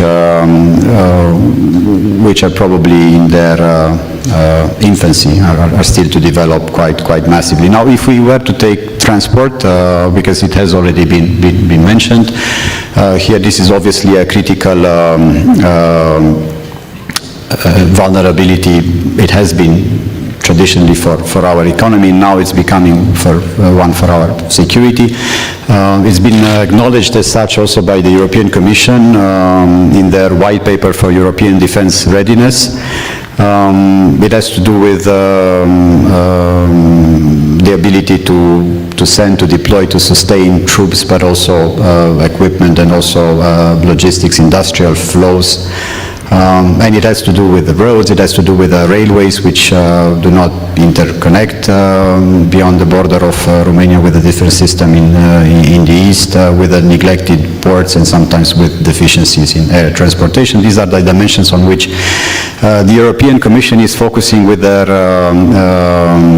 military mobility package 2025, which aims to create a mobility area a military mobility area in Europe by 2027, and this is meant to be some sort of military Schengen, which has at least two dimensions. One has to do with regulation, simplifying, removing obstacles which have to do with national laws and customs and various other regulations, and the other one has to do with the development of or the readiness of the dual-use transport infrastructure. And the EU has identified along all these dimensions, air, road, railways, and ports, various priorities. There are some 500 hotspot projects. Minister Miruță spoke about those that we have identified here, but I suppose this is part of a concerted effort at the European level, and they are being earmarked for urgent upgrading, sometimes talking about enlargement of tunnels or consolidation of bridges or reinforcement of road or railway infrastructure, port, airport, terminals, and so on. And yes, we are part of these priority corridors in the south and southeast, together with Bulgaria and Greece, and we stand to benefit from this very substantial funding, which is being made available by the EU at the level of almost 18 billion euros under the Connecting Europe facility, which will be available between 28 and 34 for this military mobility. I'd like to address the second dimension, which I think is, again, hugely relevant for both the economy and security, which is energy infrastructure. Defense industry and defense efforts are highly energy intensive.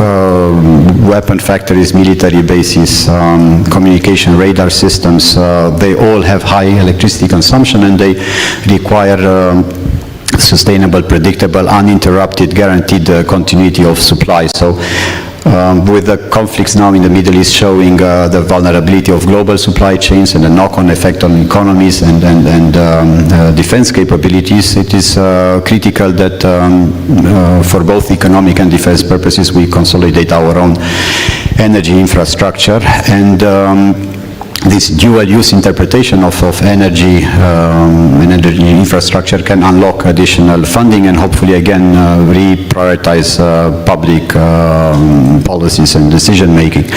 Obviously, significant investments have already taken place in the space of production of energy, which is very important. I will just briefly mention gas with the famous Neptune Deep project, which is essential for reducing our dependencies on export. It's very important strategically for Europe. Certainly a project that could have come about much earlier had it not been for political hesitations many years ago. It also led to the loss of withdrawal of a very important US company that could have been an anchor of our partnership both on economic and security grounds. We are talking about nuclear. Again, this is a project we are proud to support as Deloitte, new reactors in Chernavoda. We are talking about biofuel, and you may know that there are investments funded quite generously from EU funds into either building of capabilities or reconversion. There are some projects, again, that we've been very privileged to support for OMV Petrom in particular, to reconvert refineries to produce HVO and sustainable aviation fuel, and projects to produce hydrogen, and obviously there are the solar and wind capabilities that have developed very fast and very significantly in the country, with massive investments by both very large companies and medium-sized ones. And this is very important from a resilience and actually defense perspective, because this local and decentralized production of energy allows reduces dependencies on global supply chains, which can be severed quite easily. As we've seen, it makes us independent from hostile providers, and it also builds resilience in case of either physical or digital attacks against energy production facilities, because energy is now being produced in a decentralized manner in much more locations. Unfortunately, we lag behind investments in terms of connectivity and in terms of storage, and these are the bottlenecks of energy sufficiency or independence. There are certain large projects in storage. If we talk about battery storage, there are a couple of very large projects, Nova Power and Gas, Hydroelectrica. There's a very prominent local producer of batteries, Prime Batteries Technologies. But much more is needed in terms of help also from state and public funding, and there's been a lot of discussion recently about how Bulgaria is doing so much better than us in terms of coupling production with storage and being able to actually export due to that. There are some very impressive initiatives in terms of pump storage. There are two of them at least, very capital intensive and very complex technically. But the point I would like to emphasize is that state needs to emphasize... Your last point. I'm sorry? Your last point. My last point? Yeah, in this introduction.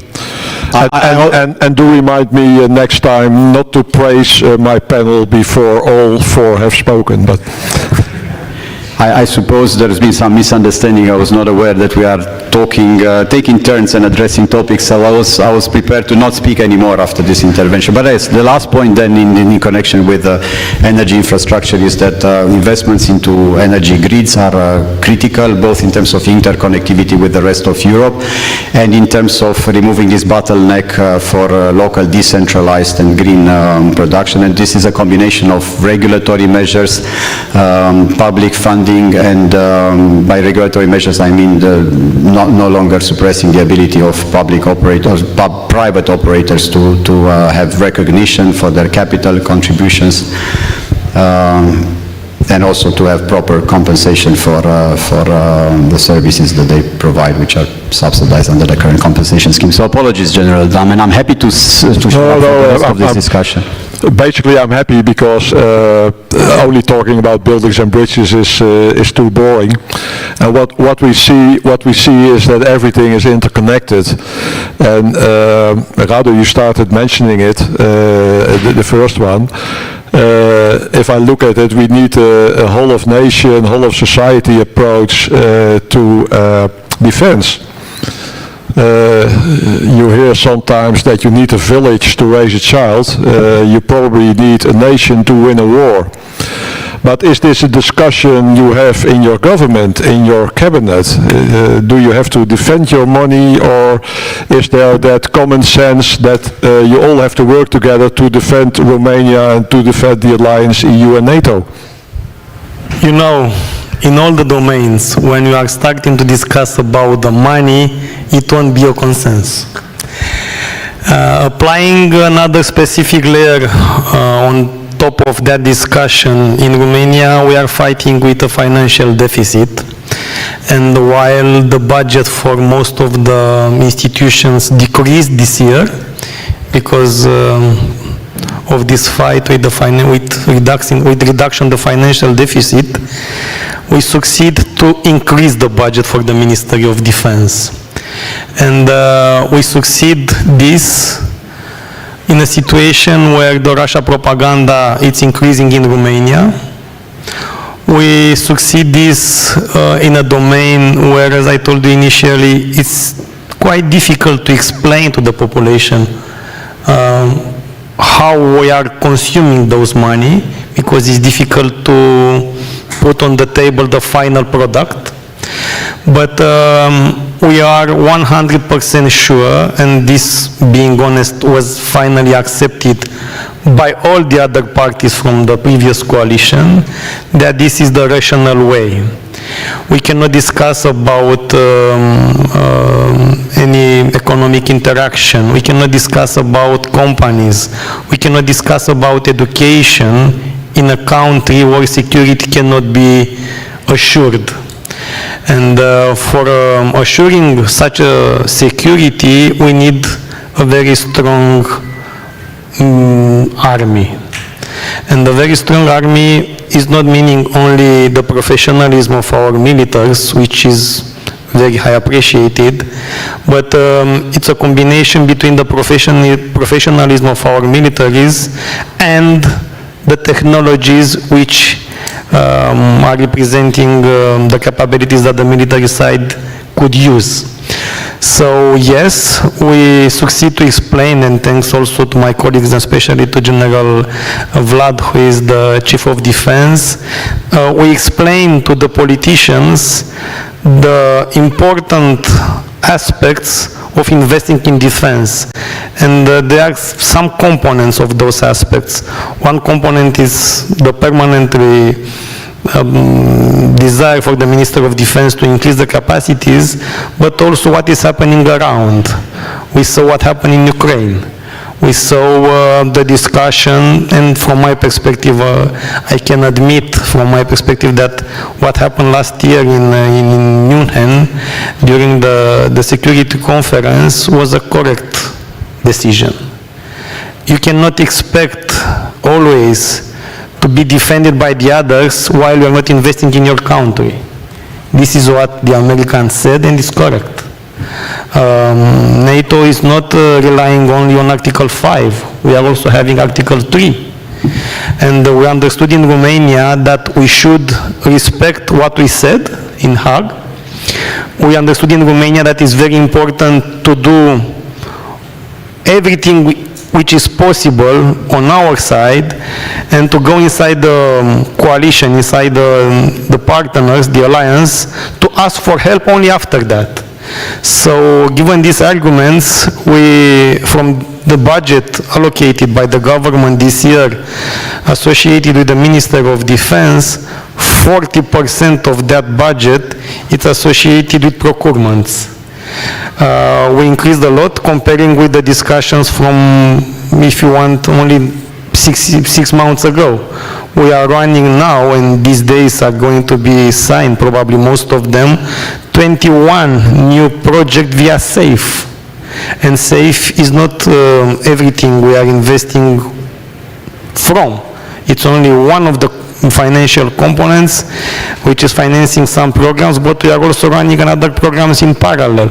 So investing in new capacities, it's one of our priority in this period in the Ministry of Defense. And not only investing in final products, we are interested to see in Romania some local companies being able to produce for the Defense Ministry. Because in case of a conflict, in case of something which is not desired, is not enough to have a contract. A contract is a paper. It's mandatory to have the capacity to produce the next day what you need. And this capacity will be obtained if in time you are investing in local companies. That doesn't matter if the companies are owned by the government or are private companies, but in the Ministry of Defense we are looking in different ways to support in the meantime the development of those companies for being there and to rely on them in case of something they could speed up the production. So it's not a difficult discussion in politics about money, but it's more difficult when you are combining the discussion around money with the discussion of spending money in defense. Because in defense there is another specific aspect. Some contracts for valid reasons could not be explained publicly. There are strategic reasons because of which we could not make publicly everything. And I was, before being in the Ministry of Defense, one of the politicians who permanently asked to make publicly everything, but I understood with strong arguments that for some components there are a lot of reasons because of which you cannot explain publicly. So if we are discussing money and if we are discussing about spending huge amount of money in a way which cannot be publicly explained, is more difficult. But it's something about which I'm 100% we should do. And I believe it goes further than only spending money. We were in the military mobility panel, and there was a naval officer who complained about the fact that he wasn't able to protect the oil platforms in the Black Sea because of legal reasons. He couldn't go further than 12 miles. And obviously he had to wait until these platforms were blown up as an act of war, and then he could react. So also something to work on. James, you have been... No, I just wanted to make a comment. When I was DSACR, you would work with allies to find military solutions to make armies stronger. And I think, since I left and I did the 5 years as a mentor and now do other things, you realise actually that God helps those who help themselves. And if you have a problem, you look at the solution, the best solution, and that may well be working with our armies, or it may be commercial. And I think this is still countercultural to many armies to bring in commercial solutions to many things. And I'm not just talking infrastructure. I am chairman of a firm who have teams on the ground helping allies with their joint fires, multi-domain integration, deep precision strike, with all that involves. The evidence shows that those armies will be as proficient twice as quickly as they would have been if they'd gone, down their own training route. So I just urge people to look at the end objective and get there as quickly as you can. And I don't think it needs to be expensive, it just needs to be clever. And maybe also other procurement systems. Vlad, are you happy with how procurement is going at this time? I hear a lot of complaints of companies in the Netherlands where they say, well, we would like to be involved in the planning process so we can also do our own company planning better. That's almost a rhetorical question, but I'm still giving it to you. Basically, I'm convinced actually we would need a separate conference for this topic, but we definitely should reach the conclusion that improvements can be made in terms of procurement, because as I said in my previous intervention, not anyone can be involved in defense industry capacity and defense infrastructure. And related to infrastructure, I want to emphasize this fact that in the NATO ecosystem of defense contractors, in which Leviathan Group is also a part of, there is a dedicated tier related to design and build construction companies which have for more than 50 years been involved in strategic infrastructure projects across Europe and have moved along the continent as NATO has expanded through each wave of enlargement. And this definitely showed that not every construction company or architecture are able to do design and build for military infrastructure. And moreover, the Eastern European companies, some of them, have learned from partnerships with companies who had such experience. So my point is that it would be a mistake to consider military infrastructure or critical infrastructure as a simple way of civil engineering and that's it. But what I would like to point out, and I saw this type of dialogue in the NATO ecosystem of defense contractors, is exactly what you have mentioned, General Dahmen. The planning process means a sense of predictability, which is of benefit towards all parties involved, the contractual authorities, meaning the local governments, and the private sector as well. For example, in Romania, we're used to tight deadlines in terms of acquisitions. European companies, Western European companies, or US-based companies, I saw that their expectancy is related to longer periods of analysis of procurements. So I can say that we are more adaptable to any given format of urgency and emergency. But considering the Black Sea and Balkans and the regional context in which we are, the whole hybrid context, we definitely need to have the assurance of being capable of delivering projects at the required speed with sovereign capabilities and always with an eye towards connectivity. This is a very important point I would like to emphasize. And I'll return shortly to a conclusion about the communication between the public and the private sectors. But the relation between critical infrastructure, dual use, and the whole regional context relates to connectivity in a broader sense. And this means taking into consideration the whole vicinity of the Black Sea, the regional partnerships of the whole eastern flank of NATO, and also another meaningful and interesting and worthwhile initiative, meaning the Free Seas Initiative, which has a very important component related to infrastructure, and Romania has promoted two projects linking the northern part of Europe, Transcarpathia and Rail to Sea, which definitely have a dual use perspective. But I would like to relate to basically the major event of today, which is the B9 summit.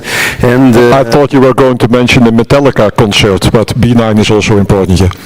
It's very important, B9, and I would I would want to make the connection between our forum here and the B9 initial meaning, because B9 in itself, and I'm saying this because we shouldn't forget the origin of the project, was born as a joint initiative of Poland and Romania. The first summit was held in Romania on November 4th, 2015, and it was a joint effort of the two important countries on the eastern flank, which assumed a leadership role, one Poland on the northern side, Romania on the southern part. So basically what we have today, meaning the third edition of the summit hosted by Romania, definitely gives us the broader perspective of how military mobility, infrastructure, and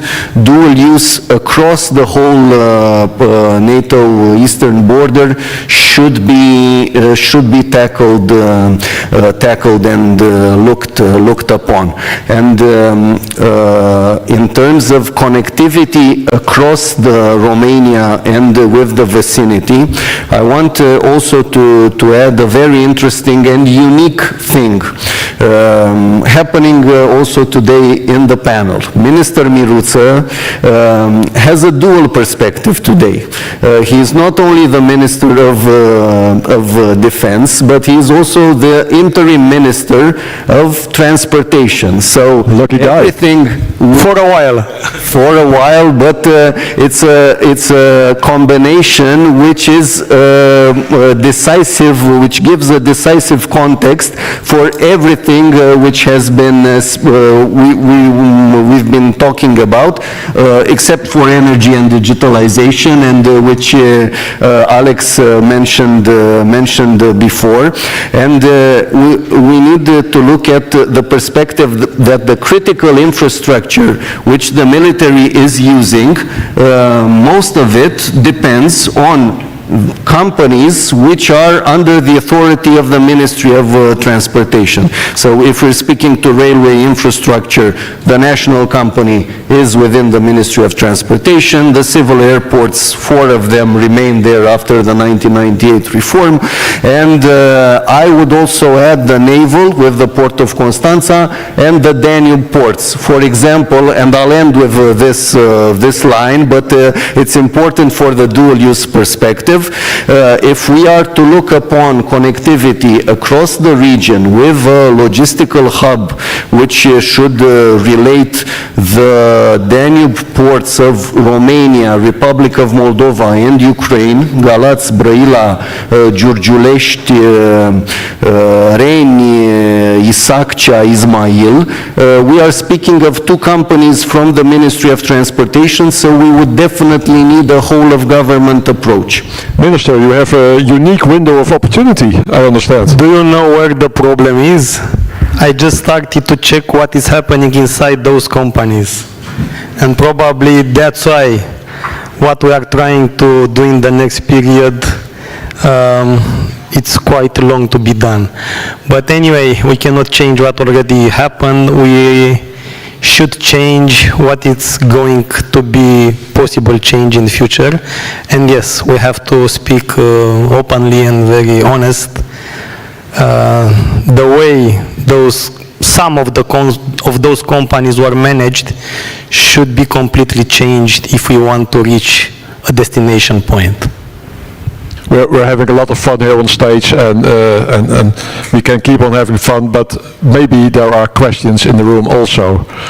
Whom may I give the floor?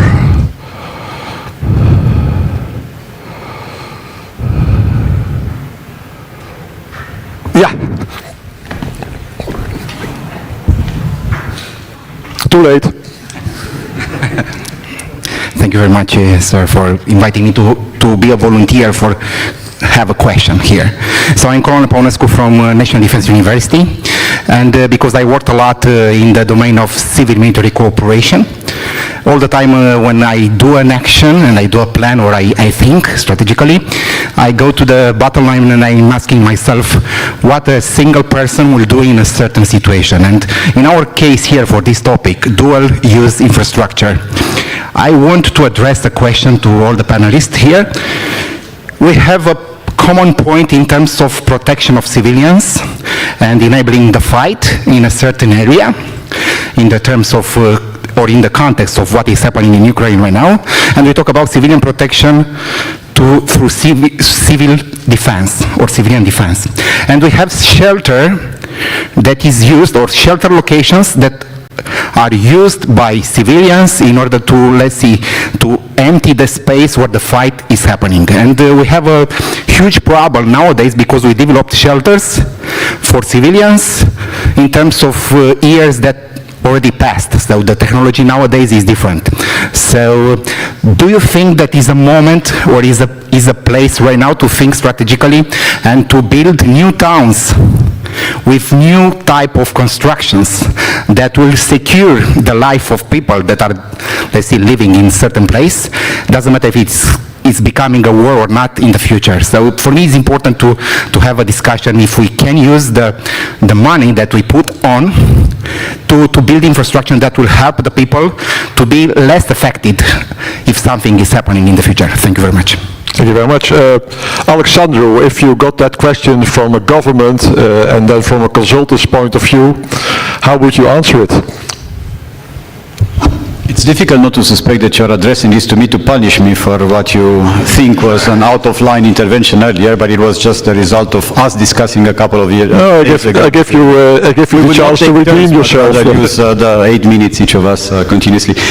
I honestly have no competence to answer this question. I could only answer it from a common sense perspective. There are conflicting priorities, there is limited funding available, and one will have to probably judge one urgency and impact against another, and I'm happy I'm not the one who has to prioritize military mobility, digital resilience, energy independence versus safety of the civilian population. These are difficult choices to make, and I'm not qualified to contribute. James? I think it's a very difficult question because these shelters are extremely expensive to build. If you look at London in World War II, we built 16 deep shelters because we found people in undergrounds were being killed. They're still there. Each houses 8,000 to 16,000 people. They cost a fortune and they were never used because by the time we finished building them, the war had finished. And I think probably that nations have higher priorities now than building those sort of shelters. And if you feel the fight is coming to a town, you need to move the people away. I would love to have that kind of zero-based budgeting, but it's never possible.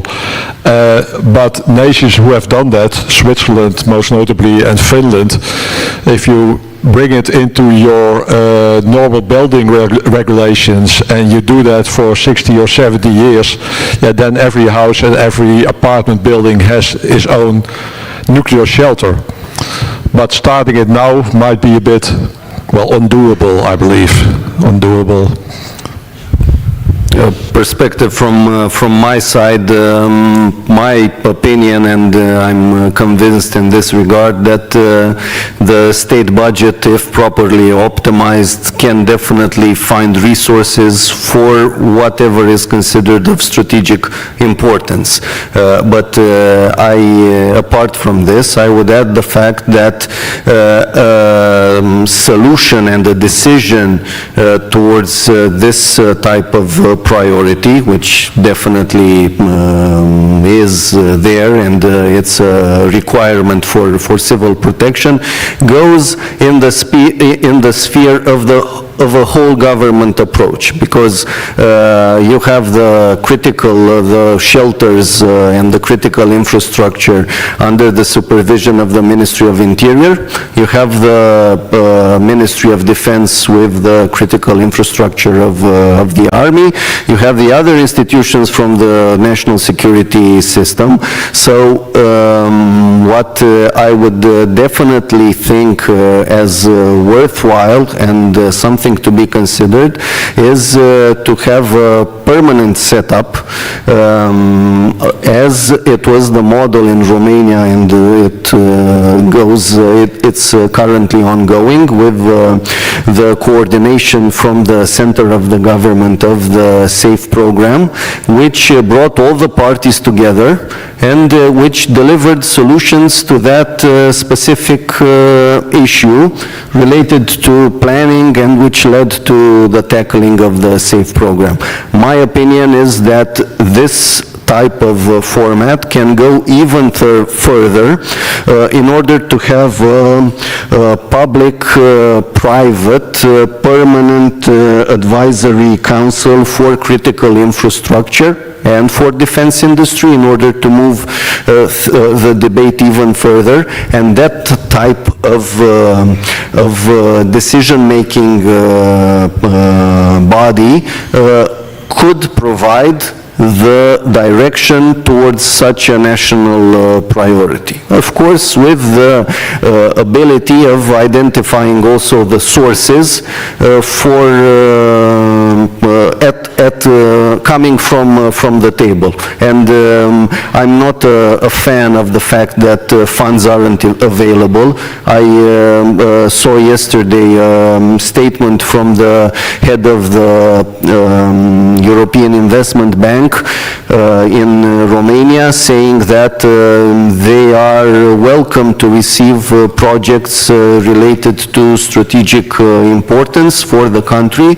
So what is required in the context is to have vision, will, and ability to action. Yeah, my wife is also never open to the argument that the funds are not available. So, Minister, you took your microphone. No, this is an example of discussion where we should take into account the risk versus the costs. Even on Titanic, there were not enough boats for all of the passengers. It will be a huge cost to construct shelters for all the population. I don't know even a country which is assuring protection, this kind of protection for every citizen. But in this kind of situations, we should take into account also some statistics. Maybe part of the risks could be eliminated by investing in defense, in capacities to defend. Maybe another way to think about is to support from the government part of the private buildings which are including such shelters. We are seeing a huge public parking space under the ground for different big buildings with underground parking places. So this could be a way to interact. On another way for critical things, the Minister of Defense is helping directly. I remember in 2023 when the first drone fell in Romania in the Danube Delta, a Minister of Defense started to construct such a shelter for the population over there. So the situation should be divided per different risks, and yes, for specific critical situations, this kind of shelter should be constructed. Additionally, we have in Romania some of them. They are not in the administration of the Minister of Defense, thanks God because of this. They are administrated by local mayors or other government responsible, but yes, a mapping of those places should be in place. I know it is. Some of them should be reconstructed, and additional one should be constructed as well. But for all the population, this is not scalable. Yeah, and to prevent that, we end this panel with the view of the Titanic and what happened to that ship. There's time for one more question, if there is one.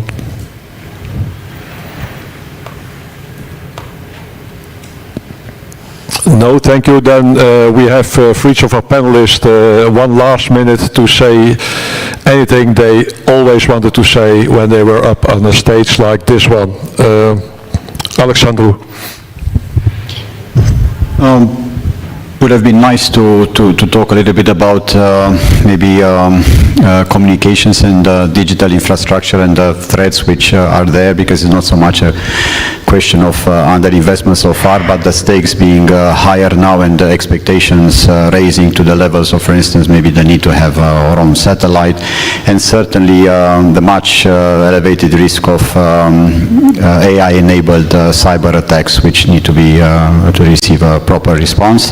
That would have been one topic, and the other topic, of course, is this cooperation between various actors, which is being orchestrated quite nicely now by various institutions, including NATO, for instance, and various EU agencies, and which enable both regulation or deregulation or creation of the proper legal framework and funding and alignment between various stakeholders. And we've seen more interest from public sector from the private sector in investments and joint ventures in this field. We are researching this at Deloitte, and we have various data which I don't have time now to show, but there's interest from private equity, from venture capital is increasing. There are more and more joint ventures taking place, so that there's a lot to be said about cooperation in this space. Thank you.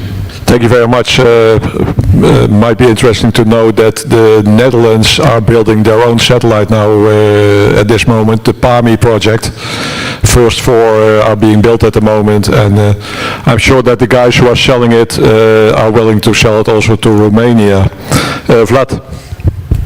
Yes, thank you. My final conclusion would be related to the emphasis on the permanent and stable dialogue and communication cooperation, which needs to be enacted, established, and put into action between the private sector and the public sector.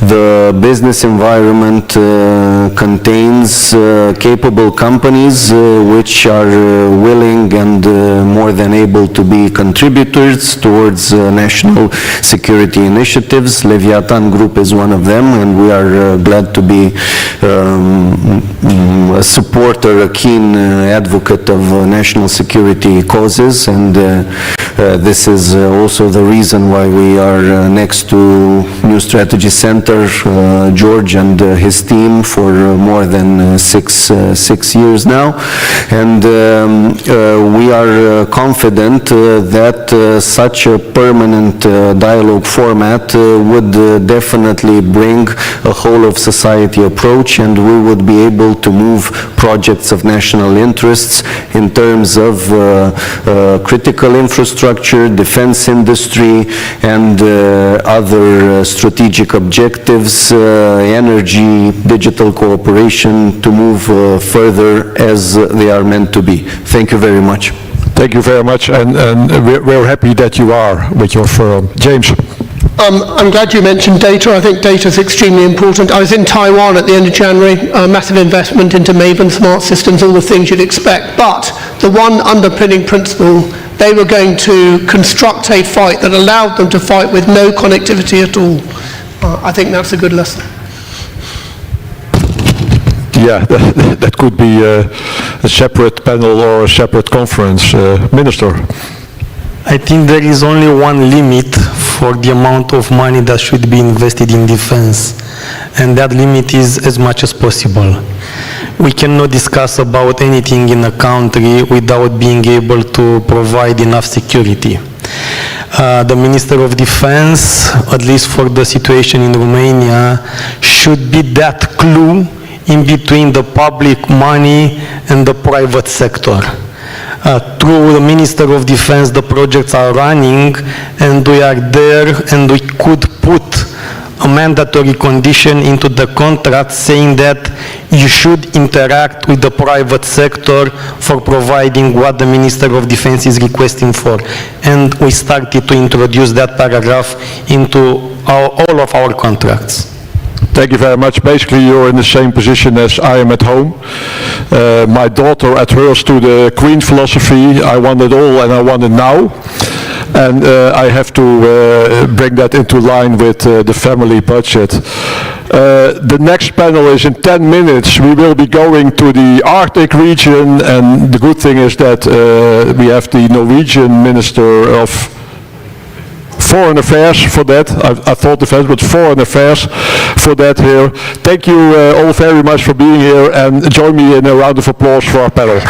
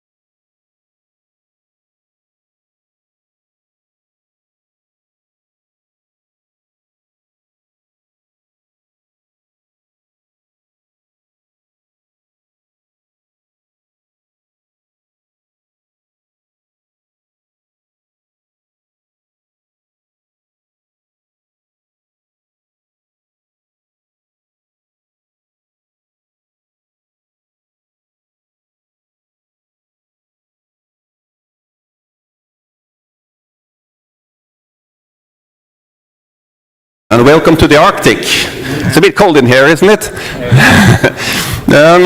It's a great pleasure that we have the Foreign Minister of Norway here, Espen Barth Eide, who is going to discuss the Arctic and Arctic security with us, which has come into the focus, of course, after Greenland, Donald Trump's attempt to take it over, so to speak, but it's been on the agenda also long before that, with climate change, with Russian warfare in Ukraine. Arctic has always been there and been discussed.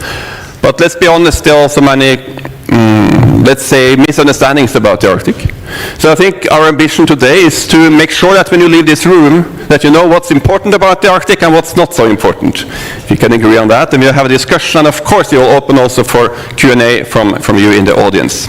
But Minister, I would like to start nonetheless on something else, because you're here for the B9 plus the Nordics meeting, which to me is a new format. So maybe you could say a little bit about why you're here, except being on this panel, why you are in Romania and what that meeting is. What does it mean?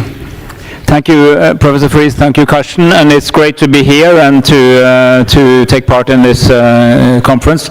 So I'm here because the B9, which are the Bucharest 9, those are, as you all well know, these are the countries that used to be either Warsaw Pact or Soviet Union states that are now in NATO.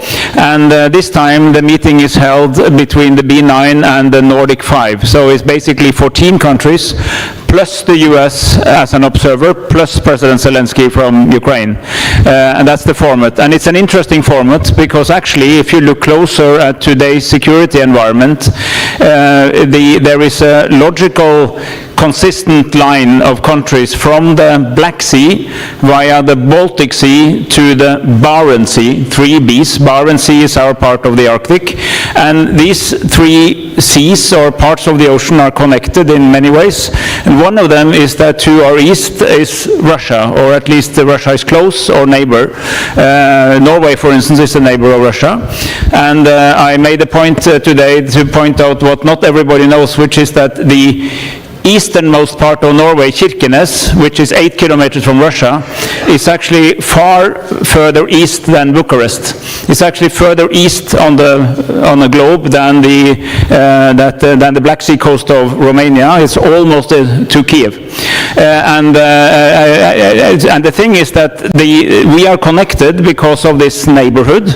We are connected because we are probably, I would say, among the countries in NATO that take classical security, classical defense most seriously, namely that we have to be able to fight the war and win and defend against an imperialistic neighbor, that understand that when we support Ukraine, of course it's solidarity with the proud fighting Ukrainian people, but it's also in our own self-interest. When we all work to enable Moldova's path westwards, it's also around security we talk about. I think there's an understanding here and in the Baltic states, and Poland and the Baltic states, and all the way up to the Nordics, that we should connect our security outlook. This is not in any way to replace NATO or EU. It's not an organization. It's not going to take alternative decisions, but it's a good arena to talk, among like-minded friends, how you have an open, honest conversation about the real security outlook that is confronting us. So that brings us together, and that's actually why I think the Arctic, which is the theme of this panel, is very relevant, even if we are closer to the Black Sea than the Arctic, because of this connection. If you're still not convinced, I will point out that if Russia wants to sail westwards, there are 3 routes. Either you go through the Black Sea and eventually through the Bosporus, but there's a lot of NATO there, or you go out via the Baltic Sea, which used to be almost a Warsaw Pact plus neutral countries sea, which is basically also becoming very much a NATO sea, or you go out through the Arctic high north. And it's important that we understand each other. What we have experienced in the Nordic-Baltic group, the 5 Nordics and the 3 Baltic states, is that by working ever closer together, we learn more, and we Nordics become more Baltic, and I would argue they become more Nordic because we are influencing each other. And together we have a higher understanding. And I think the idea now from the Romanian and Polish leadership presidency, so this is a Romanian-Polish initiative to have Bucharest 9, that they actually want to fulfill this line of the eastern flank, basically, of NATO, of the West, all the way from here and up to the Arctic, and then eventually you come to Norway. That is interesting, also in the light of the upcoming Ankara summit. Yeah. I must ask also, are we also discussing the future United States engagement in Europe? Oh yes, we did, and as I said, the U.S. Was a very able undersecretary from the State Department who was with us, and the U.S. was there as an observer, as they wanted to. They are not party to this, but it was good to have them.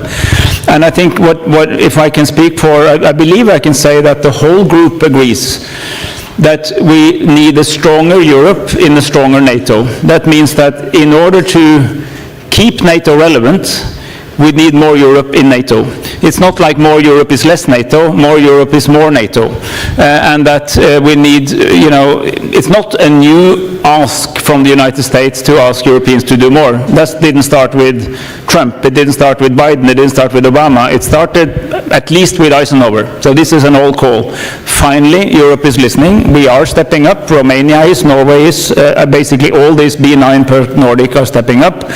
And what many of us then say is that more military spending is good, but Economy 101 tells you that if you increase the demand without increasing the supply, you don't get more defense, you just get more expensive defense. So that takes us also to the whole discussion about defense industry. And it also takes it into a discussion of prioritization, because when you reduce budget, I have been a defense minister before, so I've tried this in the real life. If you reduce the budget, you tend to prioritize quite well, because you try to keep what you really need. If you increase the budgets, it's harder to prioritize, because it's easier to say, let's just add the new and keep the old. But actually, it's even more important to prioritize, to make sure that you buy the new stuff, plan for the new wars, not the old wars. It's not necessarily true that if you used to have a tank, you need a new tank. Maybe you need something else. And this conversation also has to be a part of this conversation in Ankara. And I say all of this because a successful outcome in Ankara is a meeting where President Trump experiences that he has been listened to, that Europe does more, but also that makes Europe a more interesting partner, because it's good for the US to have a Europe that does more, and that will keep the US in, at least as the ultimate guarantor for security. Right, thank you. Now, one more question before we go to the Arctic. And the cooperation between NUPI, my institute, and the New Strategy Center, since it started, was about comparing the Black Sea with the High North. Yes. And let's be frank, Norway and Romania hasn't historically had very close ties. So, can you just... The Vikings were here. Yeah, we're everywhere. But could you say a few words about the bilateral relationship between Romania and Norway before we again go to the Arctic? I mean, it wasn't so close before 1989 for obvious reasons, but it has actually grown quite significantly since, and I would say now we are probably at the best level. We have excellent political relations to Romania. We have a close defense partnership. Romania is buying NSM missiles. They have inherited our very good old F-16s, so we bought their old F-16s, and the delivery is largely done now.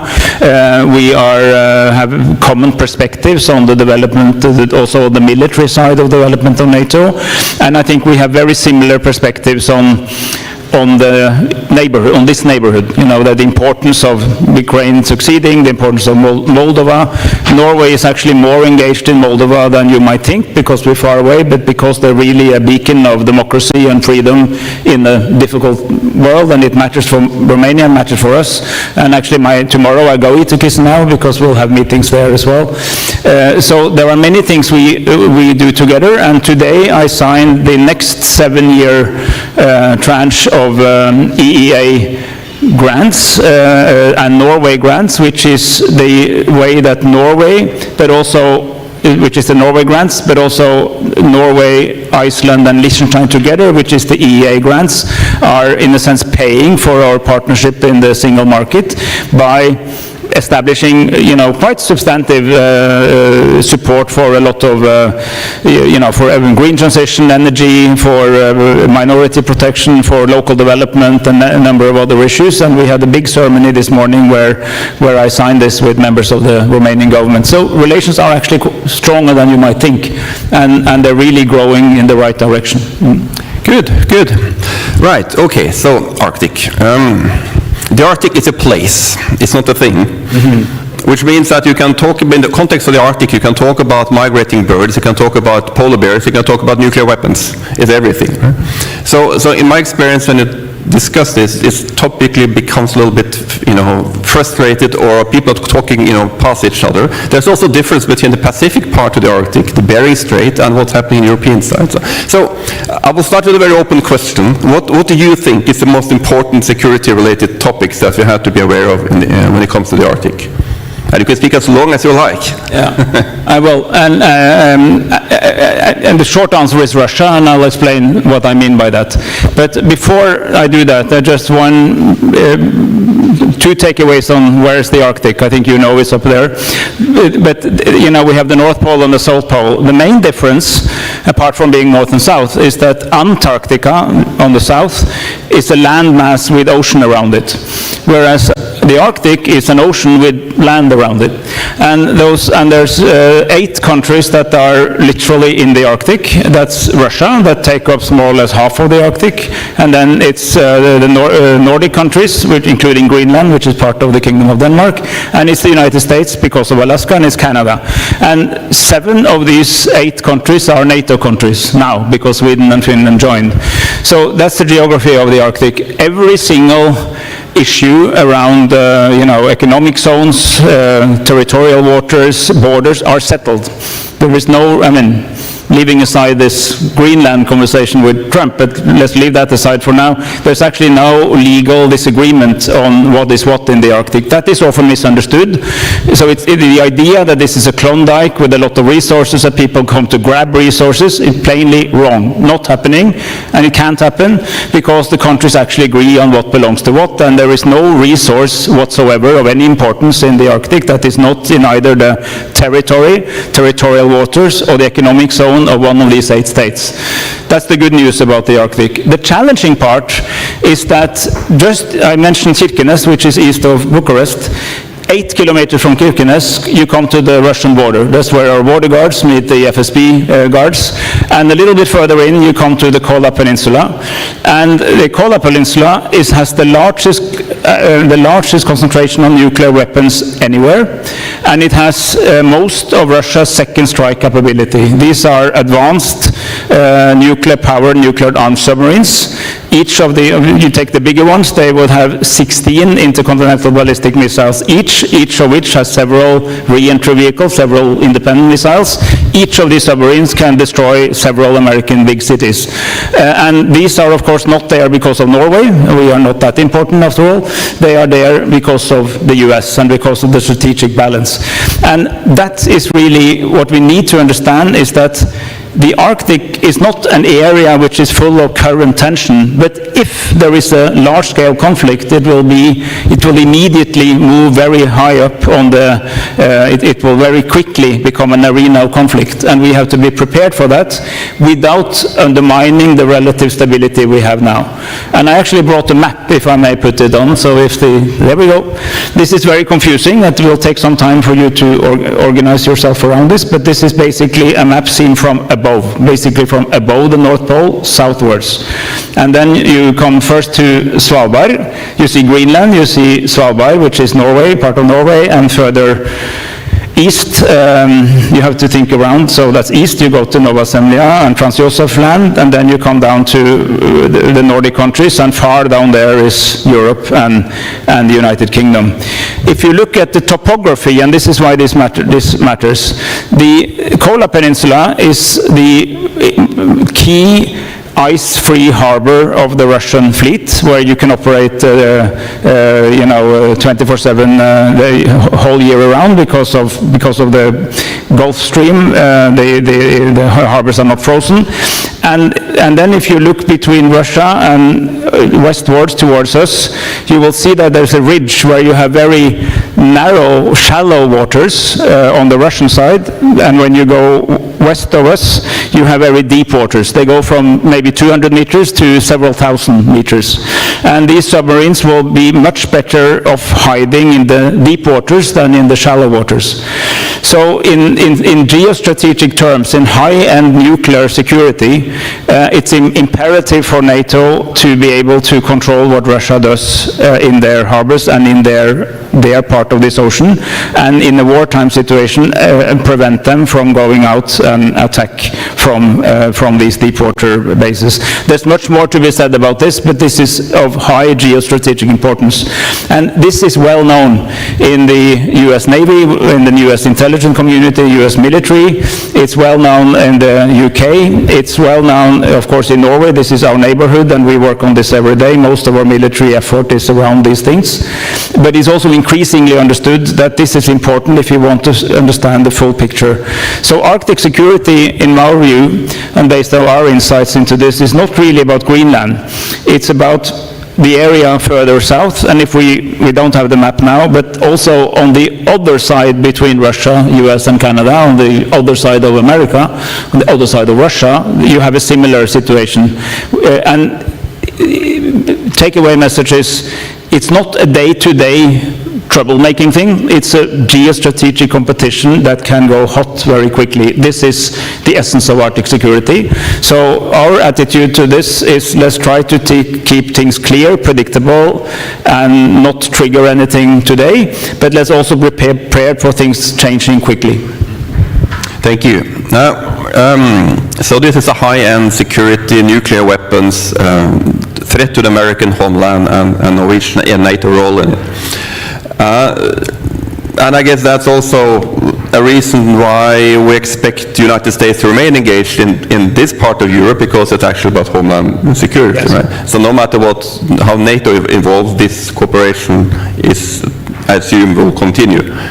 Yeah, this is actually, I believe, and Mark Rutte, who was also here, actually agrees with this. He uses the same argument. The easiest explanation of why America needs NATO, one of the easiest, is exactly this. Because this, of course, is homeland security. If you can't control this area, you're in deep trouble.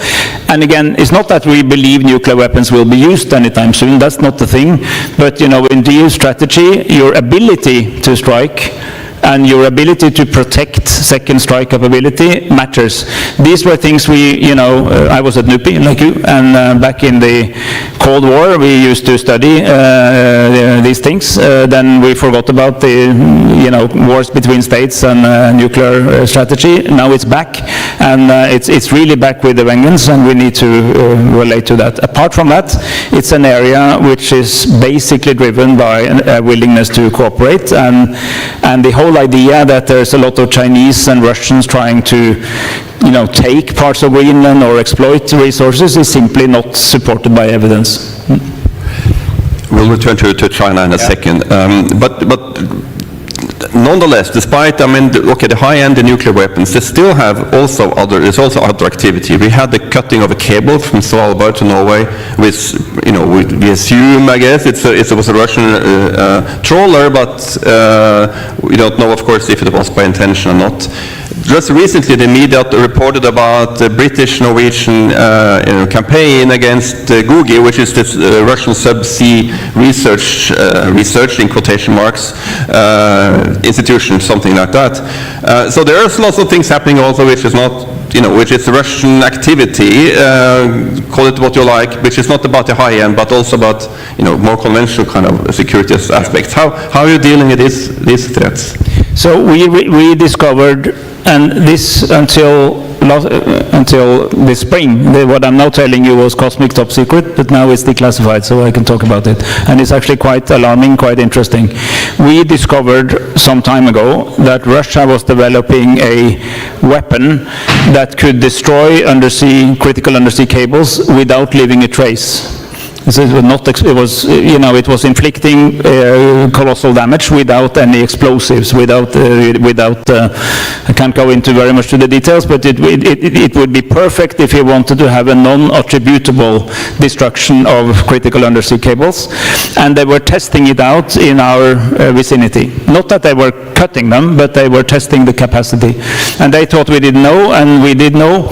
And at some point we actually agreed that now we will go after them, and we will follow these submarines. We will ping them, as they call, where you send sonar signals, so they very much are aware that they're being traced. We demonstrated, we raised it in Moscow, told them we know exactly what you're doing, here's the technology, we found it, we discovered it, we intercepted things, and this was a very well coordinated and good kept secret between the US, UK and Norway.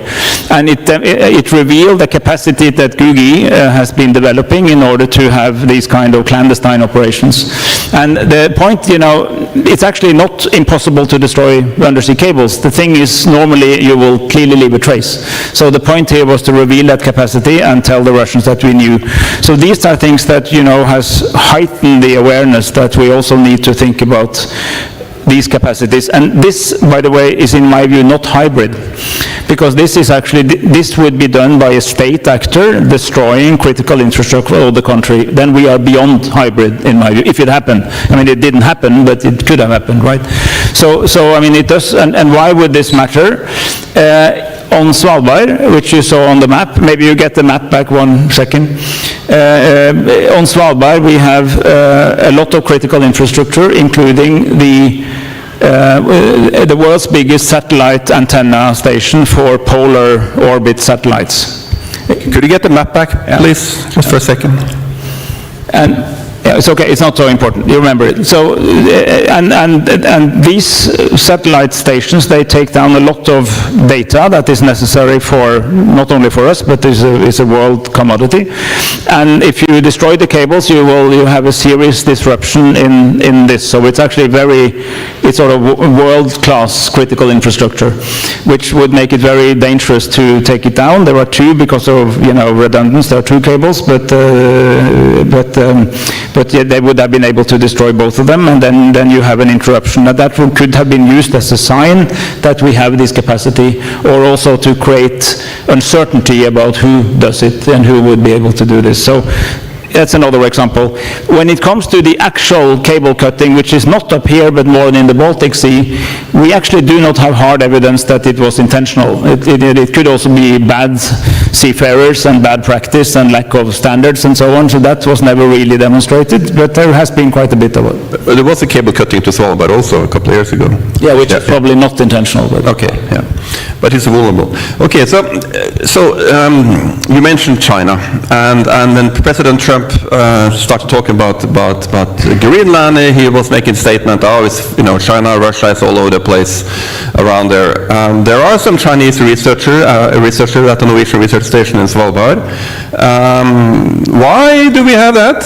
Why, and what else? What's the status in your view when it comes to China's engagement in the Arctic? So there is simply not very much Chinese engagement in the Arctic. There are some in the Russian Arctic, which is agreed with Russia, and then you're absolutely correct that there are Chinese. There's a house in the Norwegian-owned and Norwegian-run research station in Svalbard, where we have a group of Chinese researchers. They are there. They are perfectly entitled to be there according to the Svalbard Treaty. All countries, this is Norwegian territory, but the Svalbard Treaty gives certain rights for all the signatories to be present and do certain activities, as long as they follow Norwegian laws and report to us and so on, and they do. So yes, there's some activity, and there's been some questions about that, but my view is that it's much better China will be interested in the Arctic anyway. China is a superpower, so they're interested in everything. With 1.4 billion Chinese, there will be always something interested in any subject. So, China's not going to lose interest in the Arctic because we tell them to. It's much better that we then have them, with our researchers in the place that we allocated to them under the agreement, that they, for instance, would develop something with the Russians somewhere else in Svalbard, because there's also a Russian dwelling, small city in Svalbard, which again is in accordance with the Svalbard Treaty. So we try to manage that, and again, it's something we obviously watch, and we should watch, but I think the Russian activities in this area are significantly more important and interesting than the Chinese. Okay, so now we have to move to the right, lower right corner of the map there, Greenland. As you said, there's no disputes of territory in the Arctic until Donald Trump started raising this issue about Greenland. Can you talk us through a little bit? How was the reaction in Norway? How did the Nordics work together? How should we deal with this in the it's probably not entirely over. Or what is the status right now? So it's actually something Trump rose earlier also, that he was interested in buying Greenland, and then Mette Frederiksen, the Prime Minister of Greenland, quite logically said that we're not selling land. That's something people did 100 years ago, but we're not in that business. We're open for business, but not for sale, was that? Open for business, but not for selling territory. And I think this came out of the fact that there's been over a long time, Greenland is an partly autonomous area inside the Kingdom of Denmark. So the Kingdom of Denmark is what most people think of as Denmark, plus the Faroe Islands and Greenland. The three together is the kingdom. So if you say the Kingdom of Denmark, you speak about the three. And this is something we practiced very much these last years. And there was a perception that Greenland was on its way to full independence. And then some people in Washington started, this is pre-Trump, started saying, what happens if they become independent? Will they be easy prey for Russia and China? Should we prevent that? And so on. And out of that, which is not unfair question, but it was based on a misunderstanding that they actually would become completely independent, which they are, it's much more likely that they will increase the degree of autonomy inside the Kingdom of Denmark. And particularly now, after all this debacle, this is what the Greenlandic government is making clear. But that led to Donald Trump saying, I want Greenland, and almost being annoyed by Denmark and then Europe not saying, you can have it. And this became a very delicate operation. I was it had a peak in January during the World Economic Forum in Davos, where Trump came. And the three most significant days in Davos is always Tuesday, Wednesday, and Thursday. And on Tuesday, everybody spoke about this. What is Trump going to say about Greenland? And I was actually on a panel on Ukraine with a lot of excellent Ukrainians, and we were supposed to speak about Ukraine. Even in that panel, everybody spoke about Greenland. We said, hey, there's a real war with real Russians, and there's an imaginary problem. Why couldn't we speak about the real problem? And then he came, and basically he stepped down and said he would not use military force. And people took a sigh of relief. I would say that's actually, the second reflection was, is it really true that we're coming with a sigh of relief because a NATO country is not attacking another NATO country? And then later he also stepped back on some customs or tariff challenges towards the 8 countries that most clearly had supported, well, everybody supported Denmark, but 8 countries had sent some troops, not to defend Greenland against America, but to show that we took security of Greenland seriously. So that was diffused, and then the Greenlandic and the Danish foreign ministers went jointly to Washington to have a meeting with Marco Rubio. When they landed, they heard the meeting was actually now with Vance, Vice President Vance. They had a meeting, and it went much better than they had thought, and then they agreed to set up a committee. And now there's a committee. And that's sometimes very good, because it's a good way to channel things into the longer term, is that to have a committee to discuss these things. But I think the reason it was diffused is that Europe and Canada, basically all allies, different levels of volume, but everybody basically said that no, you can't take the territory of another NATO state. But we are interested in working on Arctic security. So we're welcome to raise the question of Arctic security. And in NATO, we have something called Arctic 7, which is obviously the 7 Arctic countries that are in NATO. And we actually now meet to discuss what is really the challenges within Arctic security, including what I showed you on this map. So we're trying to, say, no, there will be no change in borders. This is exactly why do we support Ukraine? Because we don't think that Russia is entitled to take land, so we can't do this in NATO. But yes, we will discuss Arctic security, and we will listen to each other, and we'll have process. And out of that came Arctic Sentry, which is a little bit like Eastern Sentry or Baltic Sentry, which is demonstrating that NATO takes the security of our collective area. We increased the emphasis on Arctic security as a NATO thing. That was also, there's a military argument for that, but there's also a political argument for doing that, so it gave an off-ramp, in a sense, to President Trump. All right, so there's a committee discussing this. I don't know, we have reached any conclusions, or are they just buying time, and how does that impact Arctic 7 discussions? What I want to try to figure out to what extent this, sensitive political questions kind of filter into the A7, for instance, in NATO discussions. How difficult is it for US and Denmark to work together? Can they pretend this hasn't happened and continue on operational level as before, or is it contaminating the atmosphere a little bit?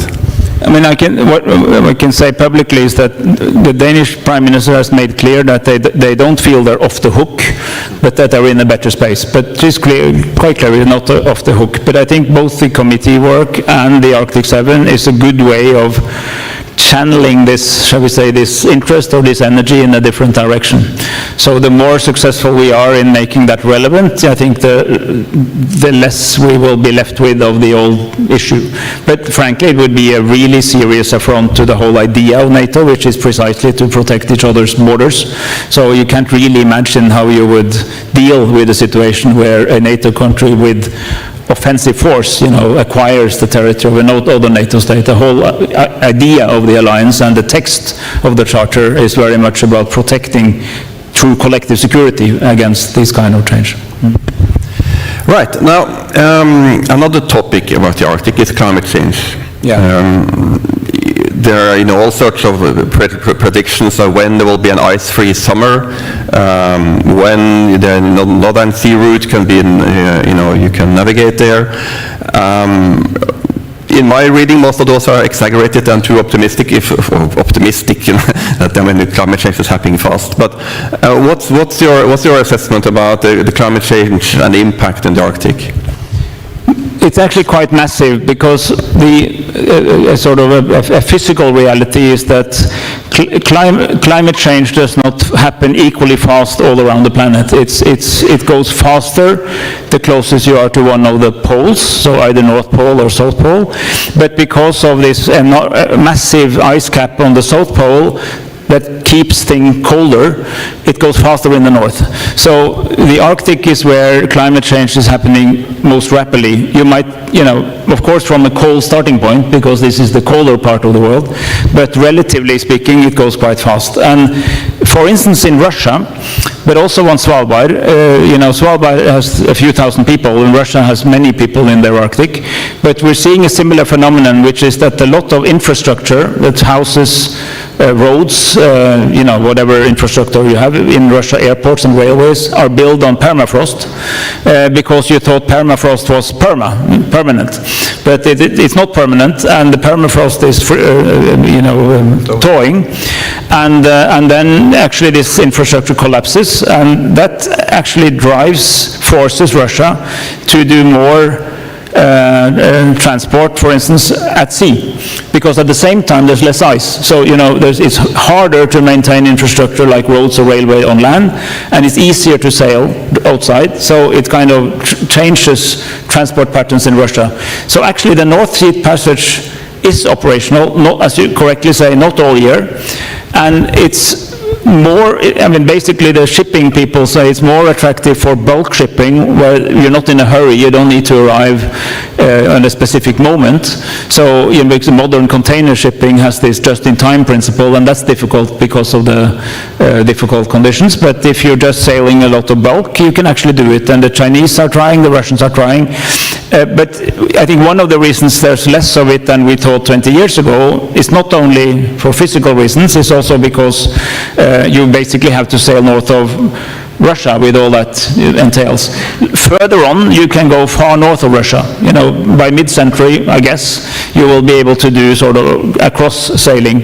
And I think an important, why I show you this map is that the Arctic is an ocean, full stop. The thing is that much of that ocean was frozen, so we rather saw it as the Ultima Thule, at the end of the world ended there, and then it, in a sense, began on the other side. But because the ice cap is melting and the ice is moving west, so there's more ice in Canada, less ice on our side, that actually also means that new opportunities, but also new challenges arise. Opportunities, you can exploit resources further north. Challenges, you have you know, changing in the marine environment, which then can influence fish stocks and so on. Yeah, and on the... So I said, you know, we have this annual Arctic Frontiers Conference in Norway, which you also attend, and this year I opened it by saying that the Arctic is getting hotter in a double sense. It's getting hotter for climate change, but also hotter because of geopolitics, and this was in the middle of the Greenland thing. And the two cannot be seen in complete isolation. They are actually connected, because the opening of the Arctic due to climate change also increases the security interest in the Arctic. Exactly. Now, when it comes to Northern Sea route, I looked at the statistics from the last year, and you know, it was a record number of ships going through, but it goes from Yamal, from northern Russia to China with oil, basically. It's one-way traffic, and then go back again empty, and go. So that's the traffic, except one. It's a lot of destination traffic, which means it doesn't pass throughout. It goes to somewhere inside that. But there was one ship from China to the UK with containers that passed through the entire 2025. So it's not. I'm just, you know, those who think that when you had what's happening in the Middle East, you know, why don't you sail there? Well, it's apparently not easy. It's a short season, and it's still too expensive, too dangerous. And as you say, Russia is you have to kind of do it on Russians. One of the countries that became observer to the Arctic Council is Singapore. Mm-hmm. If you've been to Singapore, it's not very Arctic. It's 1 degree north, so it's on the right side of the equator. But the reason they were interested is that they are massively interested in the future of shipping, obviously. And, you know, what they see is that if this really becomes an opportunity, it reduces the sailing time between East Asia, let's say Yokohama, and say Rotterdam, with 40%. And there's no Suez Canal, there's no Red Sea, there's no Panama Canal. You know, there's a lot of things you avoid, but then again, there's a lot of other things you get. So, you know, it's a kind of a geoeconomic shift if that actually becomes real.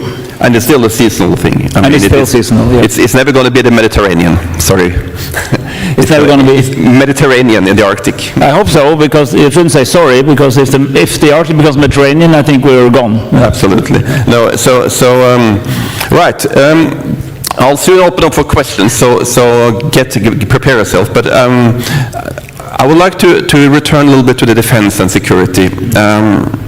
You say Norway keeps an eye on the Russian submarines and all that. But as many eyes, actually. Yeah. Yes, exactly. But I mean, since the NATO enlargement with Sweden and Finland, but also in general, since we got the new defense plans for the Northwest, Norway has traditionally had this kind of, let's say balanced deterrence approach, a bit careful approach, which is unique in NATO, I think. We kind of showed kind of restraint, which is unique and unheard of even in Finland and in Baltic states.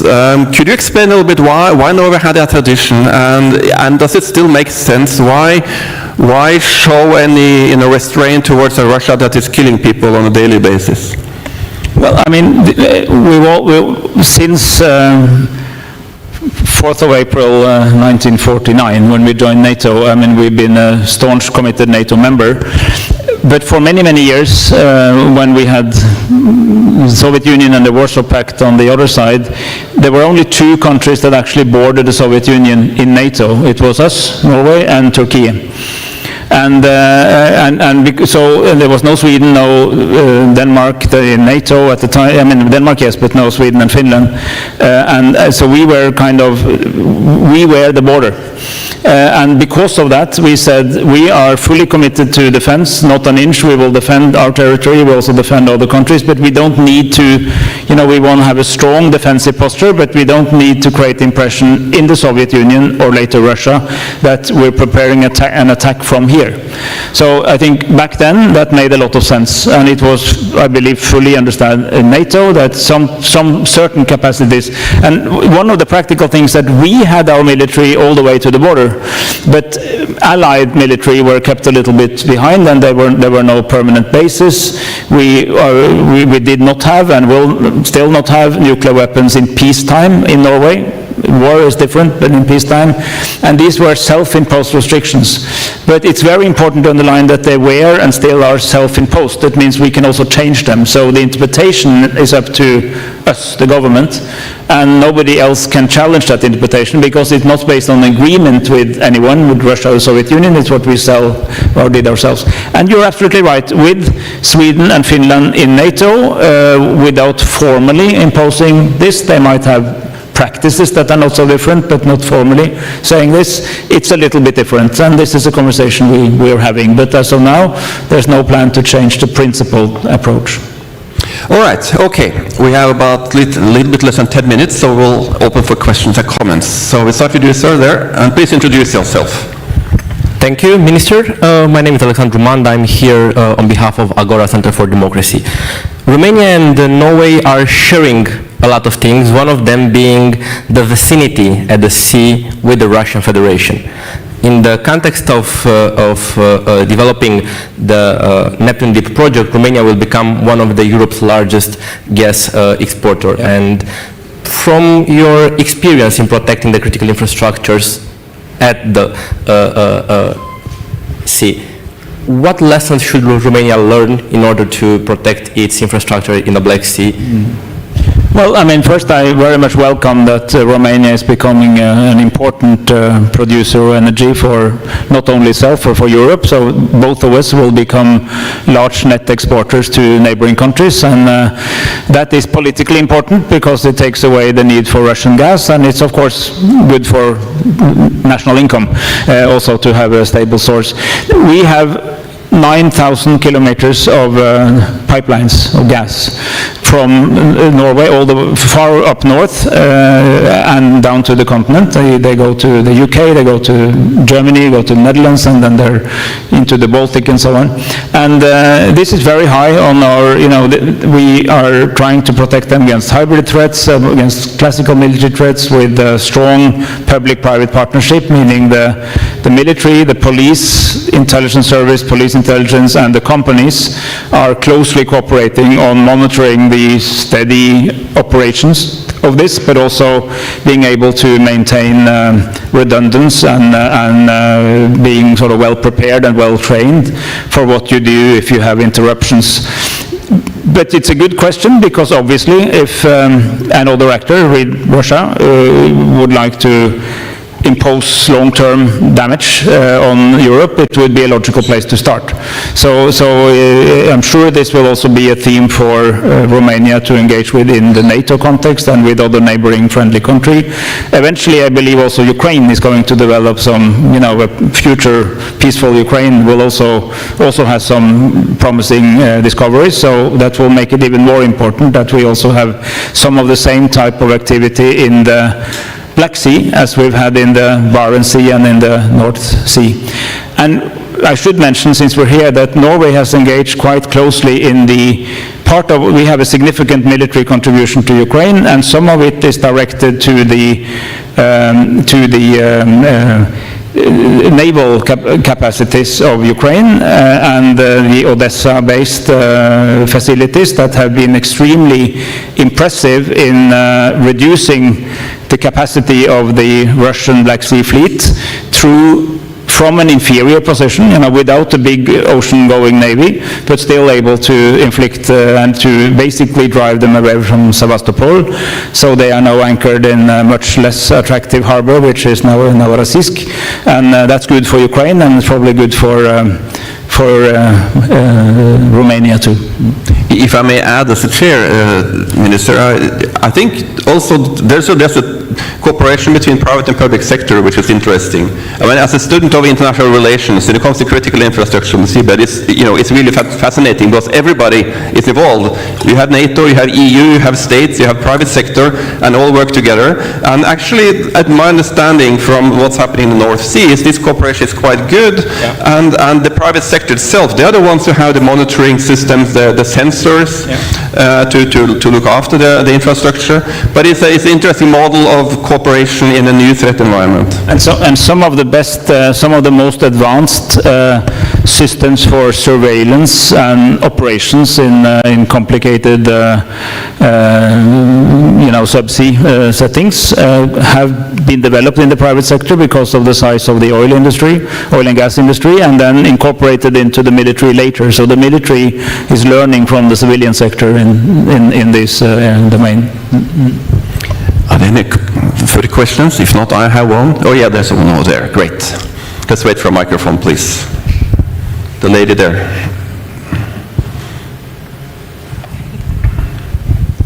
Thank you very much for this fascinating conversation. My name is Alisa Vogt. I work for Körber Foundation in Berlin. We're actually planning to take a group of foreign and security policy experts to the region later this year, so this was a very helpful conversation. I would like to ask you to elaborate maybe a bit on the role of the Arctic Council these days. I found it very interesting that you elaborated on sort of what this spotlight on the region, sort of what the good and bad consequences were, and I would find it interesting to hear what you think and maybe what is your hope where the Arctic Council, the working groups, can really make a difference in the future. Thank you. Thank you, because having a panel without talking about Arctic Council, it's a bit embarrassing, so thanks for that. I forgot to ask. Thank you, and it's great that Körber Stiftung is coming up to, and we really need to spread the word of what's happening and what's not happening. The Arctic Council is still there. It's alive. I was the chair until last year, and now the Kingdom of Denmark took over, and very smartly there was the Greenlandic Minister of Foreign Affairs that took it over, but on behalf of Denmark, so it's a good symbol in these days. And it has the actual Arctic, the same 8 Arctic countries, including Russia, as members. We were actually able to continue normal activities, including political level meetings, all the way until the full-scale invasion of Ukraine. So, after Crimea, it was not that we didn't think about it, whether that was right or not, but there was an agreement, let's try. There are so many important things to discuss and to deconflict and to avoid, and things we can do together on the softer side of, not security, but on climate and people and, local communities and so on, that we continue to work more or less normal. And then with the full-scale invasion, it was impossible to have political meetings with Russia. Then, it froze for a while, but it was not cancelled. And then eventually we agreed to restart working groups, which means that everything that has already been decided can continue to work. So initiatives that were taken continue. But we cannot make new political decisions. We cannot go into new areas of cooperation, but we're in a maintenance mode. But we think it's the right thing to do, to be in this maintenance mode, to keep it alive, because there is actually a need for all the countries surrounding this ocean to maintain a place to discuss common challenges. So this is agreed between all the 8 that let's keep it this way and then see what happens in the future if you can go back to something more normal. But that has also opened the space for you know, again, the softer thing, you know, youth forum cooperation, Sami and Inuit and other indigenous communities cooperation, trying to keep those things that are not very provocative in a geopolitical sense alive as we move forward. And what's interesting is that I mentioned Singapore, but you have, you know, the EU, a lot of EU countries, Germany, of course, many countries are observers. Also China, India, Singapore, South Korea, Japan, and there's a whole list of countries who want to become observers. And we cannot say yes, because then we'd need a political meeting, but we have the list, so it's ready for later.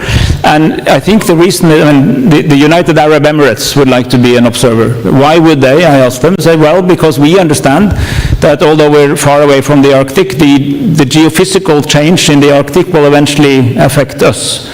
Because the Arctic is also, it's kind of the world's refrigerator, so all the sort of the main currents circle around to be frozen down and then go down again, and if these currents are weakened or ends, it's massively dramatic for the globe. So to understand the intersection between climate change, ocean opportunities and challenges, what to do with indigenous peoples, there are many up there, you know, remains relevant. So I'm happy that we're able to keep it alive, and I hope for a better future.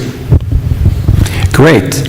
I promised at the start that you should, leaving this room, know, you know what's important and what's not important about the Arctic. I think the Foreign Minister has offered you that, and if you didn't take notes, it's your problem, because I think we got all the answers. Thank you so much for sharing your reflections with you. Let's give him a hand.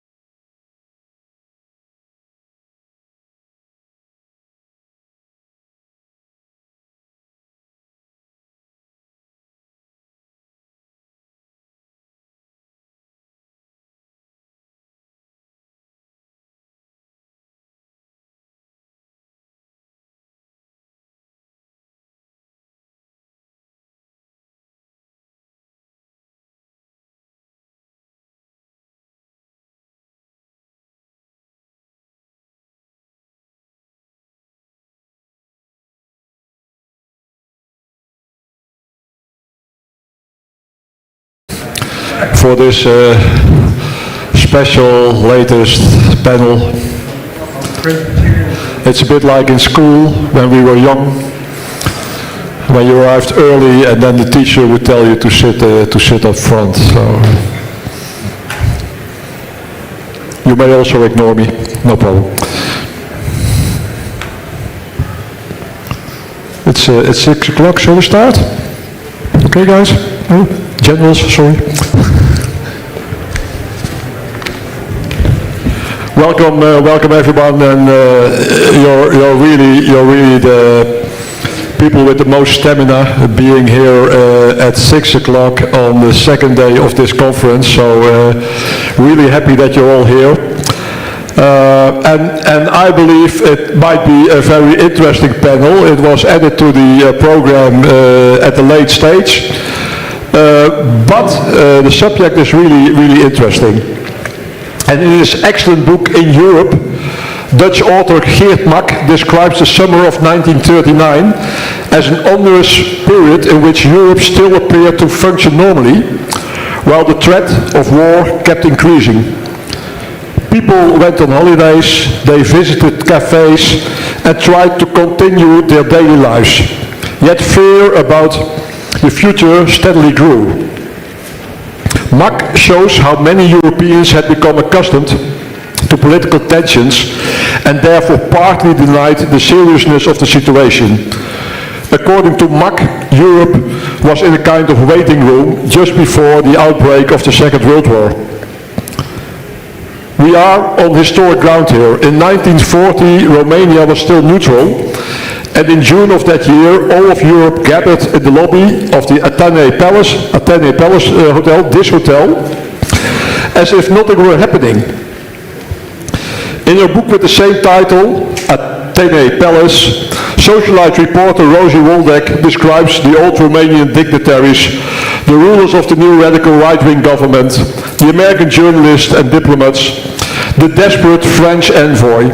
She stayed here for 7 months and published her book in 1942. Elegantly bored British had their own table here. The young Romanian aristocracy sat at the bar. There were tables for whispering Wehrmacht officers, industrialists, bank directors, while another German table was reserved for Nazis and loud, flamboyant women. Geert obviously didn't want to use the word hookers. There was nothing of tension or excitement in them, nothing to indicate that they stayed up all night staring at their maps and plotting. In 1940, the summer of 1939 lingered on. History doesn't repeat itself, but it often rhymes.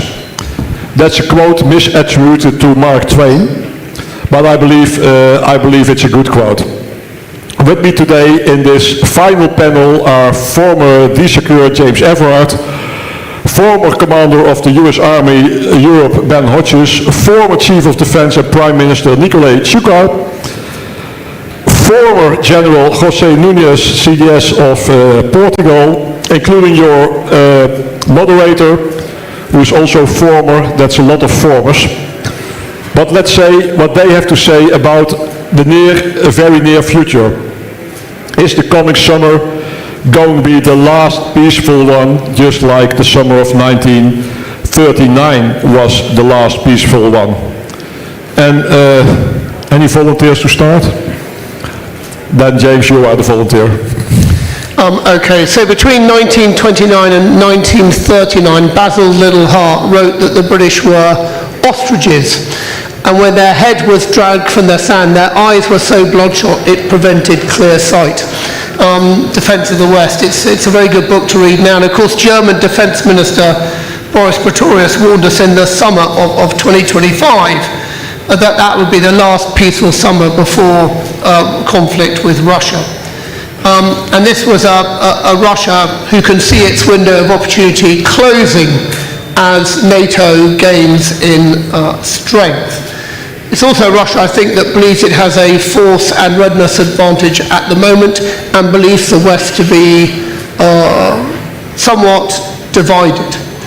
So I think Pistorius' intent at the time was to shock allies from its complacency. And I think he was right, because Russia is not a crisis that is going to pass. Hence the importance of our support to Ukraine. And of course, this at a time when the US is insisting that Europe stands up and provides for its own conventional defence. And as I think we've discussed in this conference, Europe is not ready. And if we don't make ourselves ready, I think it's going to be the start of a very long European winter. We know our leaders have endorsed, I think, very good plans. The concept for deterrence and defence of Euro-Atlantic area, the family of plans that underpin it, I think is good. It tells us what we need to do. It tells us how to do it across the domains of warfare and in key geographical areas.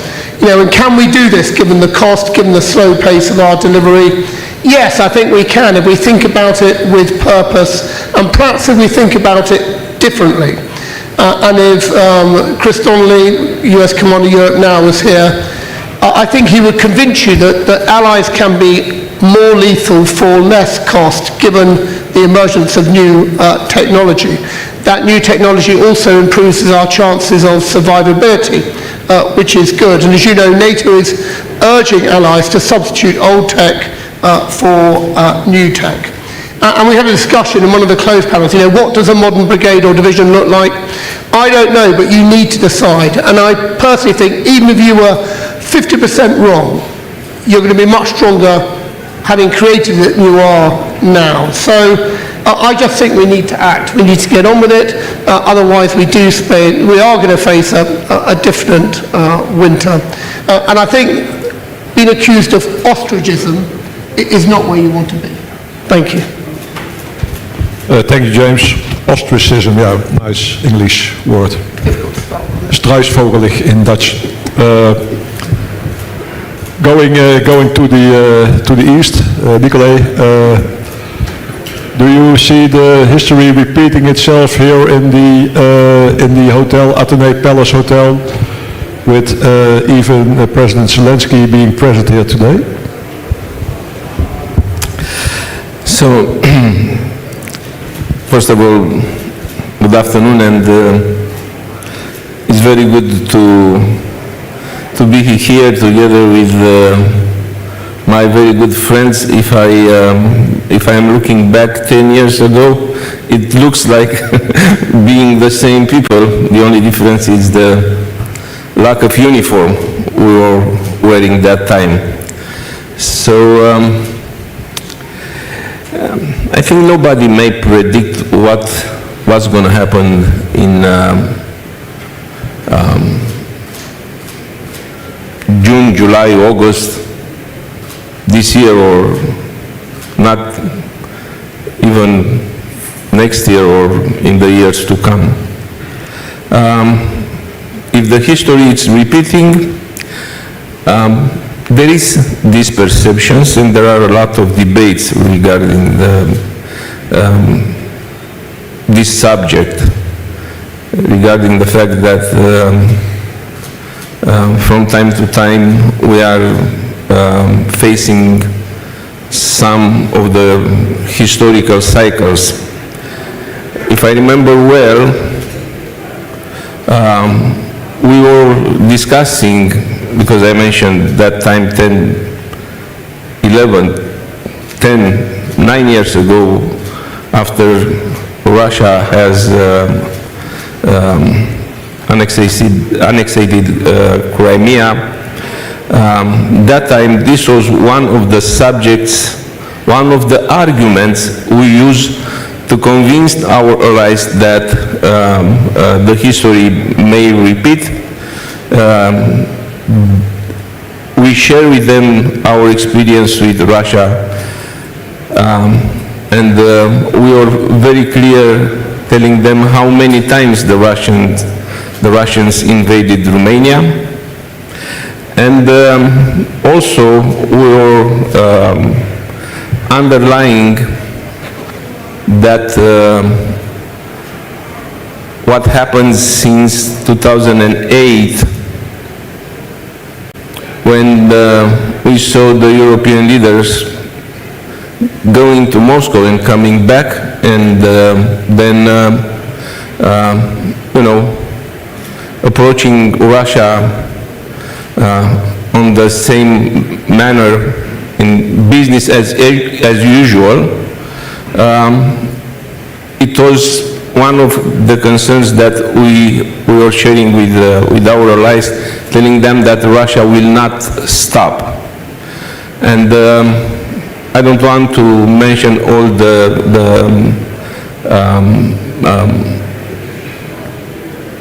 events, as I said, 2008, 2014, 2015.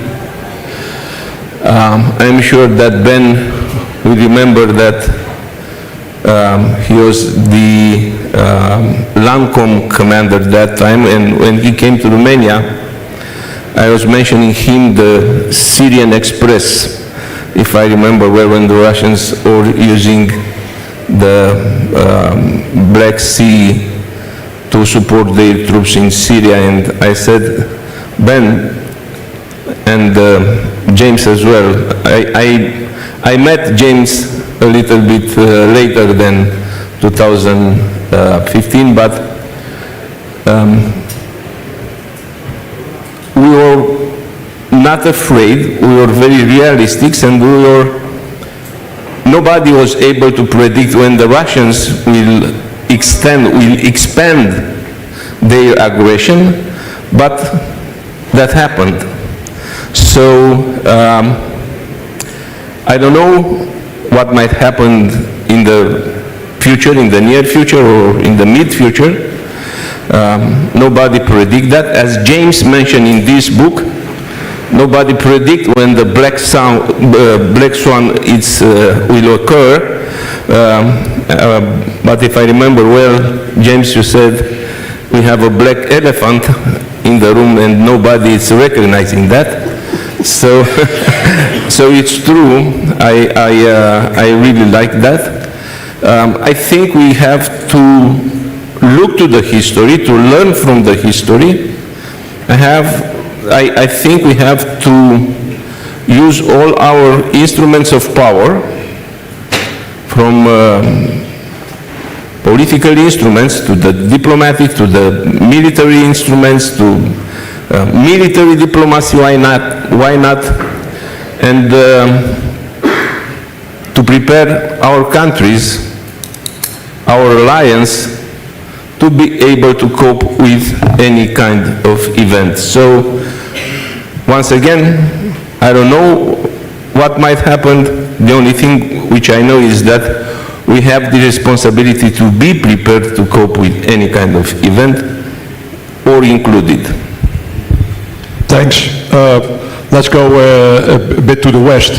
Jose, Portugal was neutral in the Second World War, which was convenient for both the Axis countries and for the Allied countries to have a place like that. Portugal is now thoroughly and completely in NATO. From the southwest of Europe, how are you looking at the situation in 2026? Thank you very much. First of all, I would greet all of you, the members of the panel and the moderator. I believe that this panel has a happy title because it invites us for a timely, interesting and demanding reflection. Are we facing a strategic warning or strategic alert? If we try to compare May 1939 with May 2026, there are similarities, but history does not repeat itself mechanically. There are similarities. In 1939 there were aggressions, concessions, rearmaments. That's what we are facing today. But in 1939 there was no NATO, there was no European Union, so it's not the same, it's not mechanical. We surely recognize that peace today is under pressure, or we might say at risk. So I believe that the key question is, do our enemies believe that the allies, the Western nations, the ones that have values, strong values, have the political will, the cohesion, and the operational readiness to defend peace. The second part of this title, on the subject, The Last Peaceful Summer, invites us to regard if we are facing a stable condition or a fragile pause. Let's see, remember that it's 87 years after 1939. So the problem, in my view, my perspective, is to understand if we are in fact preventing war. The reality is that peace is being eroded externally and internally. Externally, namely, through Russia's aggression and ambitions, and internally, inside NATO, inside European Union, by US strategic demands and some divergences among allies. So the alliance was stronger, revitalized with the invasion of Ukraine, but it also revealed that the war in Ukraine, some weaknesses. There is a clear asymmetry between inside NATO, because the US is retaining the military and the political capabilities and primacy, and Europe is still far from strategic autonomy. So the diagnosis is made. The war has united allies and also exposed the existing dependencies. There is a big gray zone between peace and war. And regarding Portugal, at the time, 1939, our Prime Minister decided and had a very strong strategic decision not to participate in the war, although in some areas of our territories we had to face the war. Thank you, so far. Thank you very much. I would say we go further west, but we're not. Further west would mean the USA, and as I understood over lunch from James Garofana, there is the greatest of all times executing a strategic master plan, which at my low level as a one-star I'm not able to grasp. Ben, you're living in Germany, so you're in the perfect position to combine your American knowledge and your European knowledge to predict whether 26 is basically 39. So I like your construct, Hans, about using the 1939 to 2026 to kind of compare the situation. In 1939, no Americans were interested in getting involved in a land war in Europe. Even after Nazi Germany had invaded Poland, and then the following year invaded France, Prime Minister Churchill, of course, was pleading with President Roosevelt, we need your help, but there was no support, no interest in the United States. Most Americans in 1939 were first, second, or third generation European immigrants, and they were like, we're not going back over there, we left to get away from that. And so there was really no desire. And in 1939, the U.S. Army was number 19 in the world, smaller than the Army of Portugal and only barely larger than the Army of Bulgaria. So we were totally unprepared. Now think about where we are today. Secretary Gates, former CIA director, former Secretary of Defense, most of you know who Secretary Gates is. He said America has a perfect record of getting it wrong at the start of every war we've ever been in. The key has always been how fast could we adjust and get it right. But the problem is a lot of young people get killed in that process. There's huge waste, huge damage. It has already been done before we finally do get it right, if we do get it right. Here we are now in 2026, and at least people are thinking about, okay, Russia probably is going to attack somehow in 3, 4, 5 years. That number's based on different factors. But I think most of those assessments are based on an assumption that Ukraine is going to be defeated, that Ukraine will fail, and then the Russians can turn their attention to the rest of us.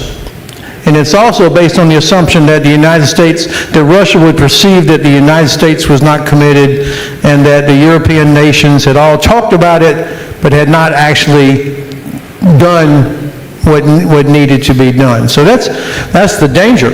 And my old friend General Chuka, Prime Minister, you earned it, but it just doesn't sound right. General Chuka is correct. Everything that Russia did in the last 20 years happened after we disarmed, made ourselves weaker.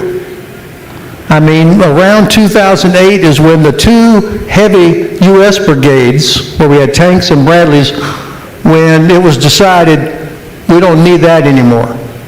And so they all went home. So we had 2 much lighter brigades, that was it, of U.S. Army in Europe. And then the Army made the decision, we don't need Apache helicopters in Europe anymore, but for what? We need those somewhere else. And so the Army made the decision to inactivate our combat aviation brigade. So all of these things are happening, and Russia is mirroring or paralleling our strategic decisions, and UK takes almost all their troops off of the continent, sends them back home.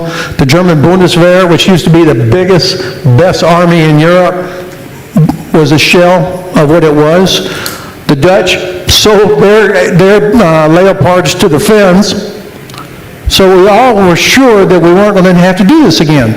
And that's exactly when Russia began to do what they were doing. Georgia, Ukraine, Syria, everything else. So I don't want to belabor this too much, but it's obvious that the Russians make their decisions based on their perception of our readiness, of our willingness to do whatever it takes to deter them from making this terrible decision. Are we in the same situation as in 1939? No, but we're out of ammunition. I mean, how the hell did that happen? We've been watching this war for years, and we're out of ammunition in 2 months? We're not prepared. Yeah, I was planning to get to you, so there was a connection here. Nikolai. I would like to add something. So because we are making, or we try to make similarities about what happens in between 1926, 1939, and now here in 2026, we may compare 1939 with 2036, but we are missing something. We are missing the year 1938. And I cannot envision which one of the summits from 2025 could be considered similar to the conference from Munich. So that's my point. And I don't think everything should be related, everything which might happen in 2026 should be related to the Russians' aggression against other territory than Ukraine. Because I think we will not find the answer. When Ben mentioned Winston Churchill, it came in my mind his definition regarding Russia. So if we want to understand Russia, we have to understand Churchill's definitions of Russia. Russia is a riddle wrapped in the mystery inside an enigma. If we will answer this question, so maybe we'll identify what will happen in 2026. It's great that you opened this kind of worms of politicians. Comparison with 38. I bring you peace with honor. What is notable is that the politicians that were in charge during the Second World War were voted out of office straight after the war, both in the US and the UK. So the question is, do we have the right politicians at this time? No volunteers, then José is the volunteer. I will try to answer on a military basis. I believe we all believe that the diagnosis is done. So the challenge, the main challenge for the alliance will not be a large-scale conventional attack, but rather cyber attacks, hybrid warfare, and so on. And we should look at this area, this Balkans and Black Sea. NATO and Western nations are indispensable here. And how is deterrence working in this area? So are we really preventing war to happen or to be spread out of Ukraine? We must take a look at NATO and European Union and see very thoroughly the steps that must be taken. We must rearm, we must be focused and pay attention to what is the real assessment of the situation currently. The politicians have their responsibilities and the military are here to respond to those responsibilities according to their decisions. Thank you. Which is the right democratic answer, of course. On the other hand, we're also influencers, we're all influencers, and we have to influence our politicians in this respect. Don't we, James? Yeah, so I was just going to finish off the quote, because of course the full quote says, it's a riddle wrapped in a mystery inside an enigma, but perhaps there is a key. The key is Russian national interest. And his idea being that somewhere you could find the sweet spot around which you could establish some form of detente, so who knows. I think your point about political leaders is very interesting, because this generation of leaders do not have personal experience of war, and I would say if you look at the number of strategic shocks and aftershocks they have faced since 2001, you number about 15. It's been an incredibly difficult time to be a leader. You know, they crave stability, but they haven't got stability. And they find it very difficult to prioritize defense. And that's why I give credit to the US, you know, at the summit, driving this commitment to increase defense spending. And if we can do that, then we have the money to build the capacity that we need to deter Russia. And I think we need the US and the strong allies in the alliance to hold everybody's feet to the fire, including the UK. It's history is fascinating. In Western Europe, let's talk about Netherlands, peacetime has become normal. Even during the Cold War, we were preparing. I'm one of the last guys that still is a Cold War veteran, but we didn't expect them. Our teachers did. At Staff College, they were really serious about it, and we went to the motion. We didn't expect it.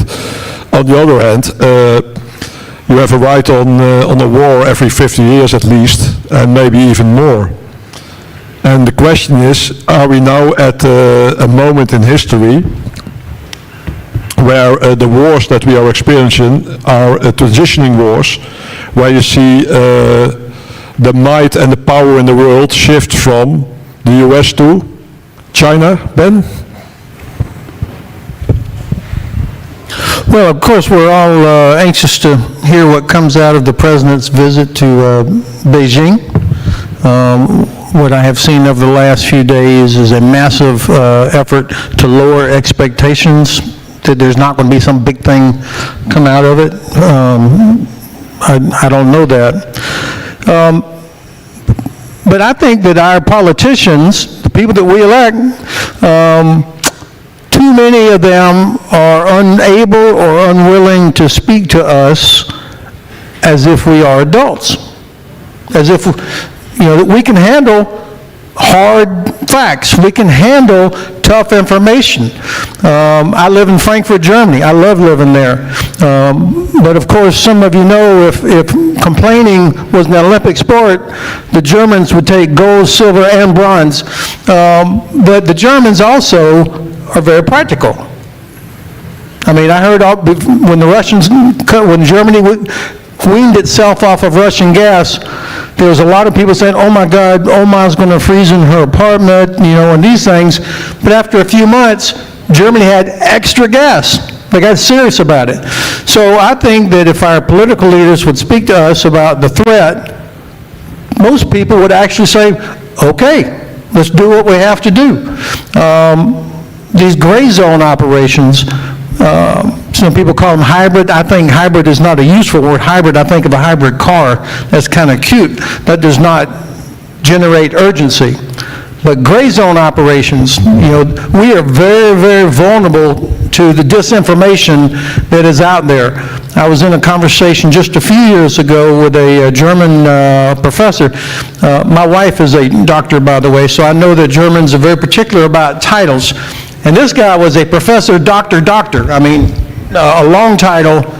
And he said, come on, Ben, why do you care so much about Crimea? It's always been Russian. That was a widely held belief. And so if our political leaders can't get us to understand the threat and what needs to be done about it, we are still, too many nations, including here, still treat these Russian drones that are flying through airspace as a crime scene. That you got to have absolute proof that it was a Russian that did it, or that damaged a railroad, or some other thing, instead of saying, okay, of course these are Russians that are doing it. Maybe it's not to do with a Russian flag, but that's who's doing it. And it's only going to continue until we get serious about inflicting consequences, pain on the Russians for doing this. It's not a court case. This is about protecting your interests. And I think this is where our political leaders could be much more direct and speak to us about, this is not going to provoke the Russians to attack. This is how you make them stop attacking. Yeah, that's the difficult thing. I get to you, Nikolai. I had a discussion with Ben after the NATO summit. He was in train in the Netherlands, and Ben thought he was under hybrid attack. Which in this case wasn't the case, but at least 20, 30 other things during the NATO summit, they were hybrid attacks. And is it really necessary to know from what direction that attack is coming? I don't think so. I mean, was a Freud quote, a cigar sometimes is just a cigar, you have to defend against things that are happening, and whether they're Russian or German or Dutch makes no difference. Nikolai. The only thing which I would like to add is that I think it's not the right word to be used to influence. Because I think we don't have to influence the politicians, by politicians understanding the decision makers. So I do really consider that the decision makers should be convinced, once they have taken that position, what is their responsibility. If we look to the current situation, and if we also look to what happened in the history, and Ben was mentioning couple of facts here, to cope with the war, you won't be prepared in 6 months, in 2 years, neither in 5 years. So this is a continuously process which should be considered one of the first priorities of each politician, each leader.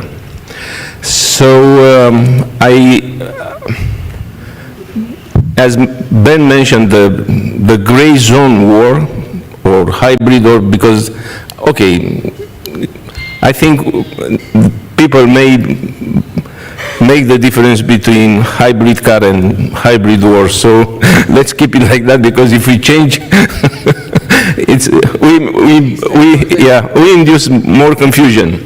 So this hybrid war, it's happening every day. Even we are facing a potential conflict or not. So this could be one of the most important responsibilities of each politician. So once again, I don't know who is going to influence the politicians. If you are considering the military sector, they have to do their job and to bring the arguments for the politicians to take the right decision, not to influence them, because... You have to. I mean, I was the first guy on Twitter in the Netherlands, in the military, with the main aim to also be in that public debate. On the other hand, resilience, a sense of urgency. Is everyone here in the room having that sense of urgency? Do you have an emergency package at home? Yeah, with a emergency radio? Who has an emergency radio? Hands, I want to see hands. Yeah. 5%. 12 liters of water. You may also count beer and wine. 20%. 500 euros in cash. Cash, yeah. You are practitioners. You're here at a security conference, you know, and only 20% is prepared for an emergency. Maybe not even war, but if the electricity isn't running, you won't also have no water. So maybe you have to rethink that. And if the voters, and this is not an A-select audience, if the voters don't feel that sense of urgency, will the politicians feel that sense of urgency? But I've got 7.5 minutes, so there is some time for questions, if you'd like. Short ones, concise, and no, I'm not going to give my microphone away. Yeah, you won, this time. All right. Well, thank you. My name is Karsten Friis from Norway. The title of the panel, The Last Peaceful Summer, isn't the answer to that, how can we make it the last summer of war in Ukraine, as General Hodges pointed to. So my question to the 4 or 5 generals, how can we end the war in Ukraine? Isn't that the solution? 1 minute to answer that. Okay. Ben, how can we end the war in Ukraine? And Step one is make that the objective. Say that we want Ukraine to win the war. Now, there's too many people talking about, we want it to end and we want Ukraine to be in a good negotiating position. What nonsense. I mean, in 1942, Churchill and Roosevelt decided Germany first. In 1943, they decided unconditional surrender. That was the end state of the war, at a time when there was no reason for optimism by either Great Britain or the United States. But they set a very clear end state. And then you could get industry, you could get the population, you could do all the stuff you had to do. And the U.S. Army, which was number 19 in the world, grew to 8 million people in 4 years.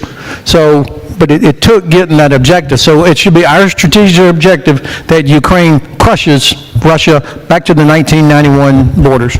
And Ben has been consistent in that opinion since the invasion of Ukraine. Jose. I fully agree with Ben. If something happened like negotiations with Ukraine, it would not be the same. So the war must end with Ukraine prevailing after the war. Nikolai? Taking into account that the most powerful diplomacy in the world has at least 2-3 attempts last year and also this year to find a diplomatic solution, and that was not possible.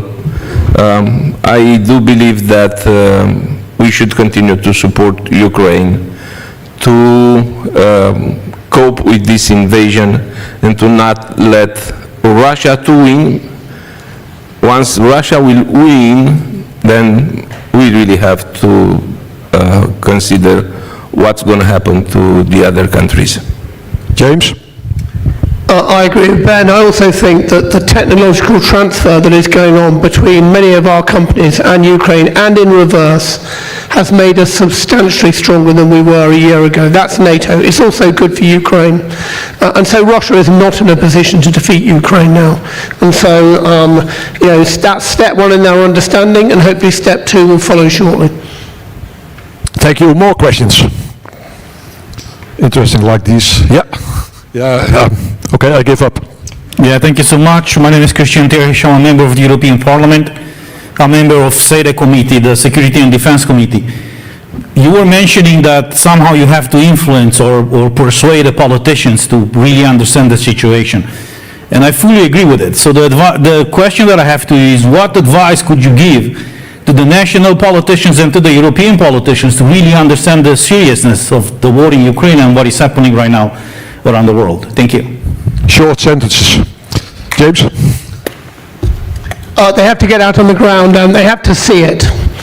And they have to see it with a military assistant who will pester them forever to remind them of what they saw.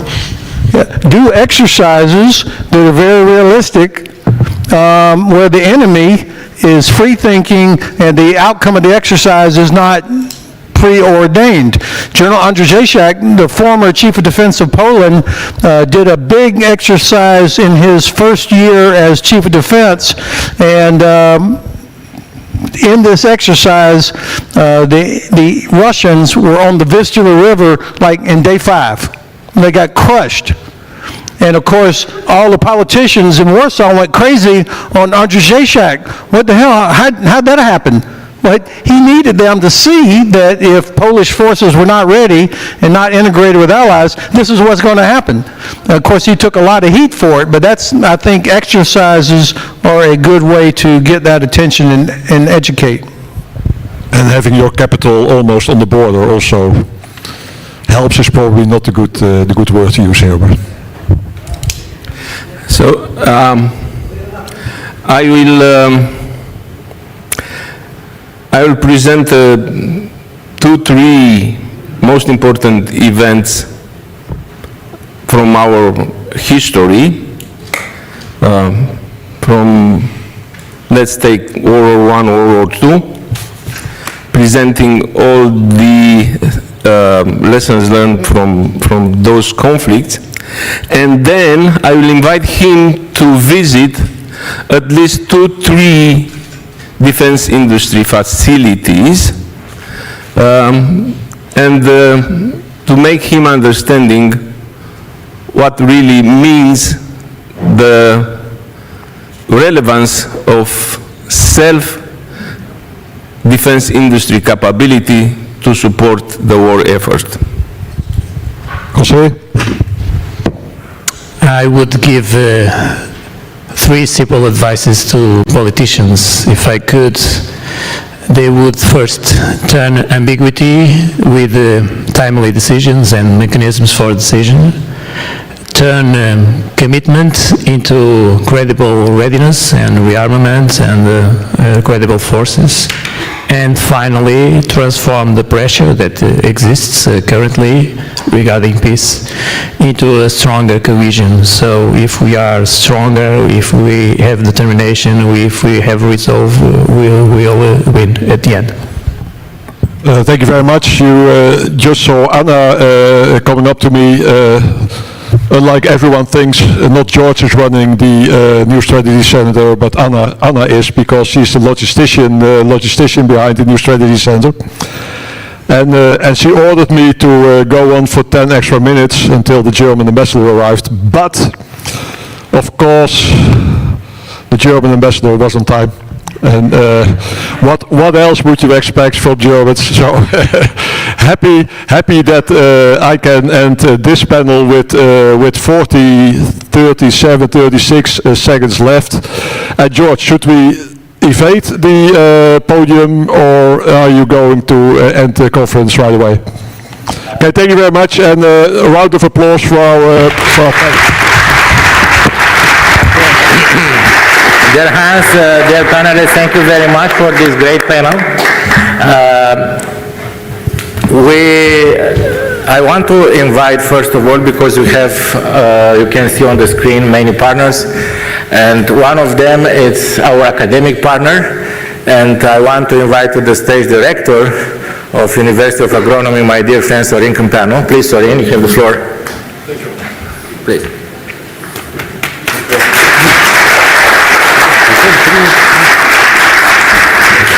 Thank you, George.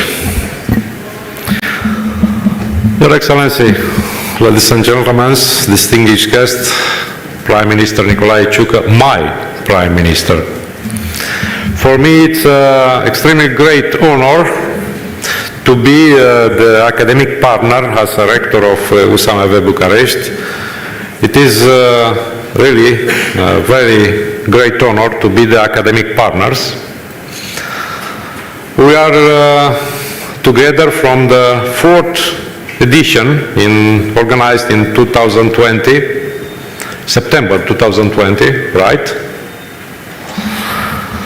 And I honestly admit at the time for me was not possible to imagine so many challenges, so many security challenges in 2020. But for George and for Ionel was possible. George and Ionel are visionaries, are professionals. Thank you for that, George. It is the 10th edition. For me as academic, as professor, 10, it's a very significant number. It's the symbol of the excellence. The new strategic, the Black Sea and Balkans Security Forum is a symbol of the excellence. And I want to just thank you for that, George. I want to thanks to the main partner, country partner, Germany, and all the partners. Thank you once again, because all the topics discussed today and yesterday are only one major objective, a better and safer world. Thank you once again. Thank you very much, Sorin. Our great cooperation. Thank you very much. And now I want to invite to the stage, because you can see Germany, it's our country partner this edition, and I want to invite Ambassador of Germany to Bucharest, Her Excellency Angela Geiniger. Angela, please.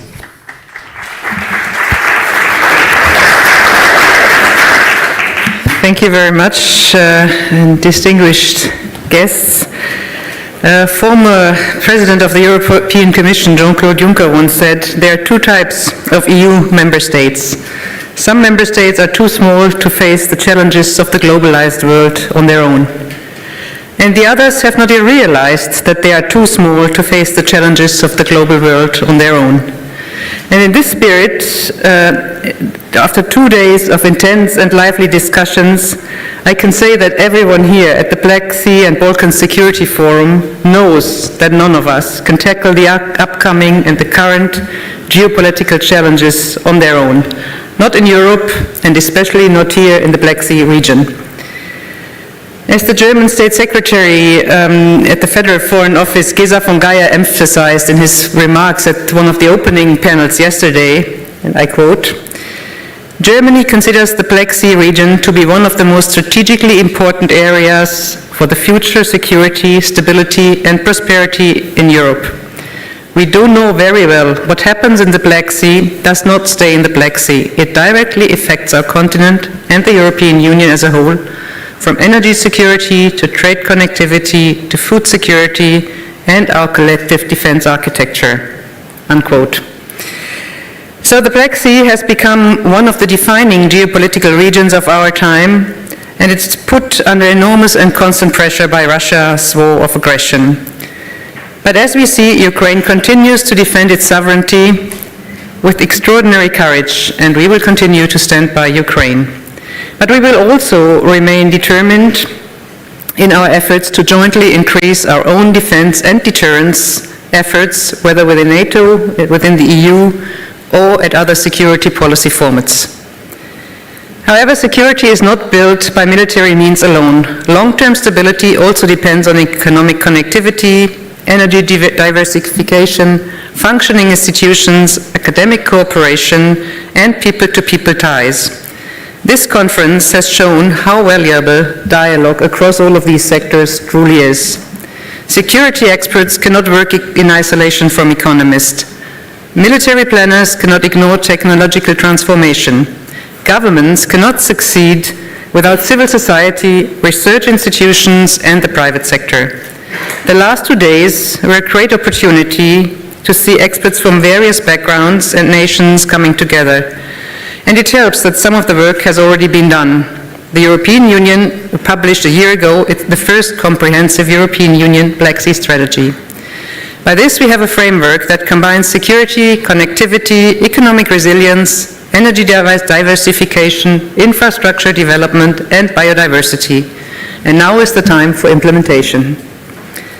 If history has taught us a lesson, it is that Europe is strongest when it acts together. Not when it's driven by fear, but by determination, and when it builds a common purpose. Let us therefore end this conference not only with new analysis and fresh insights, but also with renewed commitment. Commitment to cooperation, commitment to European security, unity, and shared responsibility. And on behalf of Germany, I would like to thank all participants and partners. We are very proud to be part of this conference as a partner country. And I think that we have managed together and with this conversation, to go another step in the direction of building a safer, more resilient, and more united Europe. And a special thanks, of course, to the new Strategy Center, to you, George, and your team. I think you have done a wonderful job in bringing so many people together here and organizing this conference, as doing it on a very tight time schedule, but very efficiently. It has been a wonderful experience, I think, for all of us, and thank you so much. All the best to you and your team. Vielen Dank.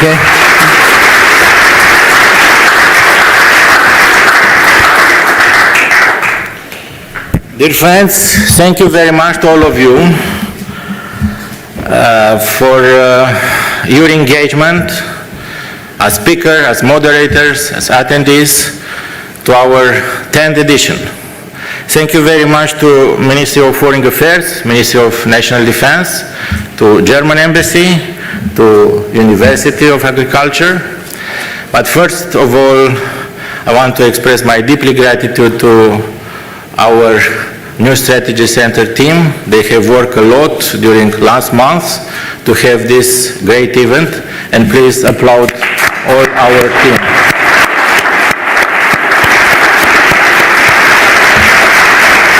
Also, thank you very much to our translators and to security. They work also very hard in the last 2 days. And of course to our sponsors. All time is necessary to have good sponsor, great sponsor, general sponsor, first of all, to have this such an event. Part of them are still here. Thank you very much to all of you for sharing with us our vision and helping to have this conference. Thank you very much. I think during these 2 days we demonstrate that Black Sea and Balkans are a strategic continuum. And I think we understand that here in Europe we need our Zeitenwende, our turning point. First of all, to invest more in defense, to invest in our resilience, to invest in our industry. And also, I think it's necessary to understand how we can better cooperate. We need America, we need the United States, but also I think Washington needs Europe. Despite who is temporarily the big boss at the White House, the President of the United States. What we need, not to have another Munich conference, not to have another Ribbentrop-Molotov pact, not to put pressure on Ukraine to cede territories. I think it's necessary to hold the line together, Americans and Europeans, to stop Russia, to stop China, because this alliance between North Korea, Iran, China, and Russia, it's working better than Iron Pact in the World War II. And you can see consequences everywhere in the world. But as I mentioned, is need to have peace, but not a fake peace. We need a peace, a real peace. We need a robust peace agreement, not to force Ukraine to accept a humiliation and a shameful peace agreement. I think we need to understand, and especially here in Romania, because we have this debate not in Lisbon, not in Madrid, but few kilometers from the battle line, few kilometers from Ismail, from Odessa, where Russia is bombing every day civilians and critical infrastructure. And it needs to support Ukraine to have a fair peace. And not only to have a peace, but to continue to support Ukraine, because if you support Ukraine, we support our freedom in Europe. And also we need to support Ukraine to liberate their territories, because Kherson is Ukraine, Lugansk is Ukraine, Donetsk is Ukraine, and Crimea is Ukraine. And at the end, I want all of us to understand that it's necessary to continue to work to support them. It's necessary to continue to support our defense industry. Also, we need to continue to try to have a fair transatlantic link and a good relation with the United States, because we invest a lot in these relations with the United States, not only Romania, but on the entire eastern flank, when we as Europeans. And at the end, I want to work together, not only to support Ukraine to liberate territories, but if you continue to support Ukraine, finally, we can have together a great objective, finally, to make Russia small again. Thank you very much to all of you. Please don't forget, let's Russia small again, make Russia small again, and I'm looking forward to seeing you next year in Bucharest and to discuss about Black Sea, about Balkans, about our great cooperation with the United States, together to deter Russia, to stop Russia, and to help Ukraine. Thank you very much to all of you, and see you next year in Bucharest. Thank you very much.